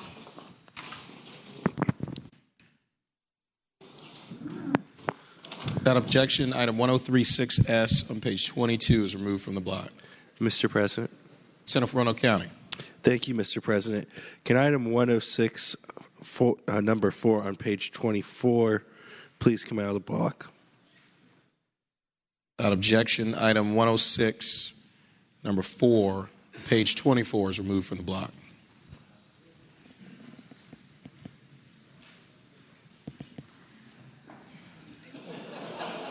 Page 26, item 107, number 1. Item 117, number 1. Mr. President. Senator from Eastern Fairfax. On page 26, can item 117, 1S come out of the block, please? Without objection, item 117, 1S on page 26 is removed from the block. Page 27, item 117, number 2. Item 120, number 1. Item 120, number 2. Page 28, item 120, number 3.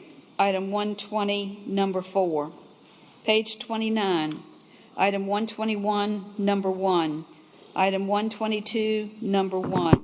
Mr. President. Senator from Chesterfield, Senator Chase. Could item 122, 1S on page 29 come out of the block, please? Without objection, item 122, 1S, page 29 is removed from the block. Item 122, number 2. Page 30, item 126, number 1. Item 126, number 2.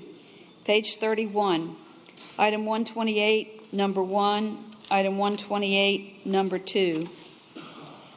Page 32, item 128, number 3. Item 129, number 1. Item 130, number 1. Mr. President. Senator from Roanoke County. Can item 131S, that has the title on page 32 but the entire explanations on 33, please come out of the block? Without objection, item 130, number 1S is removed from the block. Mr. President. Senator from Chesterfield, Senator Chase. On page 29, could item 122, 2S come out of the block, please? 122, 2S. Without objection, item 122, 2S on page 29 is removed from the block. Page 33, item 132, number 1. Page 34, item 133, number 1. Item 133, number 2. Item 134, number 1. Page 35, item 134, number 2. Item 134, number 3. Page 36, item 135, number 1. Page 37, item 135, number 2. Item 135, number 3. Page 38, item 135, number 4. Item 135, number 5. Item 135, number 6. Mr. President. Junior Senator from Loudoun, Senator Wexton. Could item 135, number 6 come out of the block, please? Without objection, item 135, number 6 on page 38 is removed from the block. Page 39, item 135, number 7. Item 135, number 8. Page 40, item 135, number 9. Item 135, number 10. Page 41, item 135, number 11. Item 135, number 12. Page 42, item 135, number 13. Item 135, number 14. Page 43, item 135, number 15. Item 136, number 1. Mr. President. Junior Senator from Loudoun. Could item 136, number 1 on page 43 come out of the block, please? Without objection, item 136, number 1 on page 43 be removed from the block. Page 44, item 136, number 2. Page 46, item 136, number 3. Item 136, number 4. Page 47, item 136, number 5. Item 136, number 6. Item 136. Mr. President. Number 7. Junior Senator from Loud. Could item 136, number 6 come out of the block? Without objection, item 136, number 6 on page 47 is removed from the block. Page 48, item 136, number 8. Item 136, number 9. Item 136, number 10.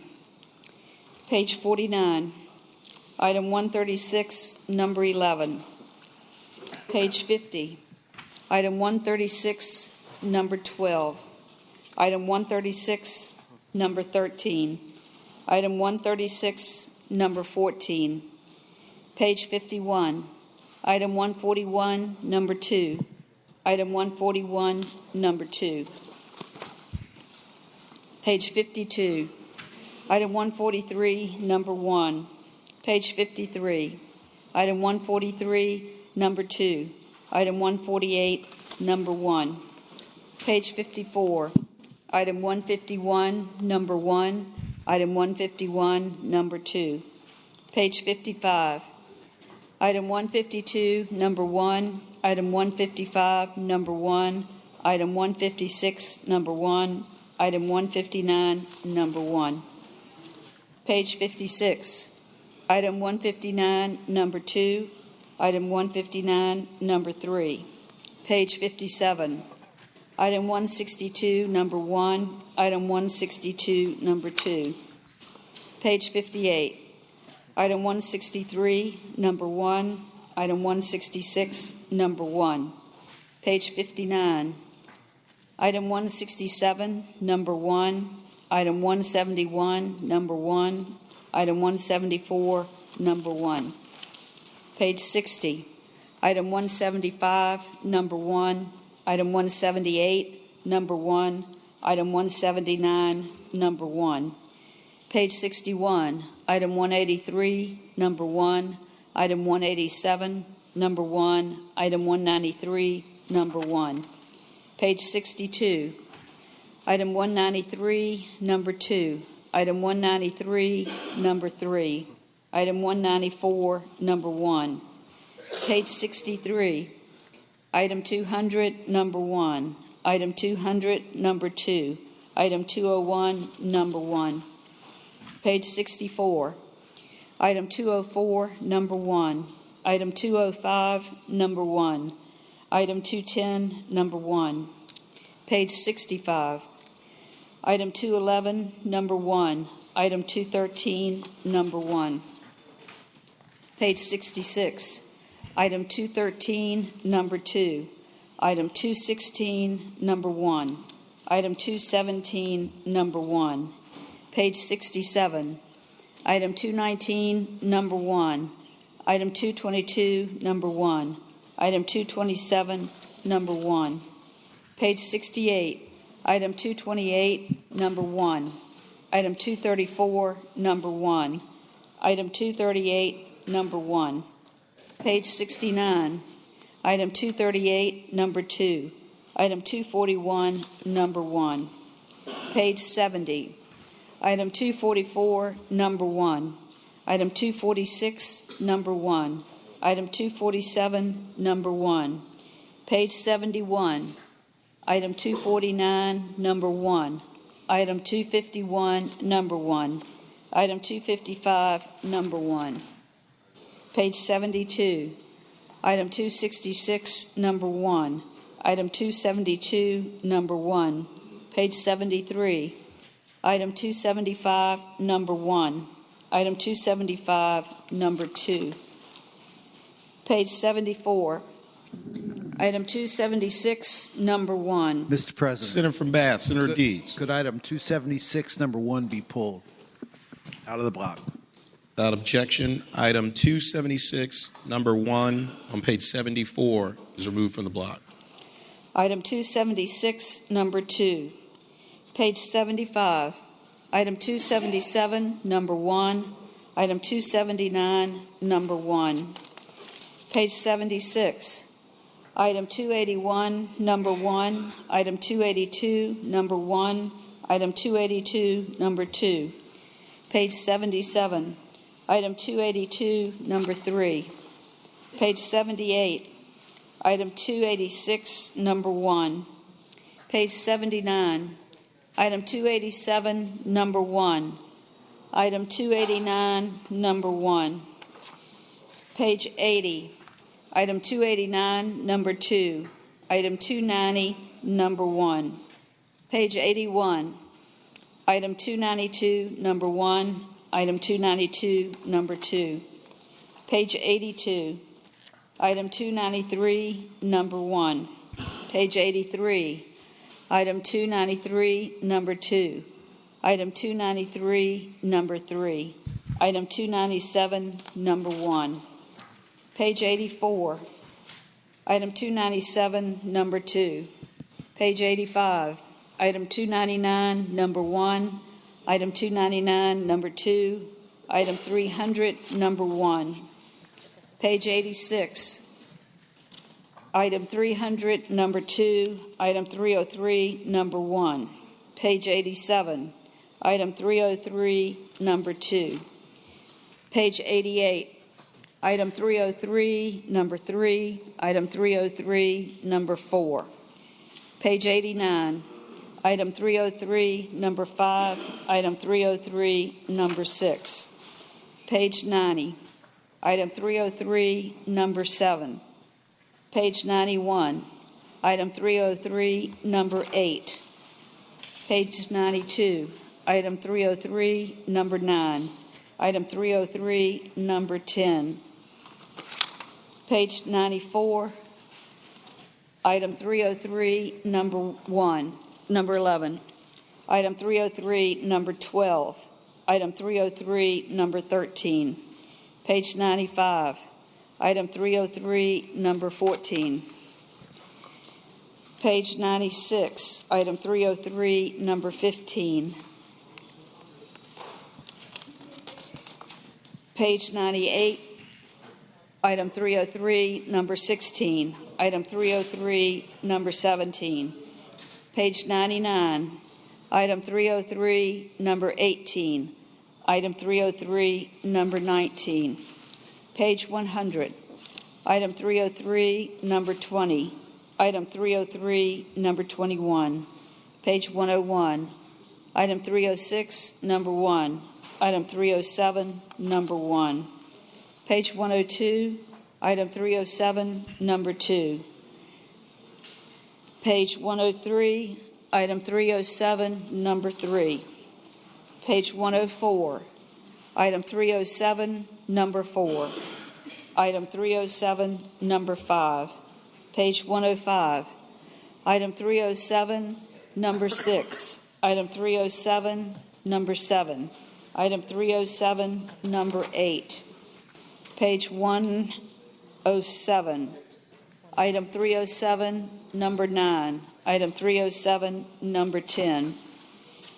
Page 108. Item 307, number 11. Item 307, number 12. Page 109. Item 307, number 13. Item 307, number 14. Page 110. Mr. President. Senator from Northern Fairfax. Can item 303, number 18S, come out of the block?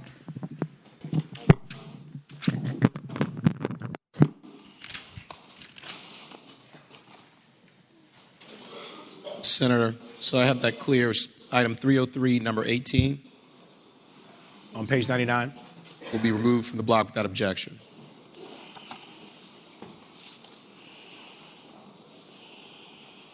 Page 110, item 308, number 1. Item 310, number 1.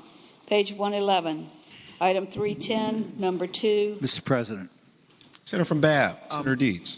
Could items 310, number 2 on page 111 be taken out of the block, along with items 311, number 2 on page 116, and item 343, number 2 on page 128? I'd like for those three to be taken up in a block when they're all taken all out of the block, out of this one. Could we wait till we read the number, please? So for now, item 310, number 2 on page 111 is removed from the block. Item 310, number 3. On page 112. Item 310, number 4. Item 310, number 5. Page 113. Item 310, number 6. Page 114. Item 310, number 7. Item 310, number 8. Page 115. Item 310, number 9. Item 311, number 1. Page 116. Item 311, number 2. Mr. President. Senator from Bath. Could item 311, number 2 be taken out of the block? Without objection, item 311, number 2 on page 116 is removed from the block. Page 117, item 312, number 1. Item 312, number 2. Page 118, item 312, number 3. Item 312, number 4. Page 119, item 312, number 5. Item 312, number 6. Page 120, item 312, number 7. Item 312, number 8. Page 121, item 312, number 9. Mr. President. Senator from Bath. Could item 312, number 9 be taken out of the block? Without objection, item 312, number 9 on page 121 is removed from the block. Item 312, number 10. Item 312, number 11. Page 122, item 316, number 1. Page 123, item 328, number 1. Item 328, number 2. Page 124, item 329, number 1. Item 329, number 2. Page 125, item 329, number 3. Item 330, number 1. Page 126, item 334, number 1. Item 341, number 1. Page 197, item 342, number 1.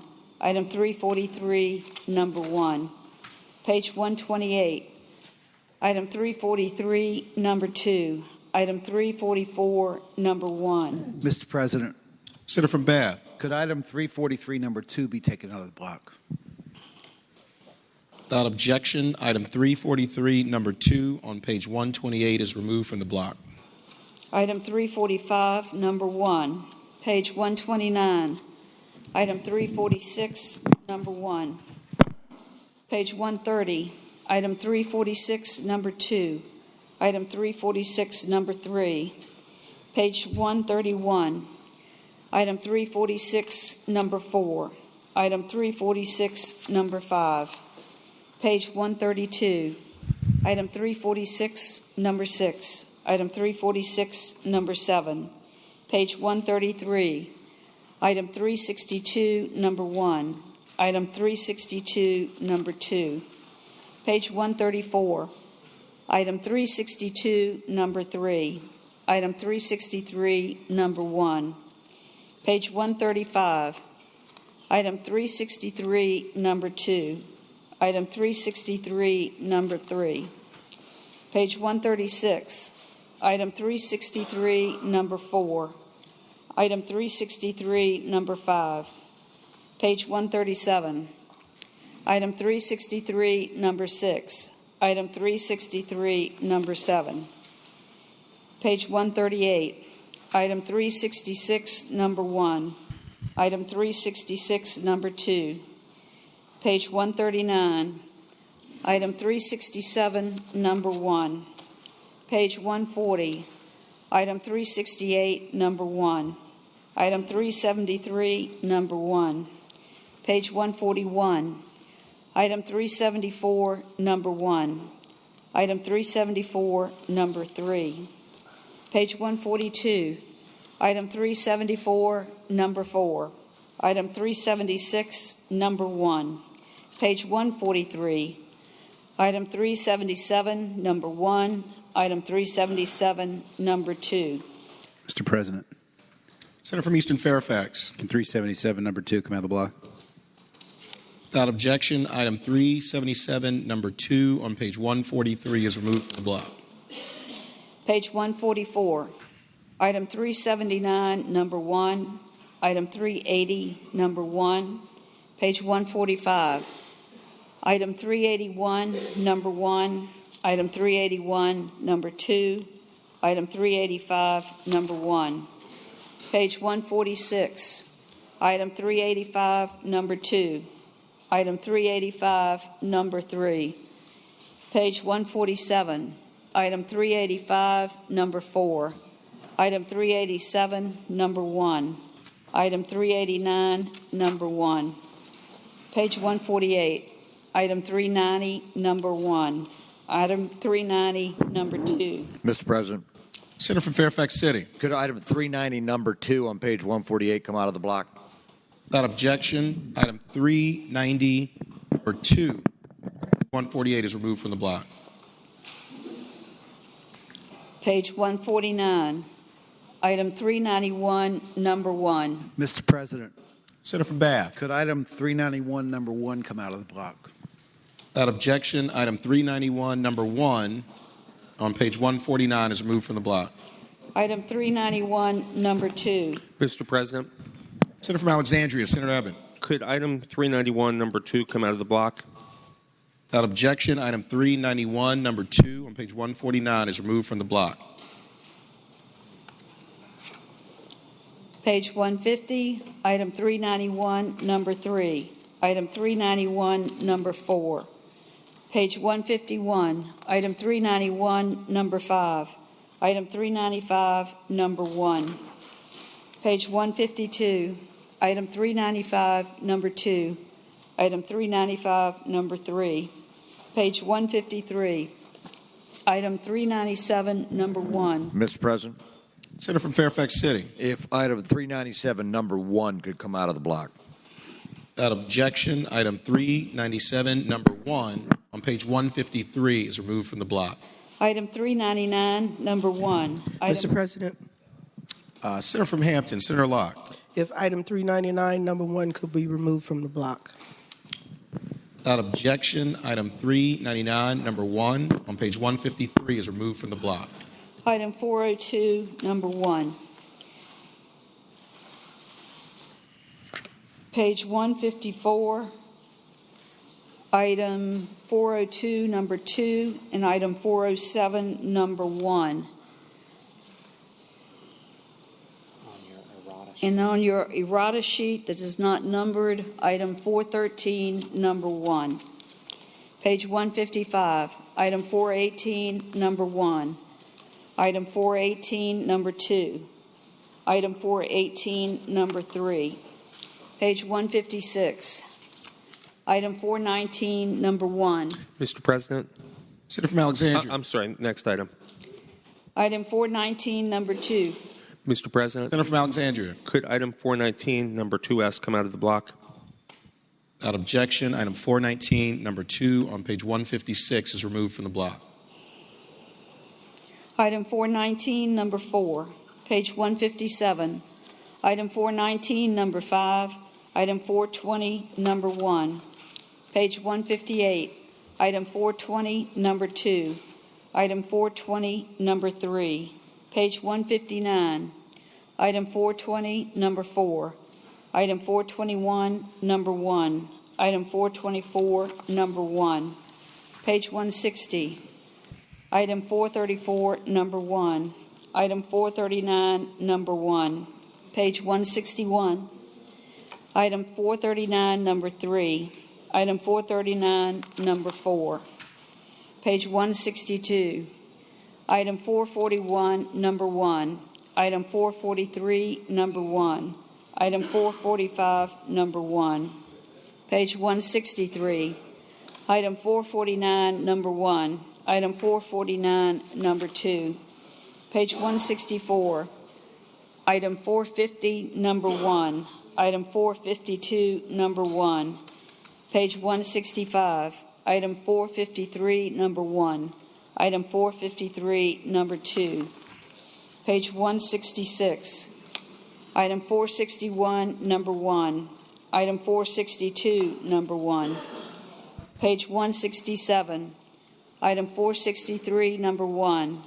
Item President. 466, number 1. Senator from Hampton, Senator Locke. Could item 463, number 1, come out of the block, and item 466, number 1, come out of the block? Without objection, items 463, number 1, and item 466, number 1, both on page 167, are removed from the block. Item 466, number 2. Mr. President, Senator from Hampton. if item 466, number 2, could come out of the block. Without objection, item 466, number 2, page 167, is removed from the block. Page 168. Item 474, number 1. Item 474, number 2. Page 171.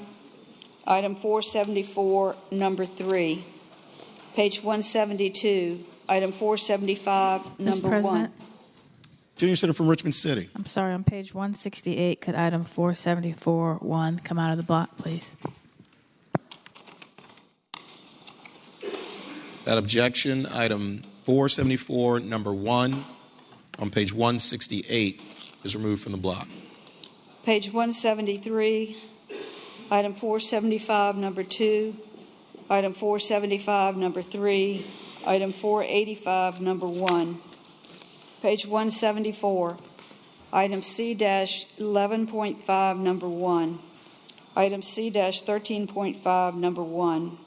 Page 175. Item C-16.5, number 1. Item C-16.5, number 2. Page 176. Item C-16.5, number 3. Page 177. Item C-21.5, number 1. Item C-23, number 1. Page 178. Item C-24, number 1. Item C-33.5, number 1. Item C-43, number 1. Page 179. Item C-44, number 1. Page 180. Item C-45, number 1. Page 181. Item C-47, number 1. Page 182. Item C-50, number 1. Item C-51, number 1. Page 183. Item C-53, number 1. Item 3-1.01, number 1. Page 184. Item 3-1.01, number 2. Item 3-1.01, number 3. Item 3-1.01, number 4. Page 185. Item 3-2.03, number 1. Item 3-5.12, number 1. Page 186. Item 3-5.15, number 1. Item 3-5.16, number 1. Item 3-5.16, number 2. Mr. President. Can, Senator from Eastern Fairfax. On page 186, can item 3-5.16, number 1S, come out of the block? Without objection, item 3-5.16, number 1, is removed from the block. Page 187. Item 3-5.16, number 3. Page 188.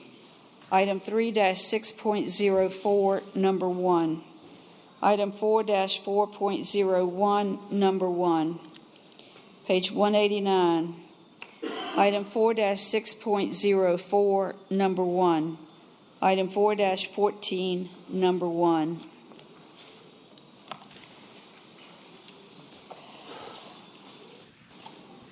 Thus finishes the reading of the amendments. Senator from Augusta, Senator Hanger.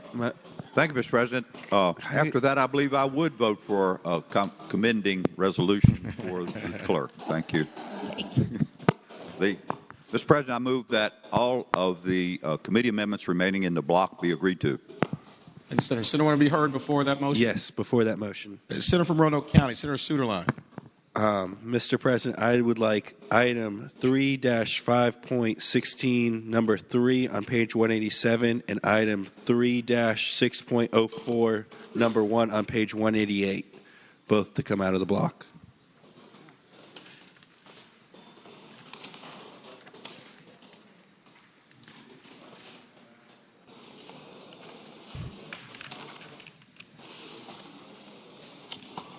Without objection, item 3-5.16, number 3 on page 187, and 3-6.04, number 1 on page 188 are removed from the block.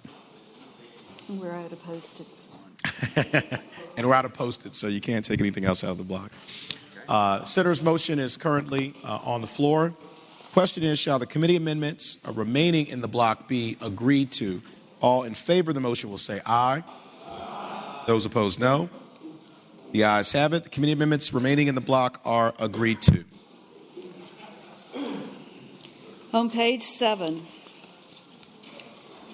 item 5, number 1.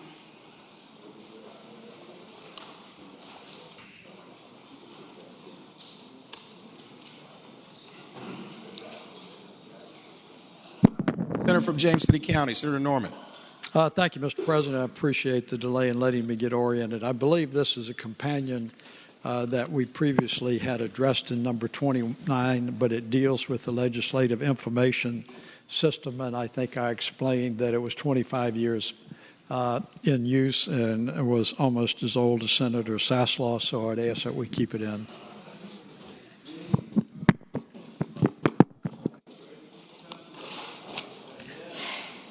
Question is, shall committee amendment item 5, number 1 be adopted? All in favor of the motion will say aye.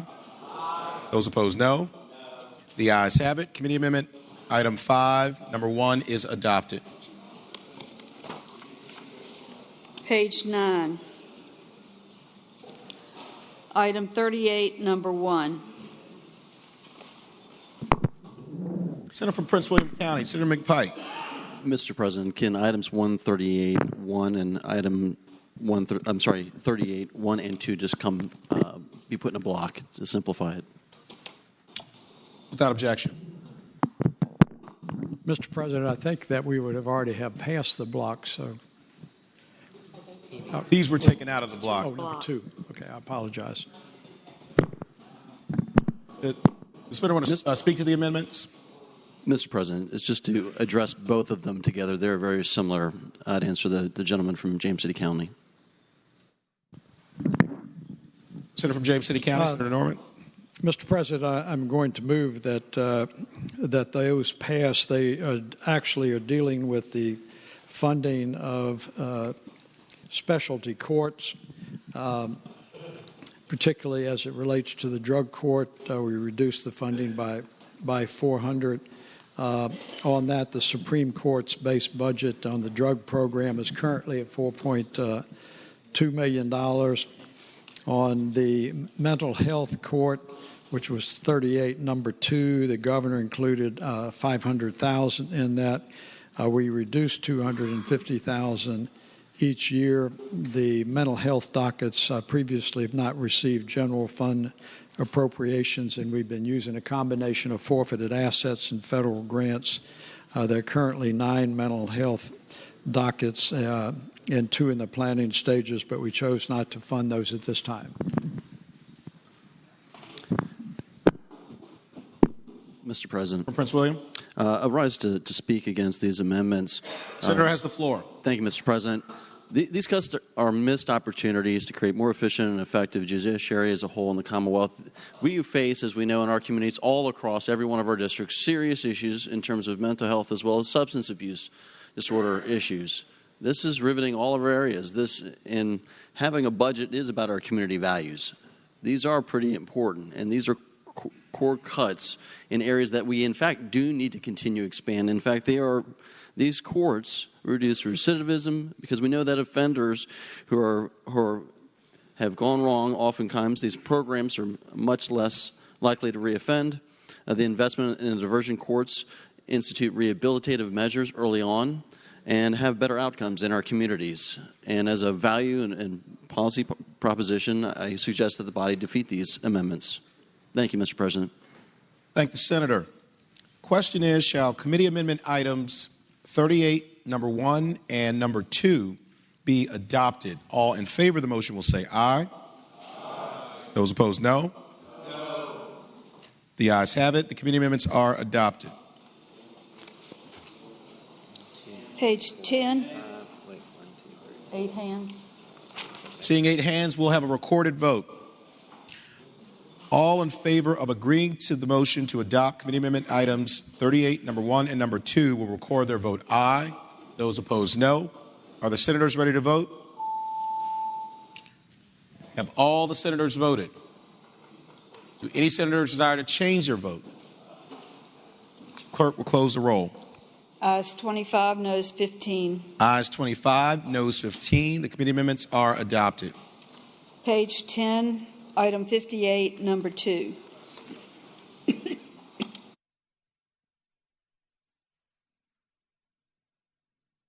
From James City County, Senator Norman. Thank you, Mr. President. This is a companion to the one that we previously addressed dealing with the funding within the Attorney General's office. The governor had proposed an increase of $500,000 of non-general funds each year. And as I previously articulated in response to some comments, the committee chose to not do that, and I think they can continue to do their collection process as they have in the past without being impaired. And I would ask that we sustain the position of the amendments as presented by the Finance Committee. Question is, shall committee amendment item 58, number 2 be adopted? All in favor of the motion will say aye. Aye. Those opposed, no. No. The ayes have it. The committee amendment is adopted.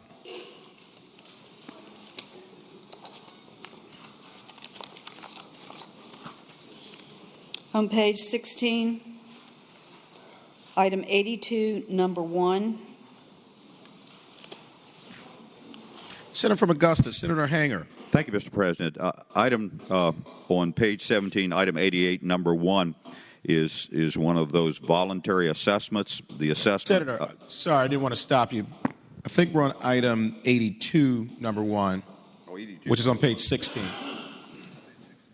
Oh. Page 16. Item 82, number 1. Okay, I can speak to that one too, Mr. President. There are a number of individuals here on the floor that are very supportive of this initiative to increase the coverage for autism. It clarifies that the plans will now go up to age 18, contingent on final passage of Senate Bill 593, Mr. President. Thank you, Senator. Question is, shall committee amendment item 82, number 1 be adopted? All in favor of the motion will say aye. Aye. Those opposed, no. The ayes have it. The committee amendment is adopted. Page 16, item 83, number 1.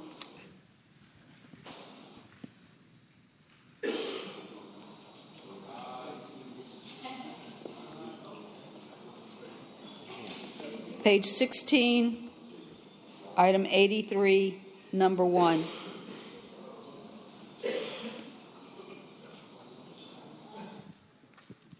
Mr. President.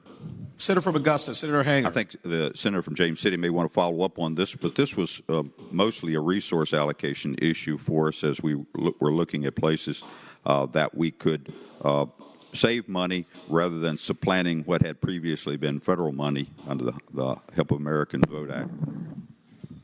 I hope it'd be the pleasure to pass the amendment. Senator from Alexandria, Senator Eben. Thank you. Speaking against the amendment. Senator has the floor. Thank you. I would say that this amendment is another in a series of missed opportunities. This time the missed opportunity for the smooth and efficient administration of elections. What this does is it removes funding for a call center to assist voters with inquiries prior to the election. We know that right now, 3 to 4 weeks out from the election, the Department of Elections reaches its call limit, so voters can't get through. And when they get 50 calls at once, the system crashes. So I would encourage the body to vote no so that we can have voters get information on the elections. Thank you, Senator. Senator from James City County, Senator Norman. Thank you, Mr. President. I would ask the body to sustain the position of the Senate Finance Committee. This included $105,000 of general funds each year. After looking at it, we came to the conclusion that the information relating to voting registration status, eligibility, and other information is currently available on the Department of Elections website, as well as the ability to contact information to speak to the agency representatives. And I would ask we sustain the position of the Senate Finance Committee. Question is, shall committee amendment item 83, number 1, be adopted? All in favor of the motion will say aye. Those opposed, no. The noes have it. The committee amendment is not adopted. There being at least 8 hands, we'll have a recorded vote. Those in favor of the motion will record their vote aye. Those opposed, no. Are the senators ready to vote? Have all the senators voted? Do any senators desire to change their vote? The clerk will close the roll. Ayes 23, noes 17. Ayes 23, noes 17. Item 83, number 1 is adopted. Item 83, number 2.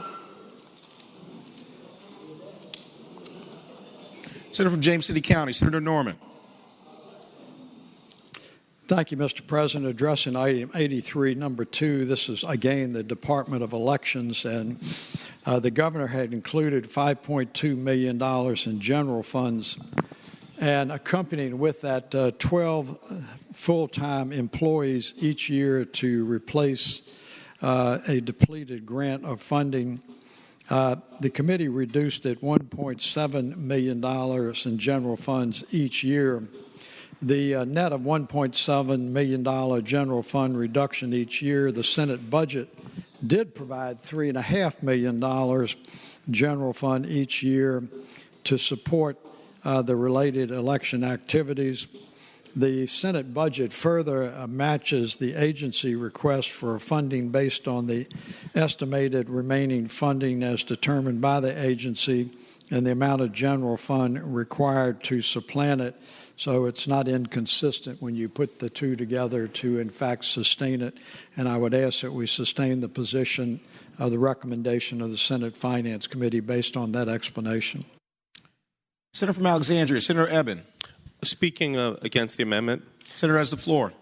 For those that remember, during the 2016 election, the state Board of Elections computer system called Veris had crashed and deadlines were extended. I believe there was a court order involved, and that was because it wasn't adequately supported then.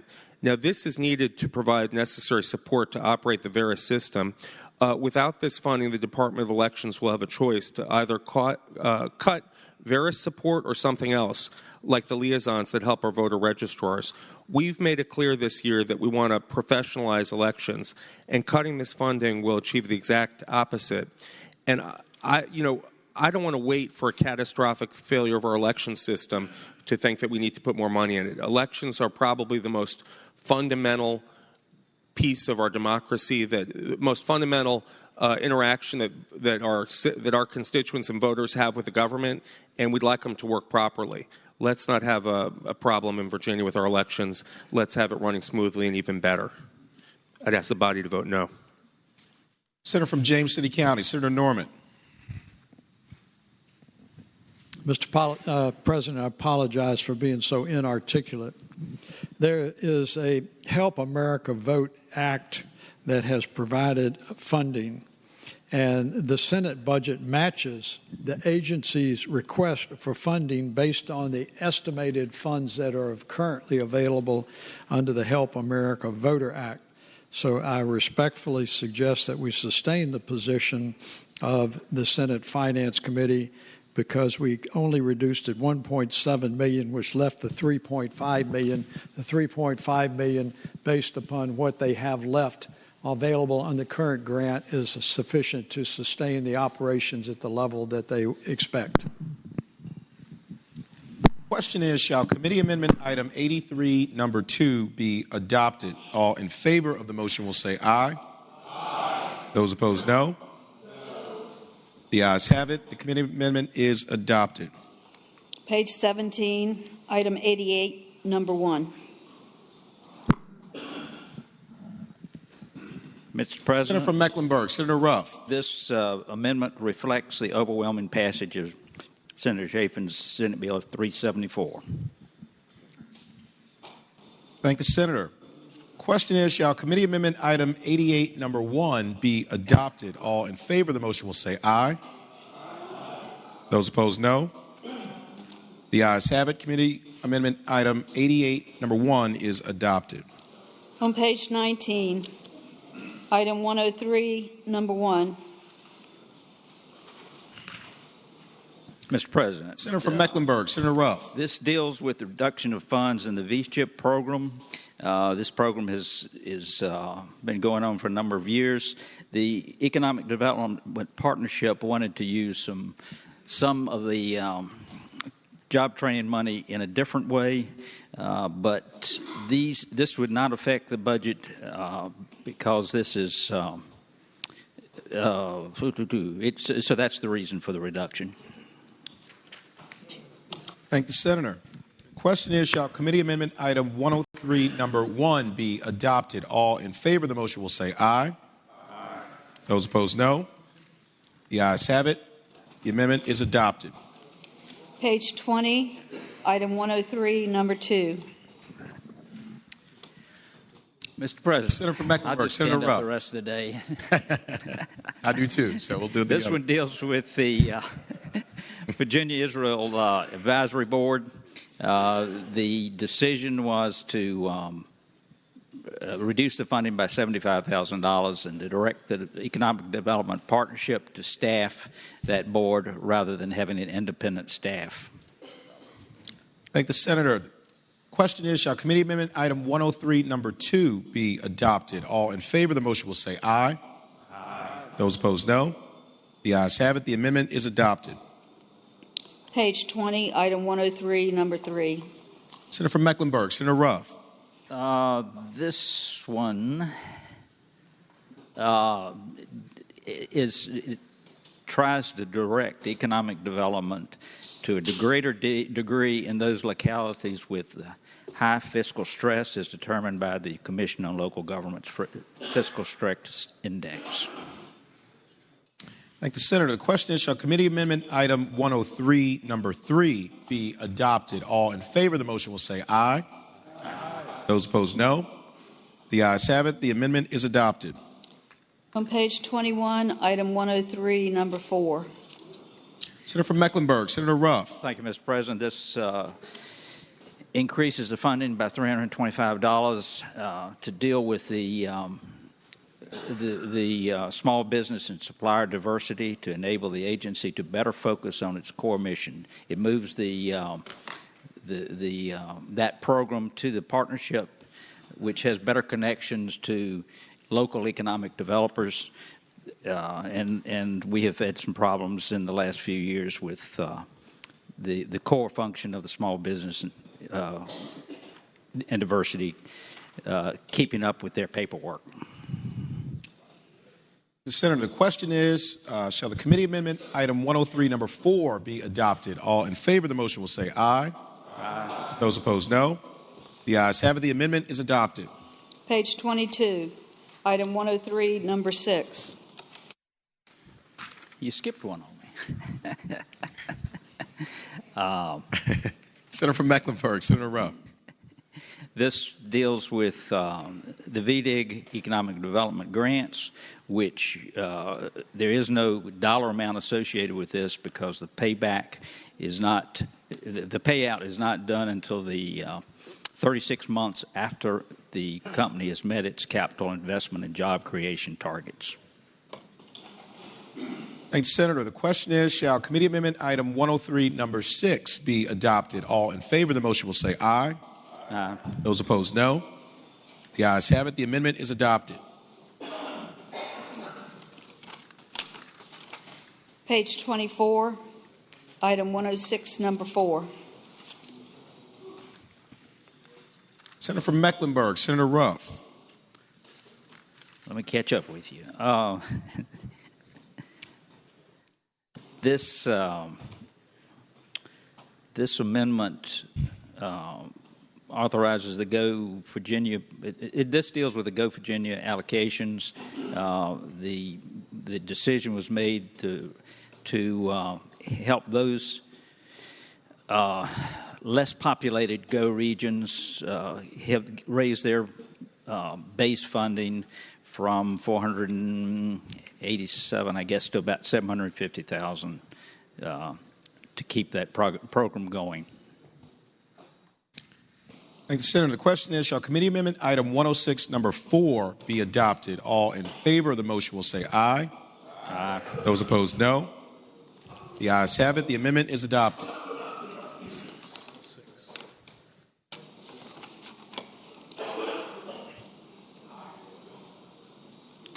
Page 26, item 117, number 1. 17, number 1. Senator from Mecklenburg, Senator Ruff. Thank you, Mr. President. This removes the solar energy development incentives. The introduced budget included $1 million. The committee will reverse that action because of lack of money. Senator. Senator from Eastern Fairfax, Senator Surville rise. Speaking to the amendment. Senator has the floor. Thank you, Mr. President.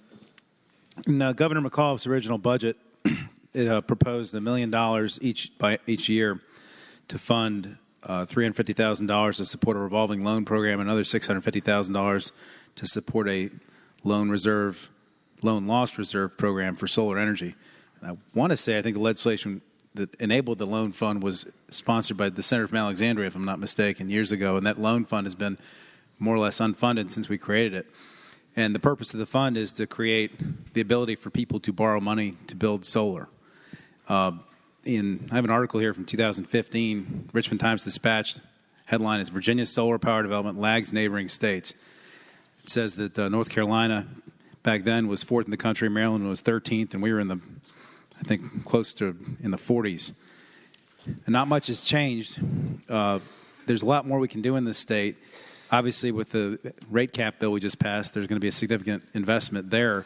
But that doesn't deal with people that want to put solar on their homes or businesses that want to put solar on their businesses or people that want to pool their money to put solar on churches or parking lots or other places to do it themselves. And this bill would empower people, and not funding it in this budget is a real missed opportunity that because of the other actions we're taking on this budget. We need to stop missing these opportunities and start taking advantage of them. I would hope we would oppose the amendment. Senator from James City County, Senator Norman. Thank you, Mr. President. I rise in support of the Senate Finance Committee's budget amendment on solar energy. A couple of things. Mr. President, I would say I do not think it is a missed opportunity.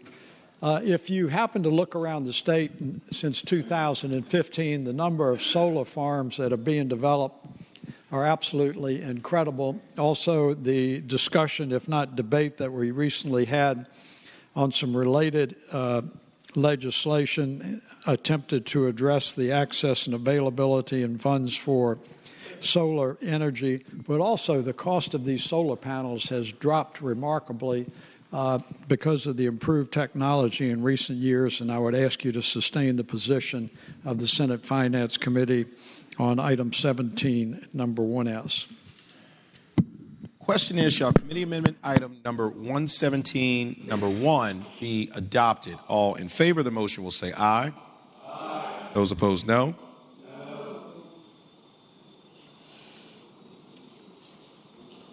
Seeing at least 8 hands, we'll have a recorded vote. All in favor of agreeing to the motion will record their vote aye. Those opposed, no. Are the senators ready to vote? Have all the senators voted? Do any senators desire to change their vote? Clerk, close the roll. Ayes 22, noes 18. Ayes 22, noes 18. The committee amendment is adopted. On page 29, item 122, number 1.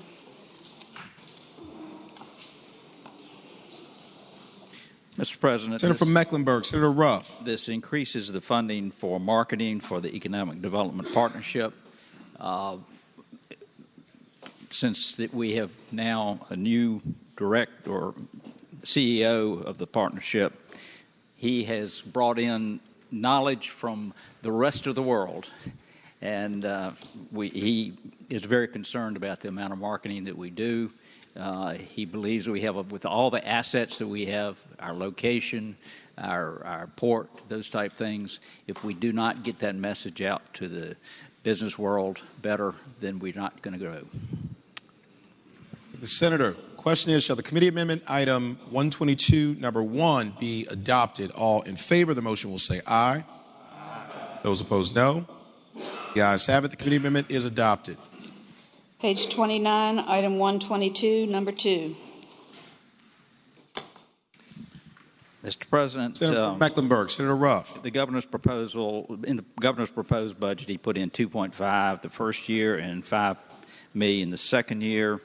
The committee action was to reduce his funding in the second year by $1.1 million. Again, an issue of amount of money to spend. Thank you, Senator. Question is, shall committee amendment item 122, number 2, be adopted? All in favor of the motion will say aye. Aye. Those opposed, no. The ayes have it. The amendment is adopted. Page 32, item 130, number 1.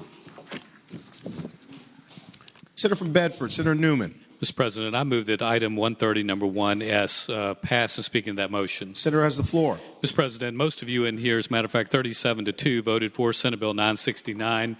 That bill would ensure that we continue to have some form of a verified credit in social studies. This amendment goes even further, and it actually funds $300,000 in the first year and $300,000 in the second year to come up with those new forms of tests for social studies. I hope we would pass the amendment. Thank the Senator. Question is, shall committee amendment item 130, number 1, be adopted? All in favor of the motion will say aye. Aye. Those opposed, no. The ayes have it. The amendment is adopted. Page 38, item 135, number 6. Mr. President. Senator from Bedford, Senator Newman. Mr. President, I move that the amendment to be agreed to in speaking that motion. Senator has the floor. Mr. President, some of you that have been around for a while will remember this as the old program name, which was called ESD, Effective School-Wide Discipline. When we put this into effect, we did have a desire to have some one-time money go out for discipline so that we could teach teachers how to locate their classrooms, how to post rules and other items. Since then, that's just continued on every single year, and it's actually continuing on beyond this budget amendment here today. It includes nearly $1 million. However, the governor added to that another $500,000 a year. We have asked in our budget amendments that we get metrics back on the effectiveness on what's going on with the money it's moving forward. You don't fund it every year without metrics that show that it's continuing on. And while we thought it was going to be close to one-time money, we are allowing it to continue, but we're asking for those metrics about its effectiveness. Mr. President, I hope we agree to the amendment. Thank the Senator. The question is, shall committee amendment... Mr. President. Junior Senator from Loudoun County, Senator Wexton. I rise to speak against the amendment. Senator has the floor. Thank you, Mr. President. This body has, over the past couple years, really taken a stand about improving student discipline and creating alternatives to suspensions in the school. Most recently, I think we had a bill pass out of here, the Senator from Franklin's bill 34 or 36-4 or something like that, about limiting suspensions for early elementary kids. But we need to give the principals and we need to give the teachers the tools that they need in order to have alternatives to suspensions, and that's what this amendment would do. So I think we should give them all the resources we possibly can, and I ask that the body vote against the amendment. Thank you, Senator. The question is, shall committee amendment item 135, number 6, be adopted? All in favor of the motion will say aye. Aye. Those opposed, no. Noes have it. The committee amendment is rejected. There being 8 hands, we'll have a recorded vote. Mr. President, Senator from James City. I would encourage everyone to be supportive of the Senate Finance Committee's approach. And in order to do that, if there would be a little more enthusiasm in the vocal votes, we would get there. Senator, we will have a recorded vote. All in favor of agreeing to the motion will record their vote aye. Those opposed, no. Are the senators ready to vote? Have all the senators voted? Do any senators desire to change their vote? Clerk will close the roll. Ayes 25, noes 15. Ayes 25, noes 15. The committee amendment is adopted. On page 43, item 136, number 1. Senator from Bedford, Senator Newman. Mr. President, I move that item 136, number 1, be agreed to in speaking that motion. Senator has the floor. Mr. President, this amendment really put into the second year the governor an additional $7.627 million for principals for small school divisions. As most of you know who have read over this budget, we have done everything we can in recent years to get some of these small, very small school divisions to consolidate and allow us to use our money for education more effectively. We've actually spent over $90 million encouraging them to go in that direction. The subcommittee unanimously thought that this was going in the other direction and actually rewarding schools for breaking up and getting into a smaller, less efficient posture. Mr. President, I hope that we would agree to the amendment. Thank the Senator. The question is, shall committee amendment item 136, number 1, be agreed to? All in favor of the motion will say aye. Aye. Those opposed, no. The ayes have it. The amendment is agreed to. Page 47, item 136, number 6. Mr. President. The Senator from Bedford, Senator Newman. Mr. President, I move that item 136, number 6S, be agreed to in speaking that motion. Senator has the floor. Mr. President, this year, by way of understanding the education section of your Finance Committee, there are a number of things we did right, and there were hard decisions. Let me tell you one of the things that you did right that you may not know by just reading over the amendments. We allowed nearly $500 million to go into public education, new money. And we did it by fully funding the re-benchmarking.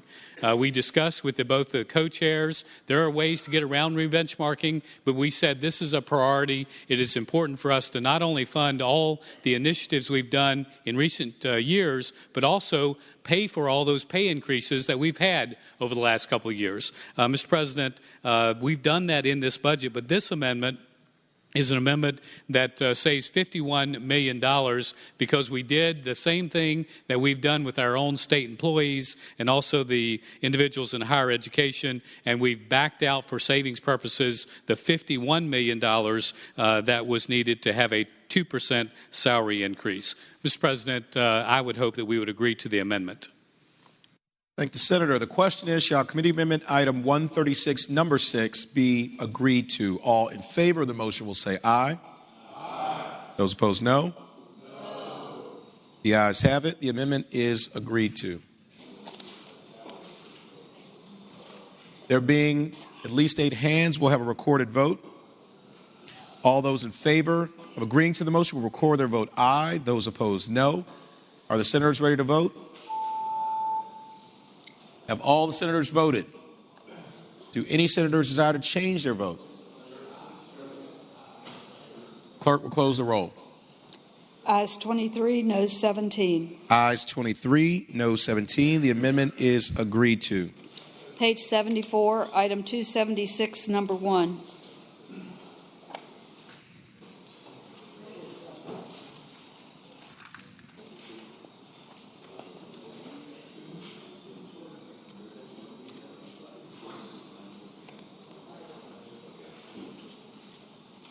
Senator from James City County, Senator Norman. Thank you, Mr. President. This is on the claims bill, I believe. Is that correct, sir? This is page 74, Yes. 276, number 1. 276, number 1 on page 74. Yep. This was a claims bill for Robert Paul Davis in the amount of $582,000 plus. The reason that this is in the posture that it is there was no Senate bill that was filed for claims relief for him. The House has House Bill 1010, and we will deal with it. Thank you, Senator. The question is, shall committee... Mr. President, if I could speak to that. The Senator from Bath, Senator Deeds has the floor. Mr. President, I think the House Bill 754, this was included in in the governor's introduced budget. It was included as budget because this man, Mr. Davis, was wrongfully convicted and spent almost 13 years of his life between the ages of 18 and 31 incarcerated.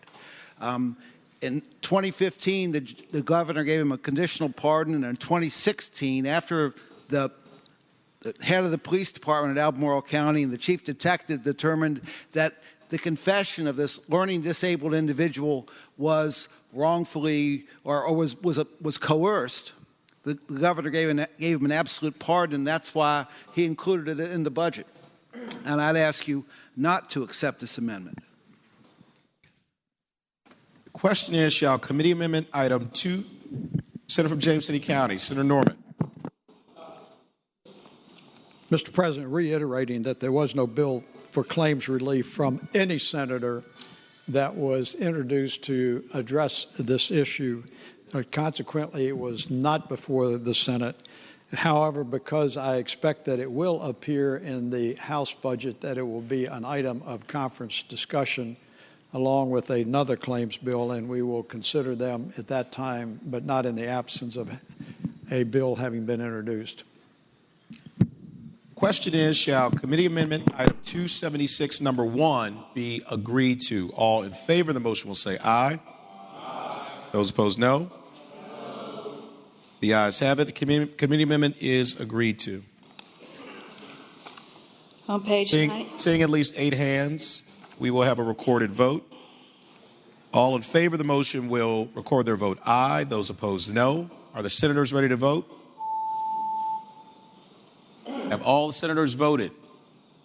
Do any senators desire to change their vote? Clerk will close the roll.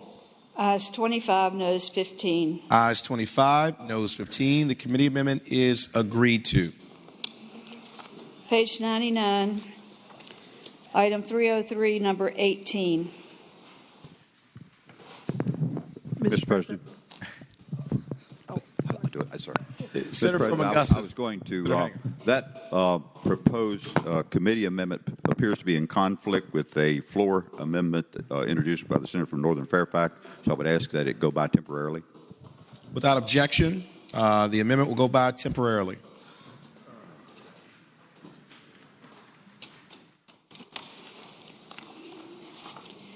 Page 111, item 310, number 2. Mr. President, as a matter of efficiency, I'd ask at 310, number 2, on 111, 311, number 2, on 116, and 343, on number 2, on 128 be taken up together. They're all about the same subject matter. Without objection, the following items will be taken up together. Item 310, number 2, on page 111. 311, number 2, on page 116. And 343, number 2, on page 128. Do you want to move them? If you want to move them. Senator from Augusta, Senator Hanger. Thank you, Mr. President. I move the adoption of these 3 amendments in a block and would yield to the Senator from Bath. Senator from Bath, Senator Deeds. Mr. President, these 3 amendments deal with the capacity of our mental health institutions. Last fall, our institutions were at 92% capacity. All the literature from all around the country says anything more than 85% puts patient safety, patient care, and staff safety at risk. So we've been involved, Senator from Augusta, Senator from Southern Fairfax, the Senator from Northern Fairfax, the senior senator from Chesapeake. We've been involved in trying to look for long-term solutions to this problem, and I think we have a plan. But we need short-term solutions too. Day before yesterday, we were at 97% capacity. Eastern State Hospital was at 100% capacity. So was Catawba. We had 2 beds at the Northern Virginia Institute, 1 bed at the Children's Hospital in Stanton. We are in desperate straits. These amendments give the Department of Behavioral Health the authority and the ability to use some assisted living space that's available for short-term care. And that's all these amendments are. And from my perspective, and I want to say that I appreciate the work of the Finance Committee on mental health. I think that we've taken some steps forward, but the overarching aim is to strip the Medicaid expansion dollars from the budget, and in doing that, we're making some long-term damage. We're doing some long-term damage in issues like this, and it could come back to haunt us in the near term and the long term. I hope you won't pass these amendments. Senator from Augusta, Senator Hanger. Thank you, Mr. President. There I am. Thank you, Mr. President. Speaking to the proposed amendments, again, I urge the body to endorse the amendments. The 3 together are a package which the governor included in his introduced budget, as the senator from Bath indicated. And the senator from Bath and I and others are working on this thing, and I understand the same problems that he's understanding. And we are, I guess, going different directions with it at this point because of resources available to us. But the governor included $1.8 million the first year, $3.1 million the second year to basically fund the operation of 2 25-bed assisted living facilities, 2 community support teams, and an associated increase in the auxiliary grant, which is actually too low, spending due to the additional individuals that would be in the assisted living facilities. And the purpose, of course, as the senator from Bath indicated, is to move individuals to out-of-state mental health hospitals to relieve the pressure there. We recognize that as a problem. That's something we agree on. But the committee eliminated this basically because we believe that more individuals should not be moved from one institution to another, which would eventually raise concerns by the Department of Justice. And it's more prudent for us long-term to fund community options for individuals coming out of state hospitals. And we actually put our money, Mr. President, members of the body, into permanent supportive housing in an effort to accomplish that same goal. So I again would urge the adoption of these 3 amendments in a block. Thank the Senator. The question is, shall the 3 committee amendments in a block be agreed to? All in favor of the motion will say aye. Aye. Those opposed, no. No. Chair is uncertain. We'll have a recorded vote. All those in favor of the motion will record their vote aye. Those opposed, no. Are the senators ready to vote? Have all the senators voted? Do any senators desire to change their vote? Clerk will close the roll. Ayes 23, noes 17. Ayes 23, noes 17. The committee amendments are adopted. On page 121, item 312, number 9. Senator from Augusta, Senator Hanger. Thank you, Mr. President. I move the adoption of item 312, number 9, and I would yield again to the senator from Bath. Senator from Bath, Senator Deeds. Mr. President, last year, one of the most significant bills that's ever passed this legislature in the area of behavioral health was carried by Senator Hanger and Delegate Farrell over in the House of Delegates. And it proposed the implementation of STEP Virginia over a number of years. It's an expensive proposition, but it remakes the community service boards. If we're serious about building a system of mental health care, STEP Virginia is absolutely essential. Well, the first parts of STEP Virginia were same-day access and primary or outpatient screening. That's part of the integration of care. This, in my view, so soon after the adoption of the bill last year is a step in the exact opposite direction of where we were going.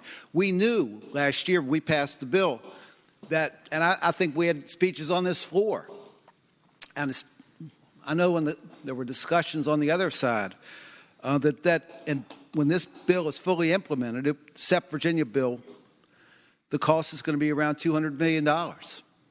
We knew it was going to be expensive, and 1 year later, we're taking a step back. That's not acceptable, and I hope we don't accept the amendment. Senator from Augusta, Senator Hanger. Thank you, Mr. President. Speaking to the proposed amendment. Senator has the floor. Thank you, Mr. President. I agree with the senator from Bath. We all worked together, and it was a major initiative last year. And what we are doing this year, Mr. President, is last year we included funding for the initial phase of same-day access to 18 of the community service boards. We did retain in this budget monies to expand that same-day access to the additional 22 community service boards. This moves the governor's budget introduced would have had $3.7 million the first year, $7.4 million the second year, to move forward with the screening process for all of the community service boards based on the law that we passed last year. We can still adhere to that law. We basically removed the funding for the first year and includes the $3.7 million in the second year to allow that to be prorated amongst the 40 community service boards so that they could begin the screening process in a timely manner.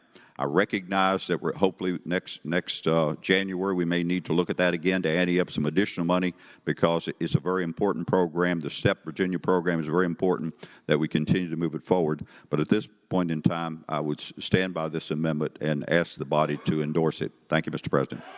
Thank the senator. The question is, shall committee amendment item 312, number 9, be adopted? All in favor of the motion will say aye. Aye. Those opposed, no. The ayes have it. The committee amendment is adopted. The Senate will be at ease.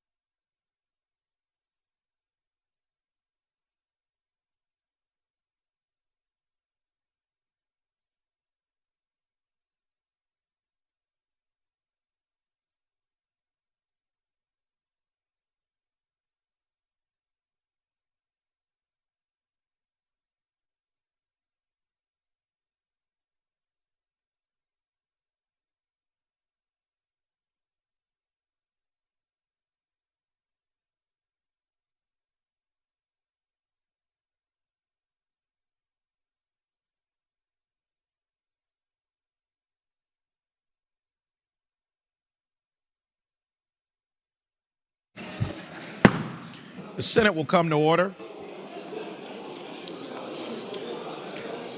Senators will please take their seats.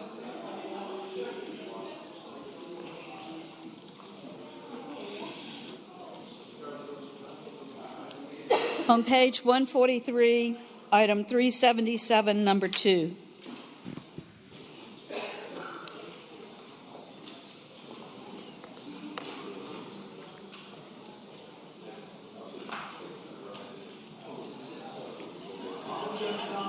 Senator from Mecklenburg, Senator Ruff. I apologize to the body. I was taking a nap.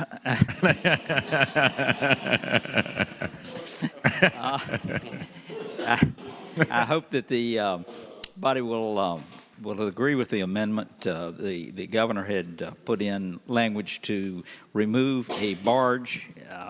It's a noble goal, but in a tight budget, did not meet the standard of priorities. So I ask you to support the amendment. Mr. President. Senator from Eastern Fairfax, Senator Servell. Thank you, Mr. President. Ladies and gentlemen of the Senate, this barge is located in the 36th District. It arrived there thanks to Hurricane Isabel back in, I think, 2011, and it's been out there as a major navigation danger to lots of people on the water. And we're terrified that one of these days somebody's going to come along in the middle of the night, 60 miles an hour in their speedboat, and end up driving right through the middle of the thing. It's a navigation hazard. And for the last 3 years, it's been my Moby Dick trying to get this thing removed. I finally got it in the budget, and now it's coming out. So I'd hope you vote against it. Senator from James City County, Senator Norman. Mr. President, I rise in support of the Senate Finance Committee's recommendation on this, and we all know what happened to Moby Dick. Senator has the floor. And while I am certainly mindful that we all like to look out for our constituents, whether they're amphibious or land-based, that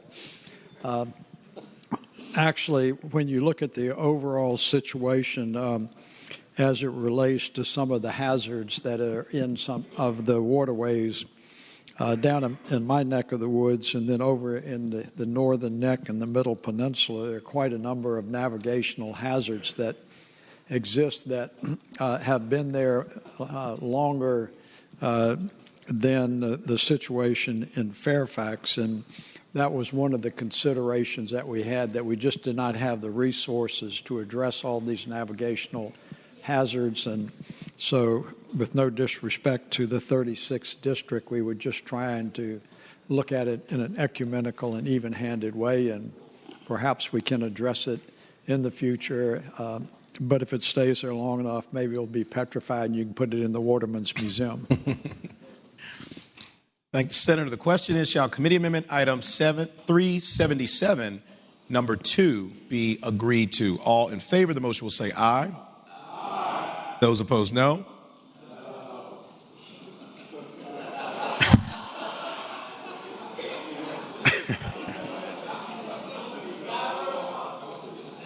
Do it. All right. There she blows. The committee amendment is agreed to.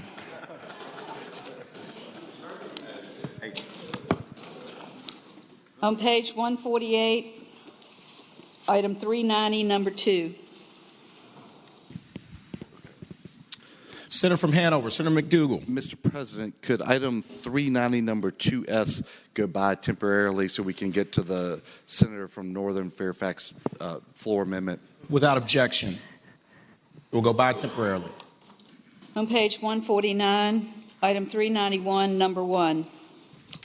Mr. President, I move that the Senate agree to the amendment and speaking to the motion. Senator has the floor. Mr. President, when the subcommittee looked at this particular budget increase and did a little digging, it became aware that the 2 part-time jail investigators were only hired in November of 2017. So they've been on the job for about 90 days, and the subcommittee felt that based on the caseload numbers that we were given, we should see how moving one of those part-time investigators to full-time worked before we added a second full-time. So, Mr. President, I move that the Senate support the subcommittee's recommendation. Thank the Senator. Mr. President. Senator from Bath, Senator Deeds. I'm speaking against the amendment. Senator has the floor. Last year, in response to jail deaths in a couple of places in Virginia, in particular the Jermichael Mitchell and the jail in Portsmouth, we passed legislation because the Inspector General did not have the authority to investigate regional deaths in regional jails. We gave the authority to the Board of Corrections. We funded these investigators, and it just seems to me to be a step in the wrong direction so soon after we passed the legislation. I mean, Jermichael Mitchell's death could not be predicted, but we've had several deaths since then, and who knows when another one will occur. Heaven forbid another one occur, but we need to be prepared when that does happen. And so I'd ask you not to accept the amendment. Thank you, Senator. The question is, shall the committee amendment item 391, number 1, be adopted? All in favor of the motion will say aye. Aye. Those opposed, no. No. The ayes have it. The committee amendment is adopted. On page 149, item 391, number 2. Senator from Hanover, Senator McDougal. Mr. President, I move that the Senate accept the committee's recommendations. Speaking to the motion. Senator has the floor. Mr. President, this is the Woodrum impact. So there were a number of bills that were in the introduced budget that included Woodrum impacts. For the members who are not familiar with this, it's the funding for anybody that's incarcerated in a state correctional facility. This amendment captures the money for which those bills did not pass. Senator from Alexandria, Senator Eben. Speaking to the amendment. Senator has the floor. Item 390, actually, could 391 number 2S and 419 number 2S on page 156 be taken up together if the senator from Hanover is comfortable with that? Senator object? I do not object. If you could, Mr. President, if you could repeat the numbers, just. Yes, I believe it's 391, number 2 on page 149. And was it 419? 419, number 2. On page 156.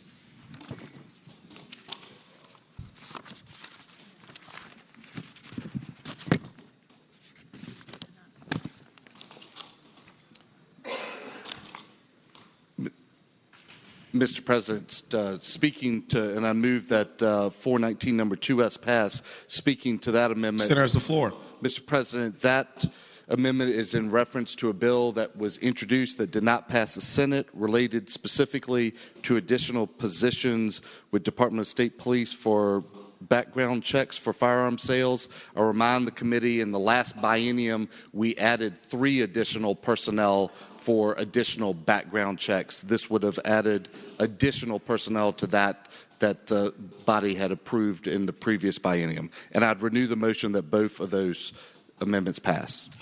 Senator from Alexandria, Senator Eben. Thank you, Mr. President. Speaking against the passage of both amendments, these proposed cuts to the governor's introduced budget represent missed opportunities for public safety and a missed opportunity to save some lives. The items that we're about to vote on include funding that would be used to enforce a ban on assault weapons like the one used in Parkland, Florida, and to ban bump stocks like the one that took 57 lives and injured 422 others in Las Vegas. Month after month, week after week, sometimes even day after day, we see shooting after shooting, death after death, 12 to 14,000 firearms murders per year. Many of those deaths are preventable. We can debate how many and how, but I believe we can save some, not all, but some of those lives. Following the events of Parkland, Florida, and countless other preventable tragedies that do not make the front page at all, people want us to have the full and frank discussion that our students, constituents, and communities are demanding. Passages of these amendments effectively squelch that conversation. And just as some background on background checks, we know that they work. They're a central component of our efforts to keep guns out of the wrong hands. Since their inception, they blocked over 3 million gun sales to prohibited purchasers. If you support enhanced complete background checks, please vote against the amendment, and please vote against guns falling in the wrong hands and us arming these individuals who would commit harm to our communities. Thank you. Thank the senator. Senator from James City County, Senator Norman. Mr. President, I rise first to address item 391-2S. Senator has the floor. In the twilight of my intellectual career, I have a hard time remembering what I did an hour ago, but it is my recollection both in 2017 and again in this year's session that the subject matter of 391-2S passed unanimously out of this body. So I think the policy issue has been addressed. How that got married up with item, number 419 on guns is a mystery to me. But if you contrast the policy decisions that have been made on the female 391 number 2 passed unanimously, you look at 419 number 2, the subject matter, which has been rejected by the body, and to me it's a pretty easy decision to make on the amendment. So I would respectfully ask the body to accept the position of the Senate Finance Committee.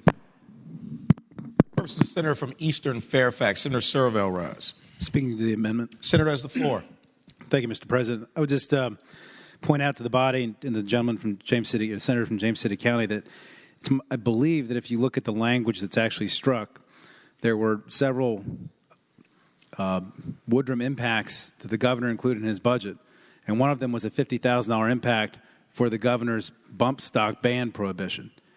And so by adopting this amendment, we're missing our opportunity to fund a bump stock repeal. And I think that's the point that the senator from Alexandria was trying to make, and that's why he connected it up with the other item. So that's what this vote is about. Mr. President. Senator from Hanover, Senator McDougal. Just to close and move that we take a vote, Mr. President, regardless of whether you vote for or against the amendments, it has nothing to do with whether the underlying bill passed or did not pass. This is capturing dollars that were in the introduced budget for bills that did not pass.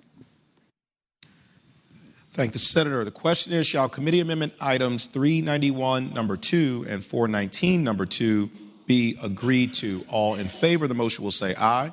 Aye. Those opposed, no. No. The ayes have it. The committee amendments are adopted. Seeing at least 8 hands, we'll have a recorded vote. Those in favor of the motion will record their vote aye. All opposed, no. Are the senators ready to vote? Have all the senators voted? Do any senators desire to change their vote? Clerk will close the roll. Ayes 21, noes 19. Ayes 21, noes 19. Committee amendments are agreed to. On page 153, item 397, number 1. Senator from Hanover, Senator McDougal. Thank you, Mr. President. I move that the amendment pass. And speaking to the motion, Senator has the floor. Mr. President, this has to deal with what was traditionally referred to as 599 funds. Mr. President, in the first year of the biennium, there was an increase in those funds over the previous year of 3.7%. The committee made the decision because of financial scarcity that we would not do an additional increase in the second year. So the second year is level funded. So, Mr. President, we endorsed increasing those funds 3.7% year one, level funded them into year 2. And I'd ask that the body accept the committee's recommendation. What purpose is Senator from Fairfax City, Senator Peterson? Thank you, Mr. President. Rise to speak against the amendment. Senator has the floor. Mr. President, ladies and gentlemen of the Senate, we don't have a lot of chances to actually talk directly about public safety, but this is absolutely a public safety issue. 599 funding historically was given to those localities' municipal police departments that years ago, future generations ago, we prohibited them from expanding and annexing other neighborhoods or commercial districts. And the transaction for that was they were allowed to get funding directly from the state for public safety. And this money goes to municipal police departments. And the way I'm looking at it, it looks like they retain $6.6 million in each year, but they're cutting $7 million in FY 1920. Well, that looks to me like you're cutting the money in half. Again, this is money that goes directly to police departments in municipalities. I know a lot of us have represented them in a different life. And, I don't want to sort of bring up the same cloud that other people are talking about, but I will say this morning I got a text from my wife about a threatened school shooting that happened at a district in my high school. And nothing actually happened, but the police were there. And I'm just telling you that people are on edge right now. They are on edge in a way you can't even imagine unless your children are going to high schools. And the fact that we would be cutting money to local police departments at this point, for what? To prove what? It makes no sense at all. So I hope we defeat this amendment. Thanks, Senator. Senator from Hanover, Senator McDougal. Thank you, Mr. President. Mr. President, speaking to the amendment again, if nobody else would. Mr. President, we're not actually reducing money. We're giving more money to localities. And, Mr. President, I want to set the record straight. This goes to localities that have police departments. It does not go directly to police departments. The locality still has to appropriate it. And, Mr. President, we are increasing that funding by $6.5 million each year over what they are receiving. We made the decision not to do a second raise, meaning putting it almost 7% above what we're doing now, because there are other law enforcement agencies in the Commonwealth that are equally as important, state police and sheriffs. This is just one. But, Mr. President, be rest assured that those localities that have police departments are getting an additional $13+ million for law enforcement if they use it appropriately. Thank the Senator. The question is, shall committee amendment item 397, number 1, be adopted? All in favor of the motion will say aye. Aye. Those opposed, no. No. The ayes have it. The committee amendment is adopted. 1, 2, 3, 4, 5, 6. Seeing at least 8 hands, we will have a recorded vote. All those in favor of the motion will record their vote aye. Those opposed, no. Are the senators ready to vote? Have all the senators voted? Do any senators desire to change their vote? Clerk will close the roll. Ayes 26, noes 14. Ayes 26, noes 14. The amendment is agreed to. Page 153, item 399, number 1. Senator from Hanover, Senator McDougal. Thank you, Mr. President. Mr. President, I move that 399-1S pass. And speaking to the motion, Senator has the floor. Mr. President, this was an amendment put forward in the introduced budget that increased funding for a new training program in the Department of Emergency Management. As the subcommittee worked through the process, and we have a new staff member, Mr. President, and I will tell you, she did a tremendous job in bird dogging some of these requests. And as we went through the process, we determined that the agency did not request this money in their original budget request. And the subcommittee made the decision not to fund new programs, particularly ones that were very expensive. So I'd ask that the body agree to the Finance Committee's recommendation. Thank the Senator. Senator from Hampton, Senator Locke. Thank you, Mr. President.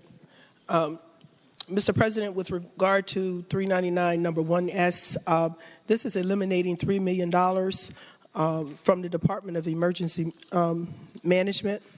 And I believe we are missing an important opportunity when it comes to emergency preparedness. We all know that Virginia is particularly vulnerable to sea level rise and recurrent flooding. Hurricanes are becoming more violent and more destructive every year. Anyone who lived in Hampton Roads in 2003 remembers how devastating Hurricane Isabel was. According to the Virginia Department of Emergency Management, 32 people died in Hurricane Isabel. There was a $1.9 billion in total damages. 1,124 homes were destroyed. 77 businesses were destroyed. Emergency preparedness trainings are critical to Virginians being prepared for weather-related disasters. Eliminating this funding weakens our state's planning for resiliency efforts and means higher risk to loss of life when we do have disasters. We should want the Department of Emergency Management to have the best and latest training available to them.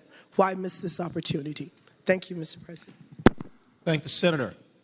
Question is, shall committee amendment item 399, number 1, be agreed to? All in favor of the motion will say aye. Aye. All opposed, no. No. The ayes have it. The committee amendment is agreed to.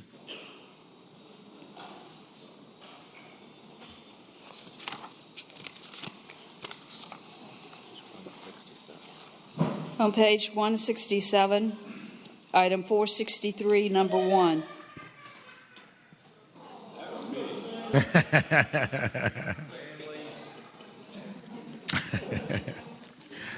Senator from Hanover, Senator McDougal. Thank you, Mr. President. Mr. President, the next three items, 463 1S, 66 1S, and 66 2S, are all in the same posture. Mr. President, I move that the body accept the Finance Committee's recommendations.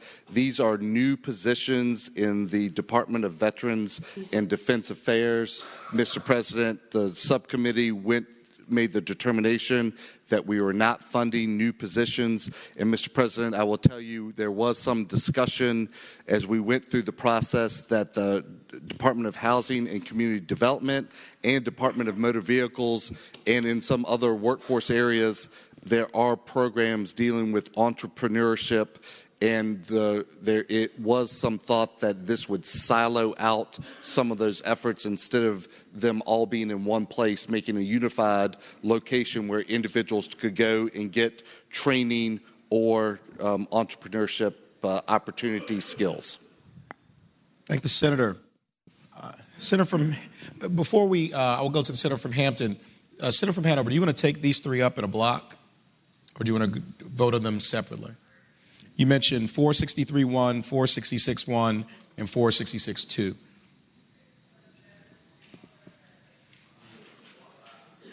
Yes. Take them up in a block. Mr. President, absent an objection, we'll take the three bills up in a block because they are in the common area. Mr. President, I would specifically move that each of those three amendments, 463 1S, 66 1S, and 66 2S, be agreed to. In a block. Thank the Senator. What person, Senator from Hampton, Senator Locke, rise. Mr. President, I'm addressing 463, 466 1S, and 466 2S. Senator has the floor. Thank you, Mr. President. Once again, we're missing an opportunity to address issues where we're taking nearly $200,000 out of the Department of Veterans Services entrepreneurship programs, which connects veterans to seed money and grant opportunities so that they can set up their own businesses, and we're taking $150,000 away from Women Veterans Services. These men and women deserve better. They have served our country, and they returned home committed to wanting to continue to be of service to their community. They're not asking for a handout, but a helping hand. This amendment takes that away from them. We should be supportive of our veterans. Thank you, Mr. President. Thank the Senator. Question is, shall the three committee amendments be agreed to? All in favor of the motion will say aye. Aye. Those opposed, no? No. The ayes have it. The committee amendments are agreed to. Seeing at least 8 hands, we'll have a recorded vote. All in favor of the motion will record their vote aye. Those opposed, no. Are the senators ready to vote? Have all the senators voted? Do any senators desire to change their vote? Clerk will close the roll.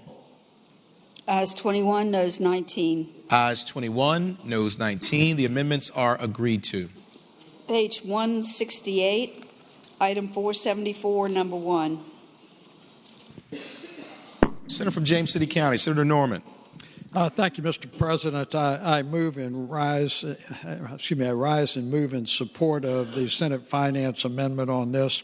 Senator has the floor. Thank you, Mr. President. What this amendment did is it removed the general fund appropriation in the language for a 2% salary adjustment for state employees and state-supported local employees that was to become effective on December the 1 of 2019. And Mr. President, we did remove that. However, the Senate included language in there that directed the governor to include a full year in the second year of 2% raise for state employees, state-supported local employees, and teachers effective July the 1st of 2019, contingent upon revenues. So, Mr. President, if in fact the revenues arrive as robustly as some would like to speculate, This will go into effect, and it will go into effect on July the 1st of 2019, as contrasted with December the 1st of 2019. However, being conservative in our approach and listening to some of the admonitions of the Secretary of Finance, we thought this was a more fiscally prudent approach. So it's certainly not meant to reflect that any of us in this body do not appreciate our state employees or our state-supported employees, and especially our teachers. It just seemed to be a more fiscally prudent approach. Thank the senator. For what purposes does the junior senator from Richmond City, Senator McClellan, rise? Thank you, Mr. President. Speaking against the amendment. Senator has the floor. Thank you, Mr. President. It just seems to me that, in the private sector, routinely employees are given raises, and yet our state employees who are being asked to do more with less get one every several years. And there was a recent JLARC study that came out. It's really starting to have an impact on our ability to attract and retain the best and the brightest when they can go into the private sector and have much higher salaries, and in some cases have a little bit more assurance of salary increases than they seem to be getting here at the state. And I just think our state employees deserve better, and for that reason, I ask you to vote against the amendment. Thank the senator. Question is, shall committee amendment item 474, number 1, be adopted? All in favor of the motion will say aye. Aye. Those opposed, no. No. Chair is uncertain. We'll have a recorded vote. All in favor of the motion will record their vote aye. Those opposed, no. Are the senators ready to vote? Have all the senators voted? Do any senators desire to change their vote? Clerk will close the roll. Ayes 21, noes 19. Ayes 21, noes 19. The committee amendment is adopted. On page 186, item 3-5.16, number 1. Mr. President. Senator from Augusta, Senator Hanger. Thank you, Mr. President. Members, I move that the adoption of item 3.516, number 1 on page 186. And speaking to that, Senator has the floor.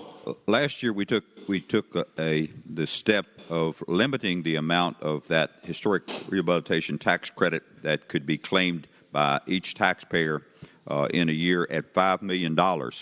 This is an item which has done a tremendous amount of good throughout the Commonwealth, and yet it has grown to a fairly large number.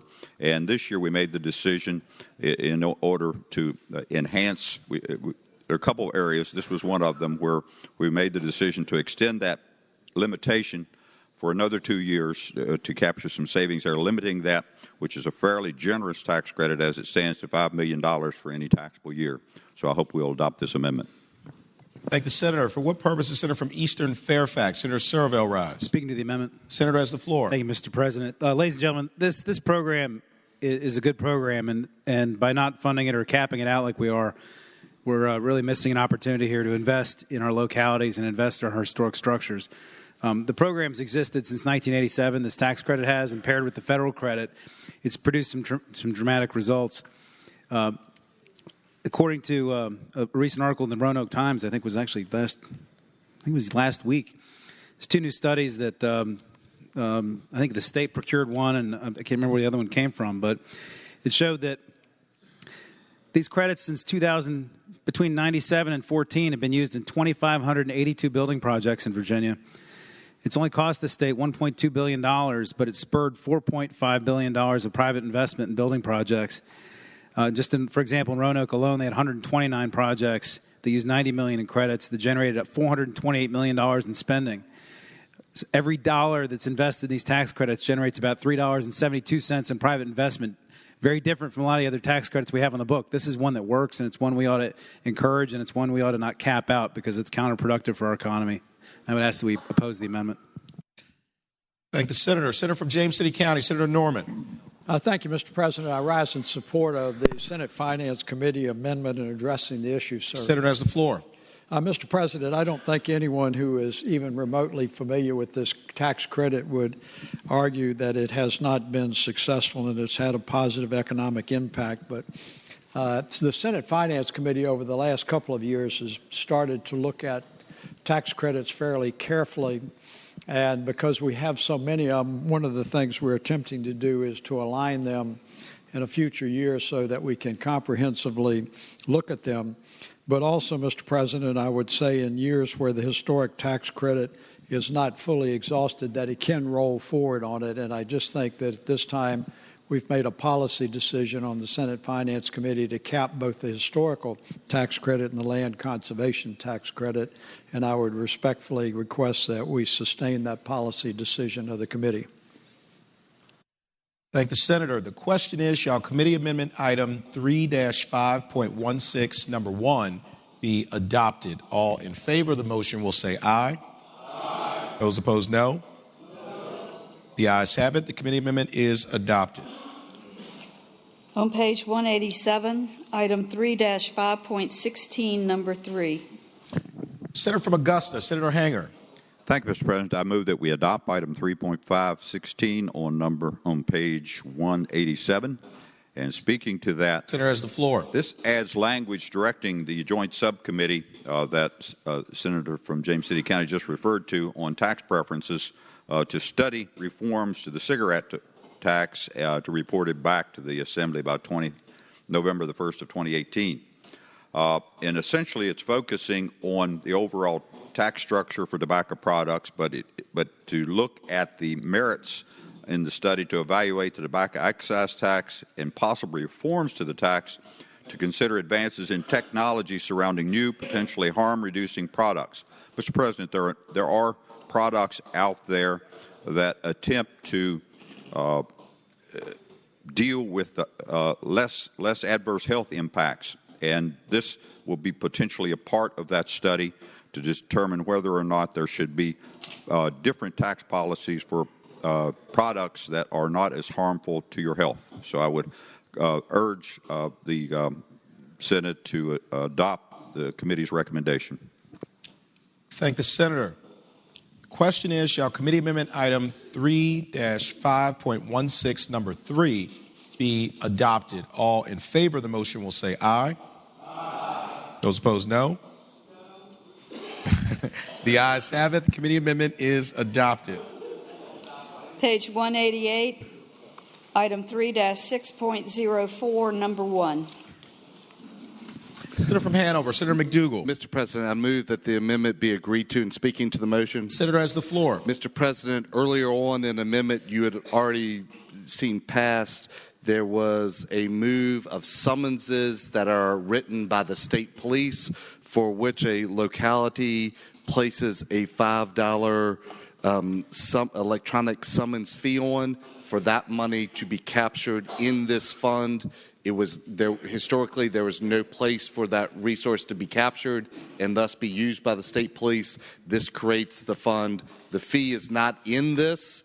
That has already been passed in previous years, not in this budget, and localities had to adopt it, but the state police were not being able to accept or access that money without this creation of this fund. Thank you, Senator.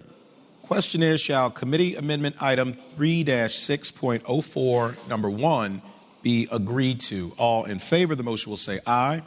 Aye. Those opposed, no. The ayes have it. The committee amendment is agreed to.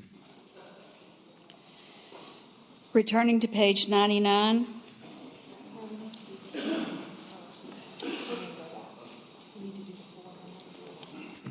Mr. President, if that could be passed by temporarily, there's a pending floor amendment. Yes, sir. We're going to go to the floor amendments. We have a floor amendment from Senator Howe. Senator from Northern Fairfax, Senator Howe. Thank you, Mr. President, and thank you, Mr. Chairman, for deferring to me. In a minute, I'm going to withdraw that floor amendment. I think we've had a very thorough discussion of the issue already today. But I just want to point out that we've just spent hours hours, maybe 3 hours, making cuts to the introduced budget. $423 million in cuts. We've cut education, both higher education and public education. We've cut student aid. We've cut public safety, mental health programs, programs for the disabled, programs to have a reliable election system. And why have we made these cuts? We've made them to deprive low-income adults of health care. Our fellow Virginians are suffering. Our neighbors are suffering. And we must help them. Thank you, Mr. President. And I withdraw my amendment. Thank the senator. For what purpose does the senior senator from Fairfax rise? Well, I was going to speak to the amendment, but if it's still before us, but The senator withdrew. Was there an objection to withdrawing of the amendment? no. Get up. There's an objection, so your amendment is still before us. All right. For what purpose does senior senator from Fairfax, Senator Saslaw, rise? To speak on behalf of an amendment that's about to be withdrawn. Good luck. Thank the senator. You have the floor. You know, it's Mr. President, members of the Senate. It's if it was just one simple act with no collateral damage, you could make a case if you really believe that the government shouldn't look out for people who can't afford medical care. I don't agree with that premise, but the collateral damage is pretty substantial. I didn't think I'd ever see the day where the House of Delegates had more money for K through 12 and higher ed than the Senate. That certainly has not been the history of our biennium budgets over the last couple of decades, and it is now. The introduced budget, and Senator Newman was right, it did add $500 million over what we had the last biennium, $12,576 million. But we then cut about $87 billion off of that, 87 million, off of that number. And the House increased it by almost a like amount. They wound up at $12,660,000,000, and we wound up with $12,576. So, we wound up with $12,489,000,000. So it's about $180 million more in K through 12. And like I said, this is something that I haven't seen in a long, long time. In addition to that, higher ed, the introduced budget was $4,110,000,000 for the biennium, and it looks like we cut that about $32 million, while the House raised it $84 million. And so it's not a matter of just, are we going to have Medicaid expansion or not? We had to take, as Senator Howe said, we had to take $421 million out of the budget, and the collateral damage is pretty substantial, and not just to higher ed and K through 12, but to a variety of other programs. We're not like the federal government. We don't have a printing press, to crank out the money, even if it's not backed by anything. So we have to have a balanced budget. But what we've done is we've more than likely we wound up balancing this budget on the backs of the people that probably, or the organizations that can least afford it. It's no secret that over the years we've substantially reduced what the state has contributed to higher ed and K through 12. And we had a lot of bills in education and health to freeze tuition or make it extremely difficult for us, for colleges to raise tuition. Well, when you're doing things like this on top of what's been a previous trend That's why you have these increases. And their choices, is, in a situation like that, is to increase the tuition or take more out-of-state students. I mean, they don't have any other choice.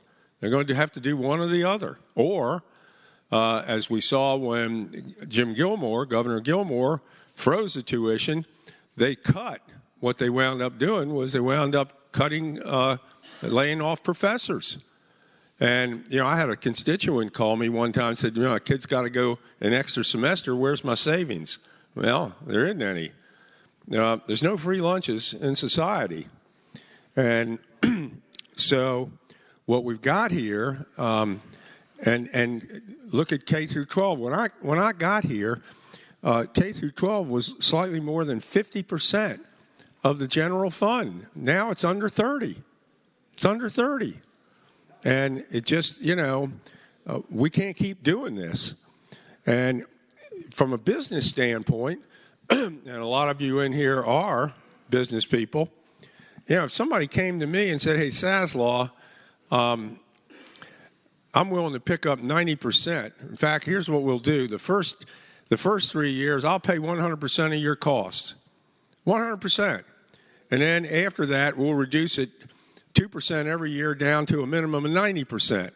If I'd have turned that down, my partners would have taken me out and had me shot, okay? Over a bonehead decision like that. And that's what it is.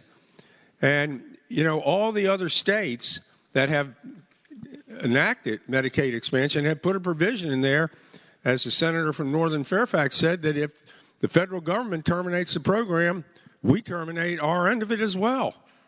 So it's not like we're going to get stuck. On top of that, there's a method. I mean, whether you like or you don't like the provider tax, there's a method by which we wouldn't wind up paying anything, period. You'd have a provider tax ultimately paying 10%, and federal government pay 90%. So essentially, all we'd be doing is we'd be the pass-through people, and that would be it. And, when you think about it, you're paying for this, and your constituents are paying anyways. Because when these people show up at the emergency room, guess what? Next year, when the insurance companies' rates go up, part of that going up is the fact that these people are showing up in massive numbers in the emergency room. So, sooner or later, we're going to have to come to grips, if not from a humanitarian standpoint, from a business standpoint, that we just can't continue to do this. So it looks like at this point we're not going to, be able to get it done. But it's something certainly to think about. It wasn't just Medicaid expansion that didn't occur. There was collateral damage to this. Thank you, Mr. President, and thank you all for putting up with me. Thank you, Senator.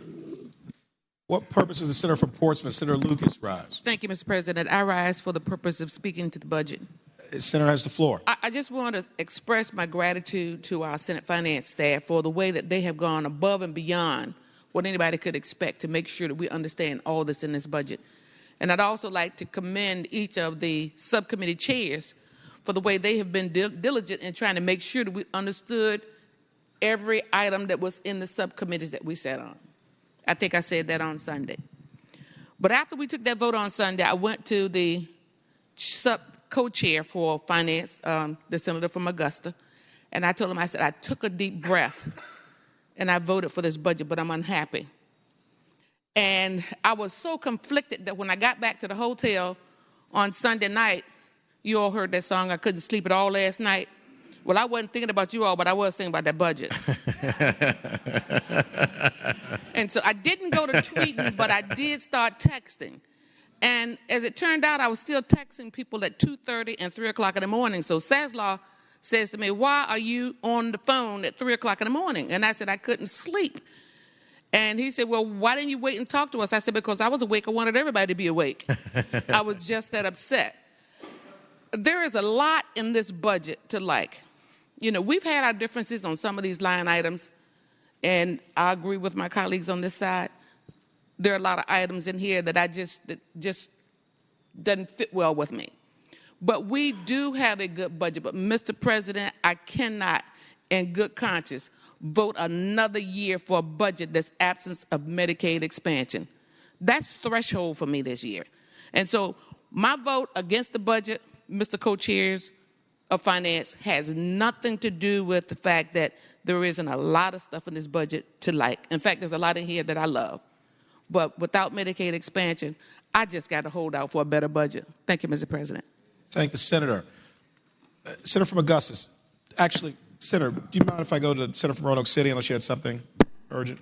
Senator from Roanoke City, Senator Edwards. Yeah, Mr. President, speaking in favor of a substitute amendment. Senator has the floor. I think it's still there. It is still there. Mr. President, I want to follow up a little bit what the senior senator from Fairfax and the senator from Northern Fairfax both talked about. I would call it the collateral damage of not accepting Medicaid funding. You got to look at not just the fact that up to 400,000 people could be covered by Medicaid, create 32,000 new jobs, and on, like over 10,000 people in my district alone would qualify for Medicaid expansion. Not just that benefit, but the savings we would have to the general fund by accepting Medicaid expansion, and the savings we're not getting by not accepting Medicaid expansion or enhancement, whatever you want to call it. And that's because I'm not sure everybody fully appreciates, and if you watch carefully what we did a little while ago, going through each of these items, we're not accepting the savings that are important. For example, we're responsible as a Commonwealth to provide health care to inmates in the Department of Corrections. We're responsible to provide funding for our community services boards and for mental health. Medicaid expansion would cover a lot of that. That's savings to the general fund. But instead, we're having to come into the general fund and make up that. That's the savings we're losing. You can call it a double tax to the Commonwealth.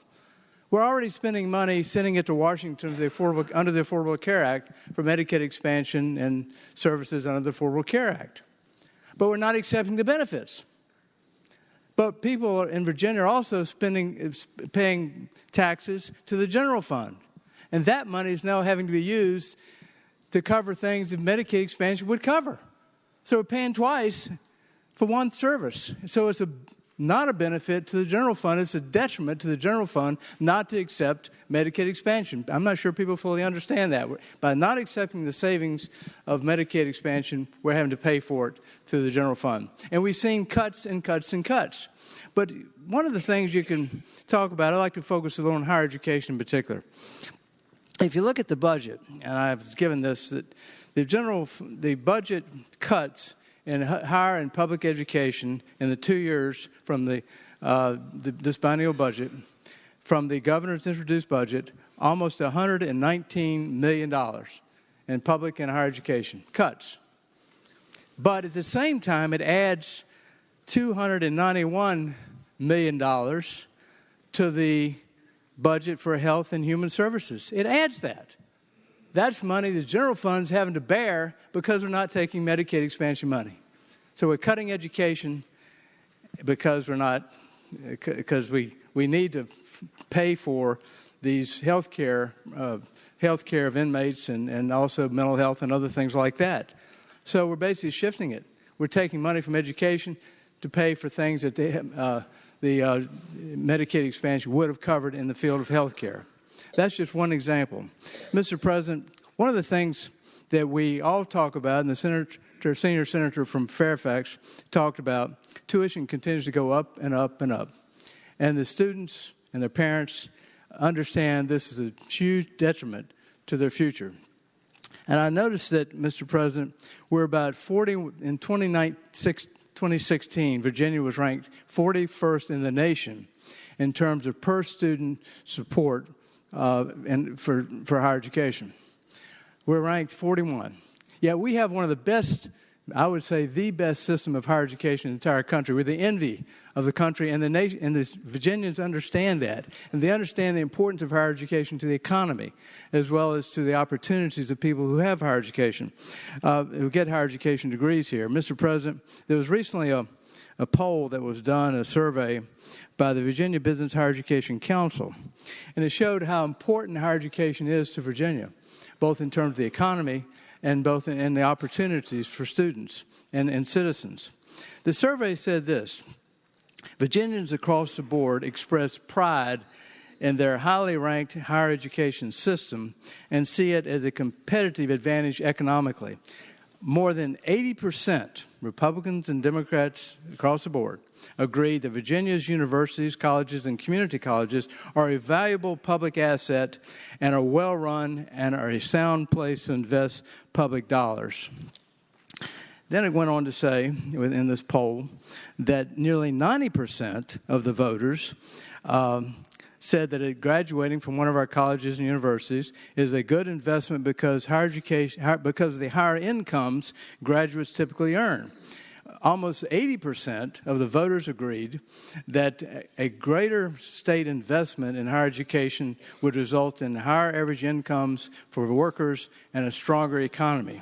And 70% said they would be more likely to vote for candidates who say Virginia's higher education system is an especially valuable asset in today's economy because our colleges and universities and community colleges cultivate talent to succeed, ideas to translate into innovation and better competition, and the character it takes to be good leaders and productive citizens. Mr. President, we're 41st in the nation, but we also have, in terms of per-student support for our public colleges and universities, but our higher system of higher education generates the second highest graduation rates in the country. One of our great assets are our colleges and universities. We're not funding them like we should, and we're not funding them like we should in part because we're not taking Medicaid expansion. So, Mr. President, we need to look at the collateral consequences, not just in terms of helping up to 400,000 people. Compassion is a wonderful thing, and I talk about it all the time. We as citizens ought to be compassionate to those less fortunate, but it's also an economic matter, and it affects the economy of Virginia and the future of Virginia because we're not funding our system of higher education like we should. If we can expand Medicaid, then we can do a better job.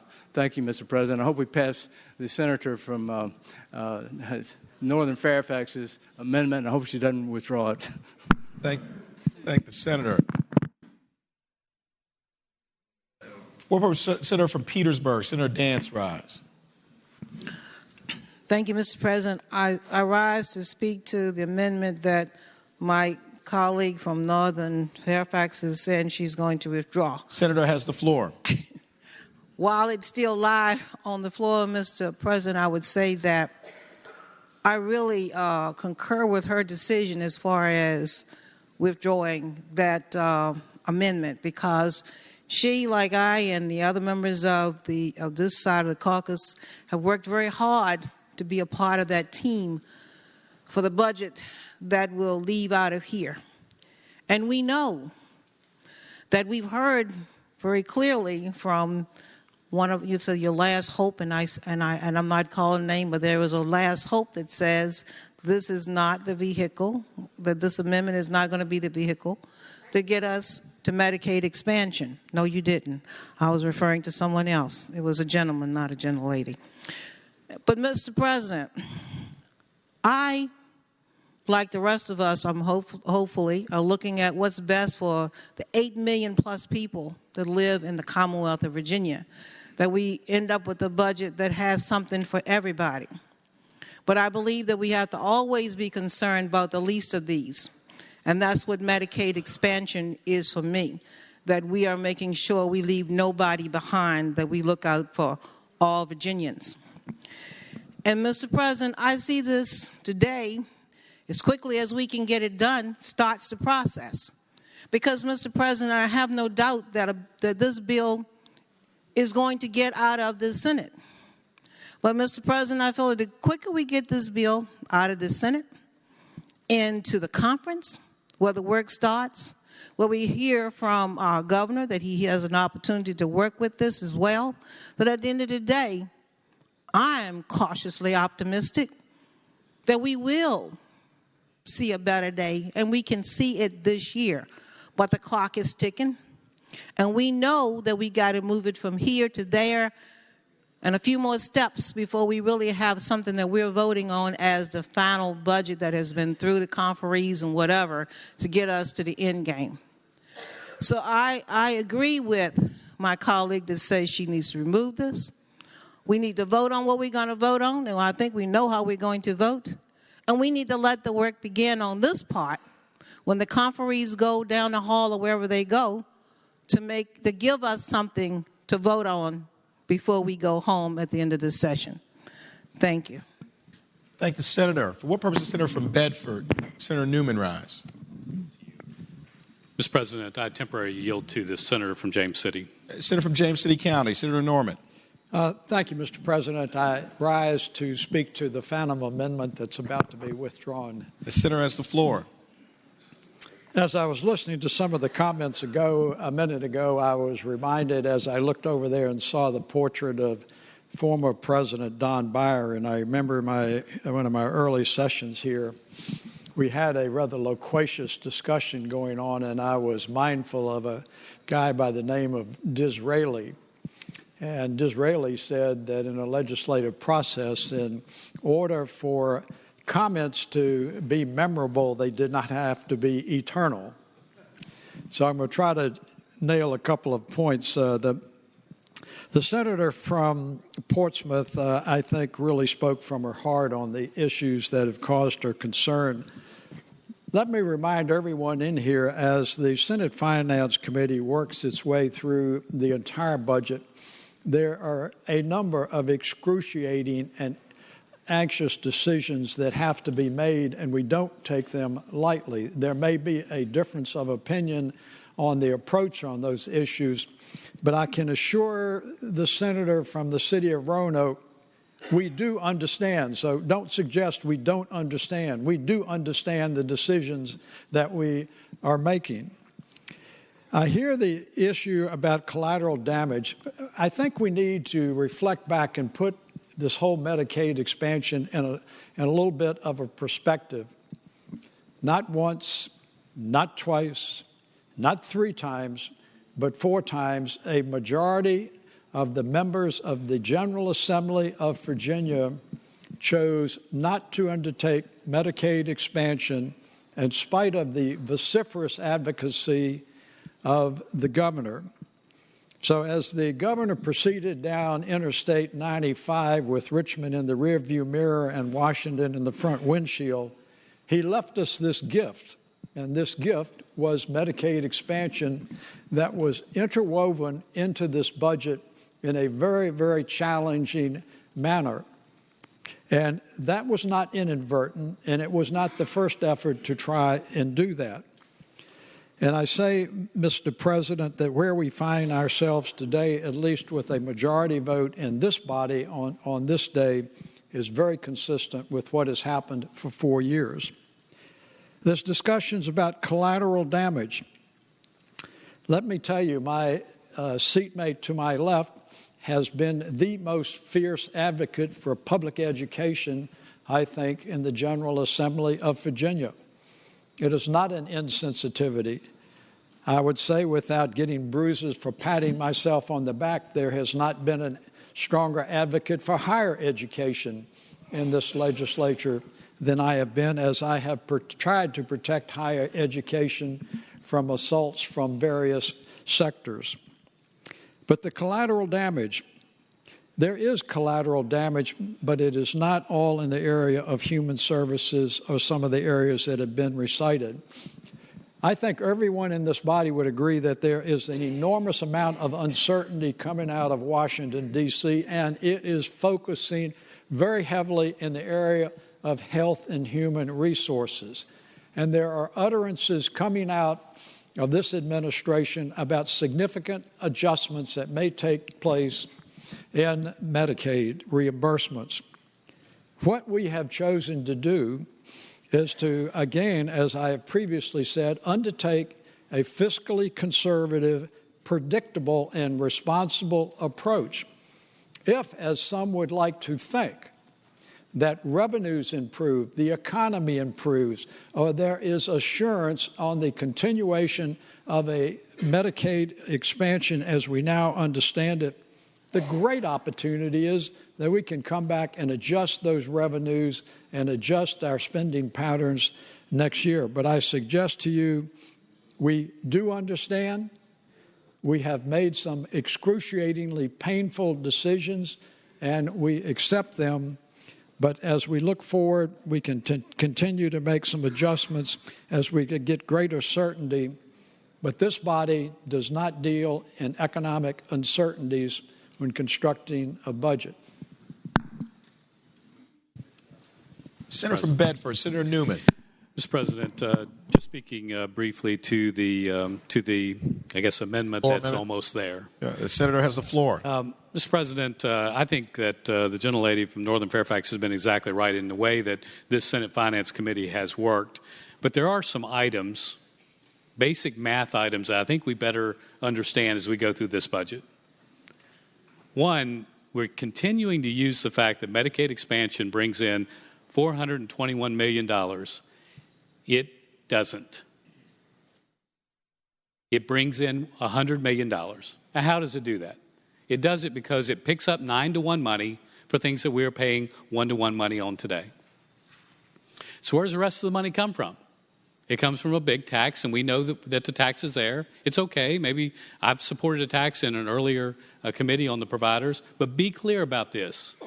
When you're talking about the collateral damage that we talk about in this budget, 1 in every $4 may come from Medicaid expansion availability.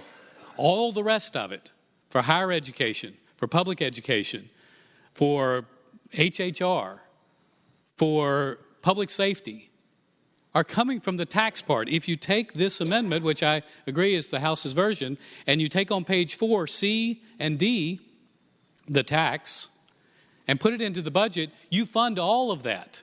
It's funded on the tax. It's not funded on the Medicaid expansion. $100 million is, because of the trade-offs, it is out there. Mr. President, the fact is that what we had before us is, I think, the gentlelady's good attempt to try to help. But I think the House of Delegates really messed up, and I'm going to tell you how. They did all this, and they still didn't do as many DD waivers, or in this budget we have today, not as many DD waivers. We all agree that those people are probably the most vulnerable people in our society. We've talked on this floor, and I have too, is I believe that God told us to take care of people who cannot take care of themselves.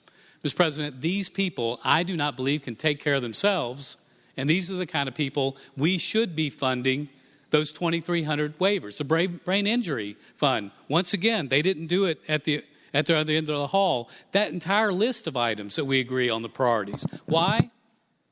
Because they took the tax money, not the Medicaid expansion money, the tax money, and they spread it out all over the place. And we've been going through the process of taking the tax money out slowly and saying that we're going to make cuts for those expenditures that were made with the tax money, not with the Medicaid expansion money. So, Mr. President, there is, and very clearly, right at $100 million that is Medicaid expansion money. It is not all the cuts that we talked about in here.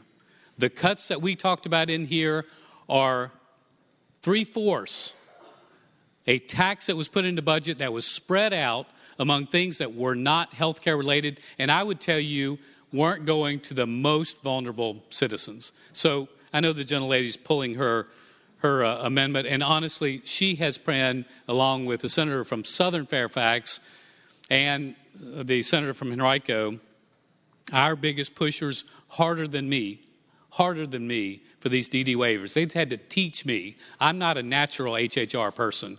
A lot of these other guys are. But they've had to teach me the importance of those things. But the governor's budget and the budget down there doesn't take care of those things. It takes this tax money, quote unquote, as Medicaid expansion, and spreads it out all over the budget. I hope that when we get to it, we won't do it this way. If we're going to end up bringing in extra money from a provider tax, that we'll spend it in no small part on people that are most needed. And this just doesn't do it. I think the heart of certainly Senator from Northern Fairfax is always in the right place, and she, as a budget conferee with me, has taught me over and over, along with the senator from Augusta, just how to look after some of these guys. But I just don't think this is the way to do it, Mr. President. Thank the senator. For what purpose is the senior senator from Virginia Beach, Senator Wagner, rise?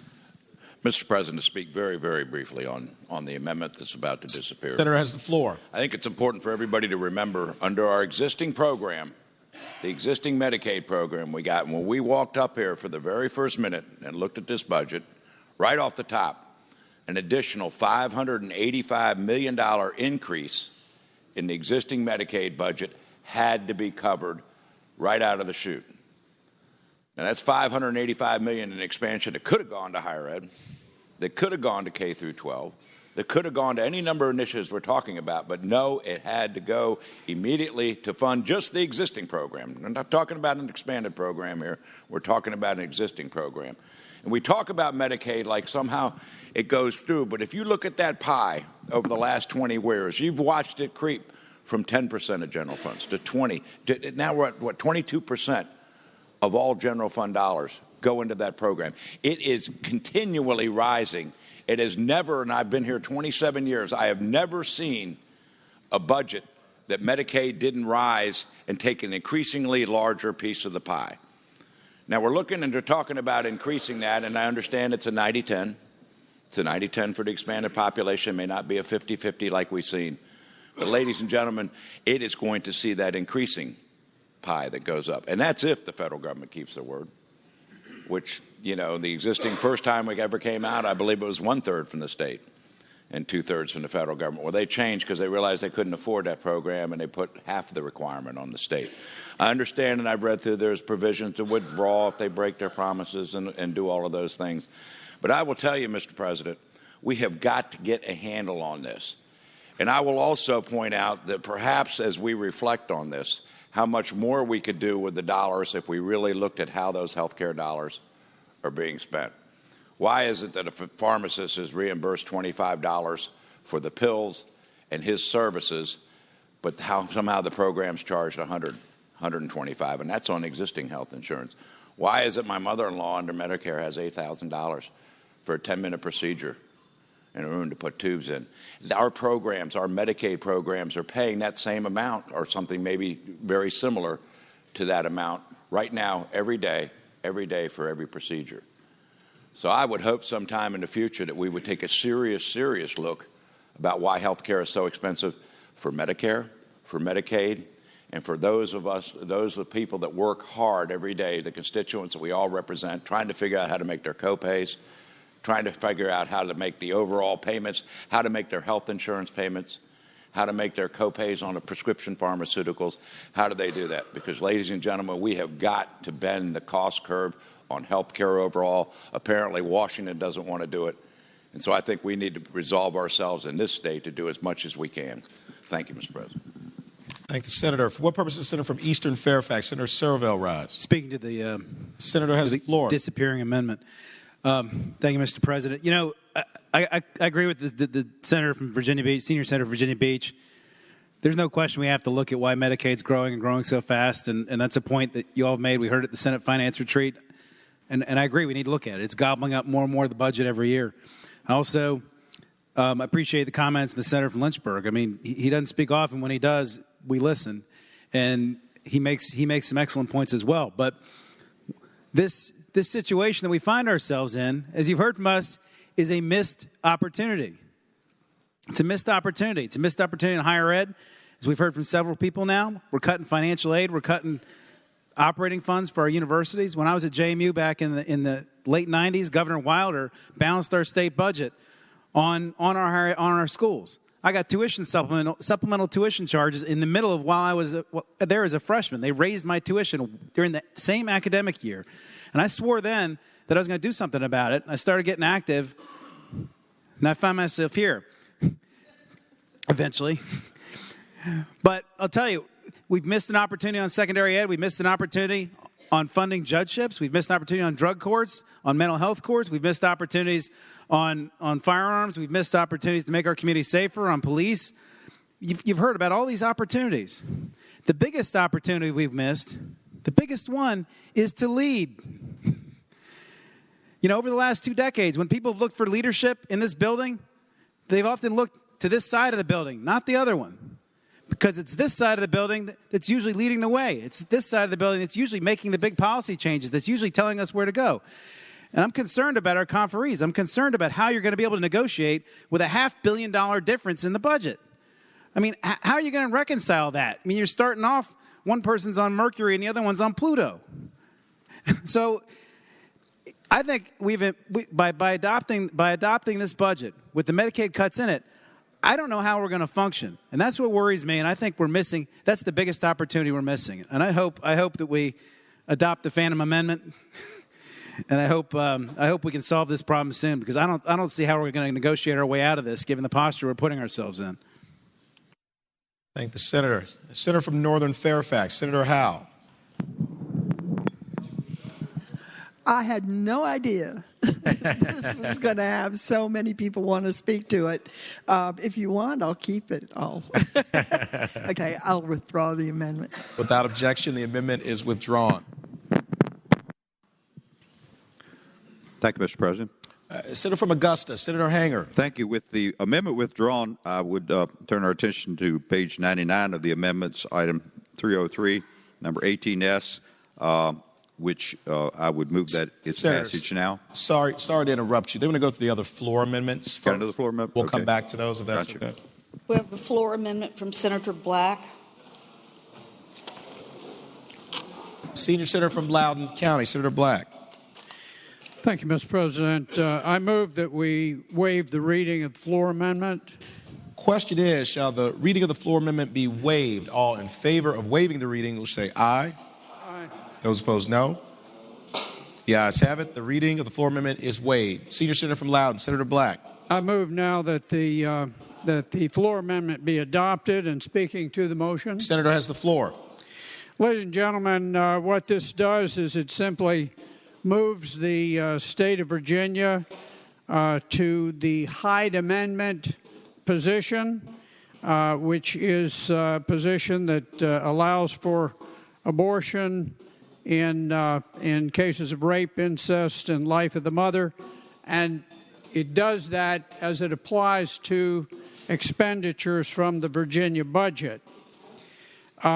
This is a position that is held by a majority of the states. And interestingly, over the past 5 years, the special provision for the state to abort severely disabled children, the numbers have risen. They've tripled in 5 years. Some people would say, "Oh, well, this must be done. This must be done." Obviously, we have philosophical differences. Mine comes from the position that we do not kill children. However, I would point out this: that for those who hold the opposite view, that these children are undesirable and that they should not be allowed to be born. We have many attorneys here in the General Assembly, and we have considerable pressure on us to perform pro bono work. All of us have done it. I represented a woman for 10 years pro bono, and I did a huge amount of work for her at no cost. And we do these things. A lot of us have done these things.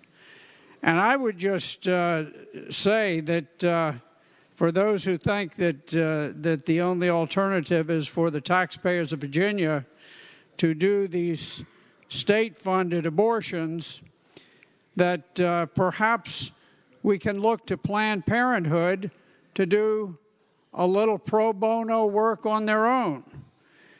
These are folks, Planned Parenthood has an annual budget of $1.3 billion,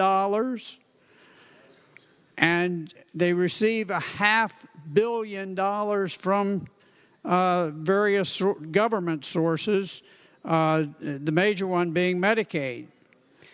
So, ladies and gentlemen, I simply ask that you consider this and align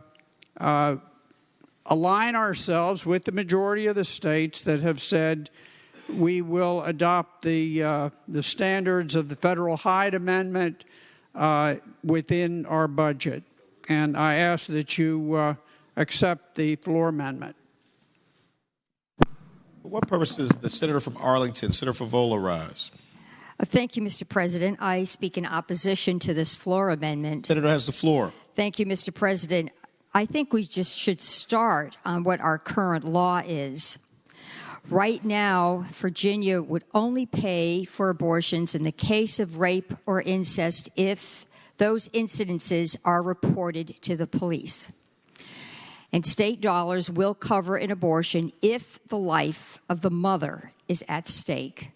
Otherwise, our current law prohibits all expenditures of state dollars on abortions.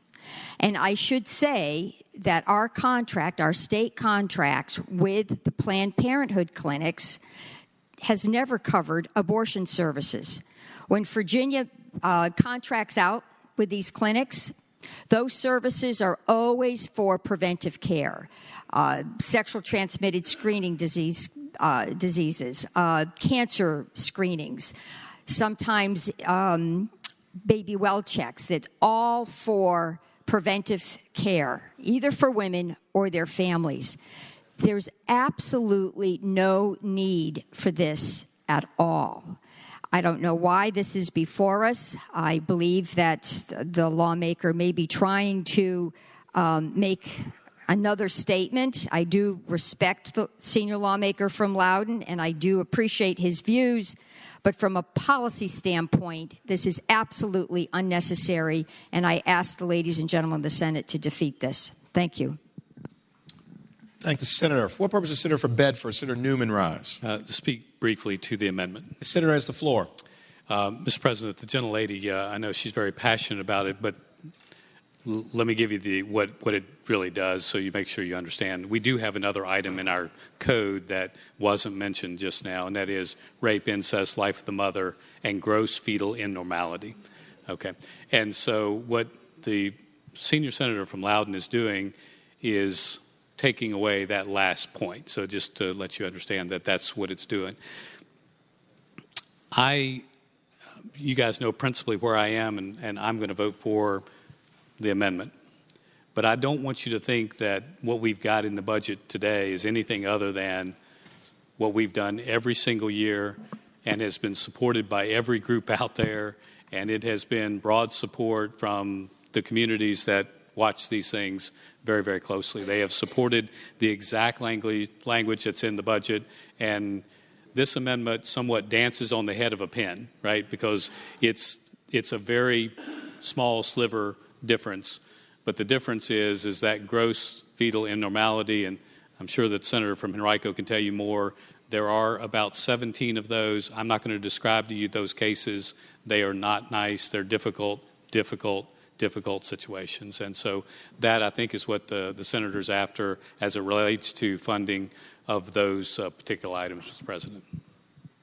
Thank the senator. For what purpose does the junior senator from Richmond City, Senator McClellan, rise? Speaking against the amendment. Senator has the floor. Mr. President, members of the Senate, I am going to tell you one of those stories because I want you to really understand that in the case of gross fetal abnormalities, we're not just talking about, oh, I don't want my baby to be deformed. And in the interest of time, I'm not going to read the story. But these are cases where, and in this one person's story, Christy Brooks, who in her second trimester, this was a very much wanted pregnancy. In her second trimester, she got the worst news she could possibly get. Her baby was diagnosed with a condition called congenital diaphragmatic hernia. She had a hole in her diaphragm. And I won't go into what that meant. But what it did mean is if she carried that baby to term, she would have watched her baby suffocate as soon as it was born. She made with her husband the very difficult decision not to put her child through that. Now, yes, this is similar to the Hyde Amendment, but what happens when you are on state-funded health insurance or Medicaid, these are mostly Medicaid patients, and you have to have one of these procedures, you're uninsured. Most hospitals won't take you because they consider you to be uninsured. So you have to go to a clinic. And the gentleman from Loudon is right. You can go to Planned Parenthood. And in most of these clinics, you have to walk through a gauntlet of people calling you all kinds of names. When you are making the most horrific decision you've ever had to make, and they don't know anything about why you're there. And I've told story after story after story on the other side of the aisle, and you would be surprised how many people in this building, in the General Assembly building, Republicans and Democrats, pro-life and pro-choice, have come up to me and said, that happened to me. They were lucky. They had private insurance. But if the state has to pay for it, and this amendment passes, they're effectively uninsured. And we've told them, we know better than you and your doctor what you're going to do in the most horrific, once you've gotten the most horrific news you've gotten in your life. And that's why every year I stand up and vote and speak against this bill, and every year, this amendment, and every year I will. And I'm going to ask you to vote against it. Thank the senator. For what purpose is the senator from Augusta? Senator Hanger rise. Thank you, Mr. President. Speaking to the proposed floor amendment. Senator has the floor. And Mr. President, members of the Senate, I was at the beginning of this debate several hours ago, I indicated that I would not be supporting floor amendments today, and this will be no exception. Well, this one's a little tougher for me, but I'll tell you, Mr. President, members, I respect where the senior senator from Loudon is coming from on this.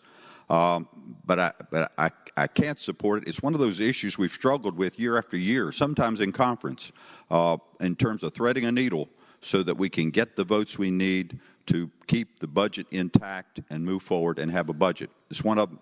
And let me say also, Mr. President, that as being pro-life for a long time now, I traveled with the former senator from Prince William, Senator Colgan, to Chicago once to hear Congressman Hyde speak, because he was one of my heroes, and we were there at a pro-life rally, and I respect the Hyde Amendment for what it is.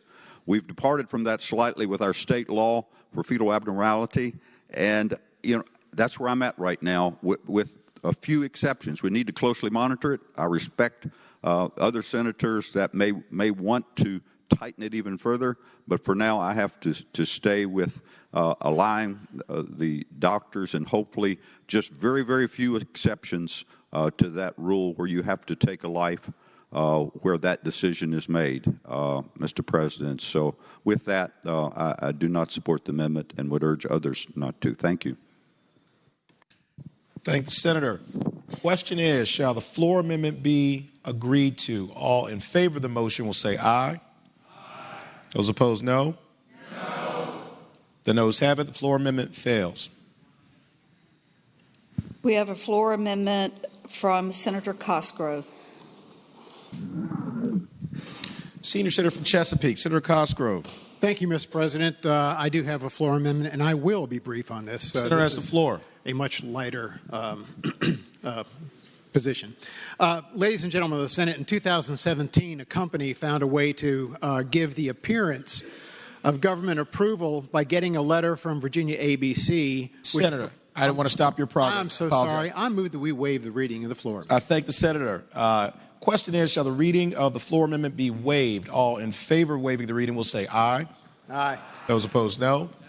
The ayes have it. The reading of the floor amendment is waived. Senior Senator from Chesapeake, Senator Cosgrove. Thank you, Mr. President. I apologize. No problem. You have the floor. Anyway, the ABC gave a letter which purported to approve electronic gaming devices in establishments with an ABC license. Since then, the company and others have installed over 500 machines all over the state. The same scenario played out in Ohio when they went from a couple of hundred machines to several thousand the second year that no action was taken. And just a few blocks from here, there's an retail establishment that has these electronic gaming machines, slot machines if you like, right here in Richmond, just like they have in Las Vegas. To call any of these games a game of skill versus a game of chance really defies logic. And in Virginia, the General Assembly has traditionally allowed gaming devices only in licensed and inspected charitable gaming establishments. If we do nothing this year about these newly arrived games of, quote, skill, unquote, which are being placed in bars, restaurants, convenience stores, and every other type of retail establishment all over the Commonwealth, we have abandoned our responsibility to govern gaming in Virginia, and we will have ushered in a de facto Vegas environment with no safeguards to our constituents and no income stream for our budget, neither of which should be acceptable to anyone in this chamber. Let me reiterate. These machines are unregulated. The state does not get any licensing fees. It doesn't get any fees at all from these gaming machines. There is no charitable organization that realizes anything from this gaming. These are out-of-state companies coming into Virginia and just taking all that money out, and there's nothing that's happening about it right now. Here's what the amendment does. It clarifies that electronic games of skill or chance that offer instant prizes of cash or cash equivalents are illegal unless specifically authorized by the General Assembly. And it allows local law enforcement to act on that authority. What this amendment does not do, thank you. What the amendment does not do is expand gaming in Virginia in any way, shape, or form. It does not impact Chuck E. Cheese, Dave & Buster's, or even an NCAA pool at the office. It does not impact any other approved forms of gambling. Now, Mr. President, I will just tell you that I wore my pink shirt today in hopes of taking a gamble that the majority leader would hop on the bandwagon. I'm not sure if he will or not, but I hope it'd be the pleasure of the body to take a step towards controlling unchecked expansion of electronic gaming in Virginia before the opportunity is lost. Thank you, Mr. President. That's all I have to say on that. Thank you, Senator. For what purpose does Senator from Prince William, Senator McPike, rise? Mr. President, I'd rise to see if the gentleman would yield for a question. Will the gentleman yield?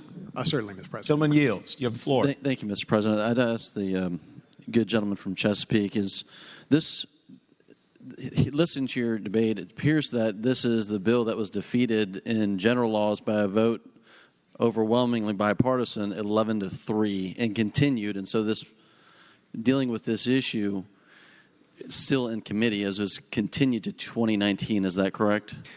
I'd answer, Mr. President. Yes, the vote was taken in general laws. Unfortunately, the substitute was there, but people were still talking about the original frame of the bill. Mr. President, I'd also say that the urgency here is that if we don't do anything about this now, there are going to be thousands of these machines all over the Commonwealth by next year. Further question? Mr. President, just to gently speak against the amendment. Senator has the floor. Respectfully, Mr. President, in general laws, in the fairly considerable amount of time that the committee spent to it, is fairly clear that there were many unaddressed and unintended consequences potentially coming out of this legislation. Several undefined terms and issues that we had speakers coming from around the state to speak about that sort of contradicted some of the issues involved in this, and that's why that the overwhelming vote in the committee was to continue it respectfully to get some follow-up information so it could come back before the committee and address this issue, and would respectfully ask that the committee defeat the amendment. Thank you, Senator. The question is, shall the floor amendment be agreed to? All in favor of the motion will say aye. Those opposed, no. The noes have it. The floor amendment is rejected. Returning to page 99, item 303, number 18. Senator from Augusta, Senator Hanger. Thank you, Mr. President. I move the passage of the amendment that was just referenced on page 99. At this point, it would be a technical process because the underlying amendment that would have offset this has been withdrawn. So I move passage of this related to removing all of the funding associated with the expansion of the Affordable Care Act. Question is, shall committee amendment item 303, number 18, be adopted? All in favor of the motion will say aye. Aye. Those opposed, no. No.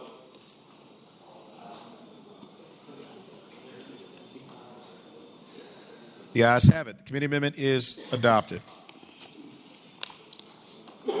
Page 148, item 390, number 2. Senator from Hanover, Senator McDougal. Mr. President, is this the last amendment? Yes, it is, Senator. Mr. President, I have about 50 minutes of prepared remarks at this point, just for Madam Clerk. Mr. President, this is one of the amendments, in addition to the one that the Senator from Augusta referenced that we passed by. This is now, I think, technical in nature because it restores the funding to Department of Corrections that was taken out because of Medicaid expansion. So to ask that the body support the amendment. Thank you, Senator. What purpose does Senator from Fairfax City, Senator Peterson, rise? I want to rise to speak against this amendment. Senator has the floor. Ladies and gentlemen, Senator, I've been very quiet today, but thank you. But you know, what you're doing here is you're basically taking $44.1 million in health care that was going to be paid to our correctional facilities by the federal government. That's the folks 100 miles north of here. And you're replacing it with state tax dollars paid by people we represent. Now, again, I'm just unfrozen caveman lawyer here, but I don't really see the logic in that. We're taking $44 million we could be getting from the feds and replacing it with $44 million that we could have spent for, hey, I got an idea. How about some money for police departments? All right, how about some money for tuition assistance? How about some money for parks? So it's not technical. It's about as substantive as it can get, and I'm going to vote against it. Thank you. Thank you, Senator. Question is, shall committee amendment item 390, number 2, be adopted? All in favor of the motion will say aye. Aye. Those opposed, no. No. Chair is uncertain. We'll have a recorded vote. All in favor of the motion will record their vote aye. Those opposed, no. Are the senators ready to vote? Have all the senators voted? Do any senators desire to change their vote? The clerk will close the roll. Ayes 22, noes 18. Ayes 22, noes 18. The committee amendment is adopted. Mr. President. Senator from Augusta, Senator Hanger. I've been wanting to say this for the last couple hours, Mr. President, but I move that the rules be suspended and that the third constitutional reading be dispensed with and the bill be placed on final passage. Thank you, Senator. The question is, shall the rules be suspended and the third constitutional reading of the title of the bill be dispensed with? All in favor of the motion will record their vote aye. Those opposed, no. Are the senators ready to vote? Have all the senators voted? Do any senators desire to change their vote? Clerk will close the roll. Ayes 40, noes 0. Ayes 40, noes 0. The rules are suspended and the third constitutional reading is dispensed with. Senator from Augusta, Senator Hanger. Mr. President, there's a lot I could say, but I think it's already been said. I would say, Mr. President, that actually, though it is sometimes tedious to sit through these types of discussions, I'm actually glad that the members of the Senate, not privileged to sit on the Senate Finance Committee, have been able to see a bit of what the Senate Finance Committee has gone through as we've struggled with some of these tough decisions. Granted that the outcome is not where everyone wanted to be right now, but I personally, Mr. President, believe that we have a good work product. We've worked together. There are many things to be pleased about, and the senator from Portsmouth has indicated there are some things you might lose sleep over, but we certainly will continue to work on it with our House counterparts. So I move passage of the bill. Thank the senator. Prior to abstentions and passage, are there any senators who wish to speak to Senate Bill 30? Seeing none at this time. Yes, sir. Mr. President. Senator from Alexandria, Senator Abbott. Briefly, before we vote, first I wanted to thank the chairs of finance, the members of the committee and their staff. I know they worked very hard. But I wanted to note something that was not in the budget, and I didn't pull out item C45-1 because I didn't think we'd still be here at whatever time we're here at, 5:30. But I did want to note that bring up an issue that I hoped we weren't going to be speaking on this floor, that I wasn't going to be speaking on this floor again on, which is state aid for Alexandria's combined stormwater overflow. I wanted to just give a very brief progress report that our project is estimated to now cost $400 million. The cost may increase as much as $50 million because of the accelerated timetable we put the city on. And that our sewer rates, I think it's either today or yesterday was one of the increases, being about 25%, but they're going to ratchet up to a minimum of 500% over the next 8 years. And without state assistance, that 500% increase will be far from adequate. We have a deputy city manager who's now called the sewer czar. We've contracted with our local water authority, Alex Renew, to do the construction, and they meet with our city engineers weekly. So there was $20 million a year in the next 2 years in the budget for that. And as a comparison with the CSO issue in Richmond and Lynchburg, Richmond's been dealing with this for the last 48 years, Lynchburg since the 90s, and so far those localities have received about $120 million. So while we know that CSO improvements in Virginia have always involved a state financial investment, with the General Assembly having long recognized that these massively expensive projects are too much and too overwhelming for any one locality to take on with its own resources, I wanted to remind the body that this still exists. We're taking $40 million out, I believe it is. It's not cosmetic. It's not a vanity project for Alexandria. It's a massive accelerated capital project mandated to improve our state water quality. I know the Finance Committee members sometimes take field trips, and we would love to host you in Alexandria this spring or summer. I understand you may be coming, and I will buy you all a drink, but I'm hoping that next year's budget will do better. Thank you. Thank the senator. For what purpose does the senator from Franklin County, Senator Stanley, rise? I'm totally kidding. I'm totally kidding. At this time, I'd like to call for, are there any abstentions by any senators? If you would buzz in, and I'll call on you one by one. Mr. President. Senator from James City County. Senator Thank you, Mr. President. I am abstaining pursuant to Rule 60 on item 290-1S on page 80 and item 303-1S on page 87, but I will be voting on Senate Bill 30 as a whole, sir. Journal will so reflect. Thank the senator. Junior Senator from Richmond City, Senator McClellan. Thank you, Mr. President. I apologize for not having the page numbers, but I am abstaining pursuant to Rule 36 on item 106, 6S, 363, 6S, and 374, 4S, but voting on Senate Bill 30 as a whole. Thank the senator. Journal will so reflect. The senator from Northern Chesapeake, Senator Spruill. Mr. President, ditto what the senator from Richmond says. Journal will so reflect. Senator from Eastern Fairfax, Senator Surville. Mr. President, I'm abstaining pursuant to Rule 36 on item 363-1S and item 3-5.162S, but I will be voting on Senate Bill 30 as a whole. Thank the senator. The journal will so reflect. Senator from Prince William, Senator McPike. Mr. President, I'll be abstaining pursuant to Rule 36 for item 292, number 1 on page 81, but voting on the budget as a whole. Thank the senator. The journal will so reflect. Senator from Fairfax City, Senator Peterson. Thank you, Mr. President. I am abstaining pursuant to Rule 36 on item 82, number 1S, and item 303, number 9S, but voting on Senate Bill 30 as a whole. Thank the senator. The journal will so reflect. Senator from Hanover, Senator McDougal. Thank you. I think my seatmate is having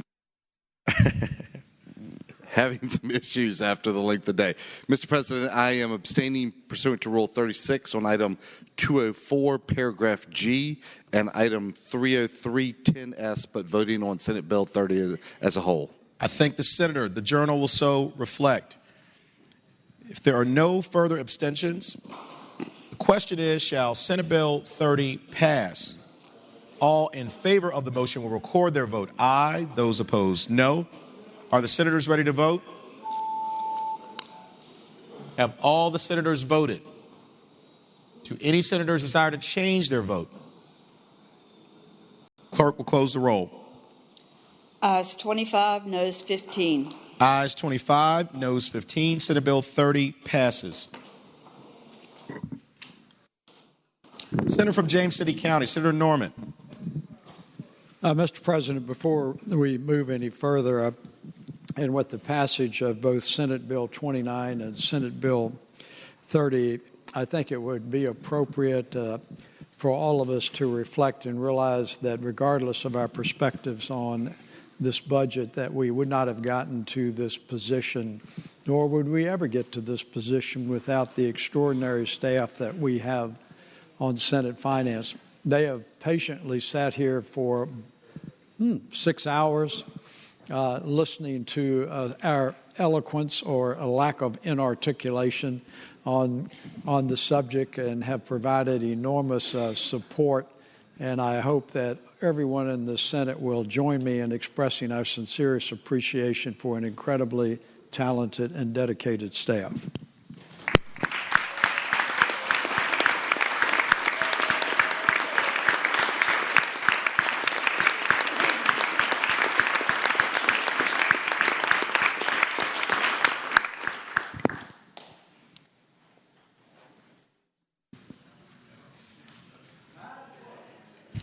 Yes, sir.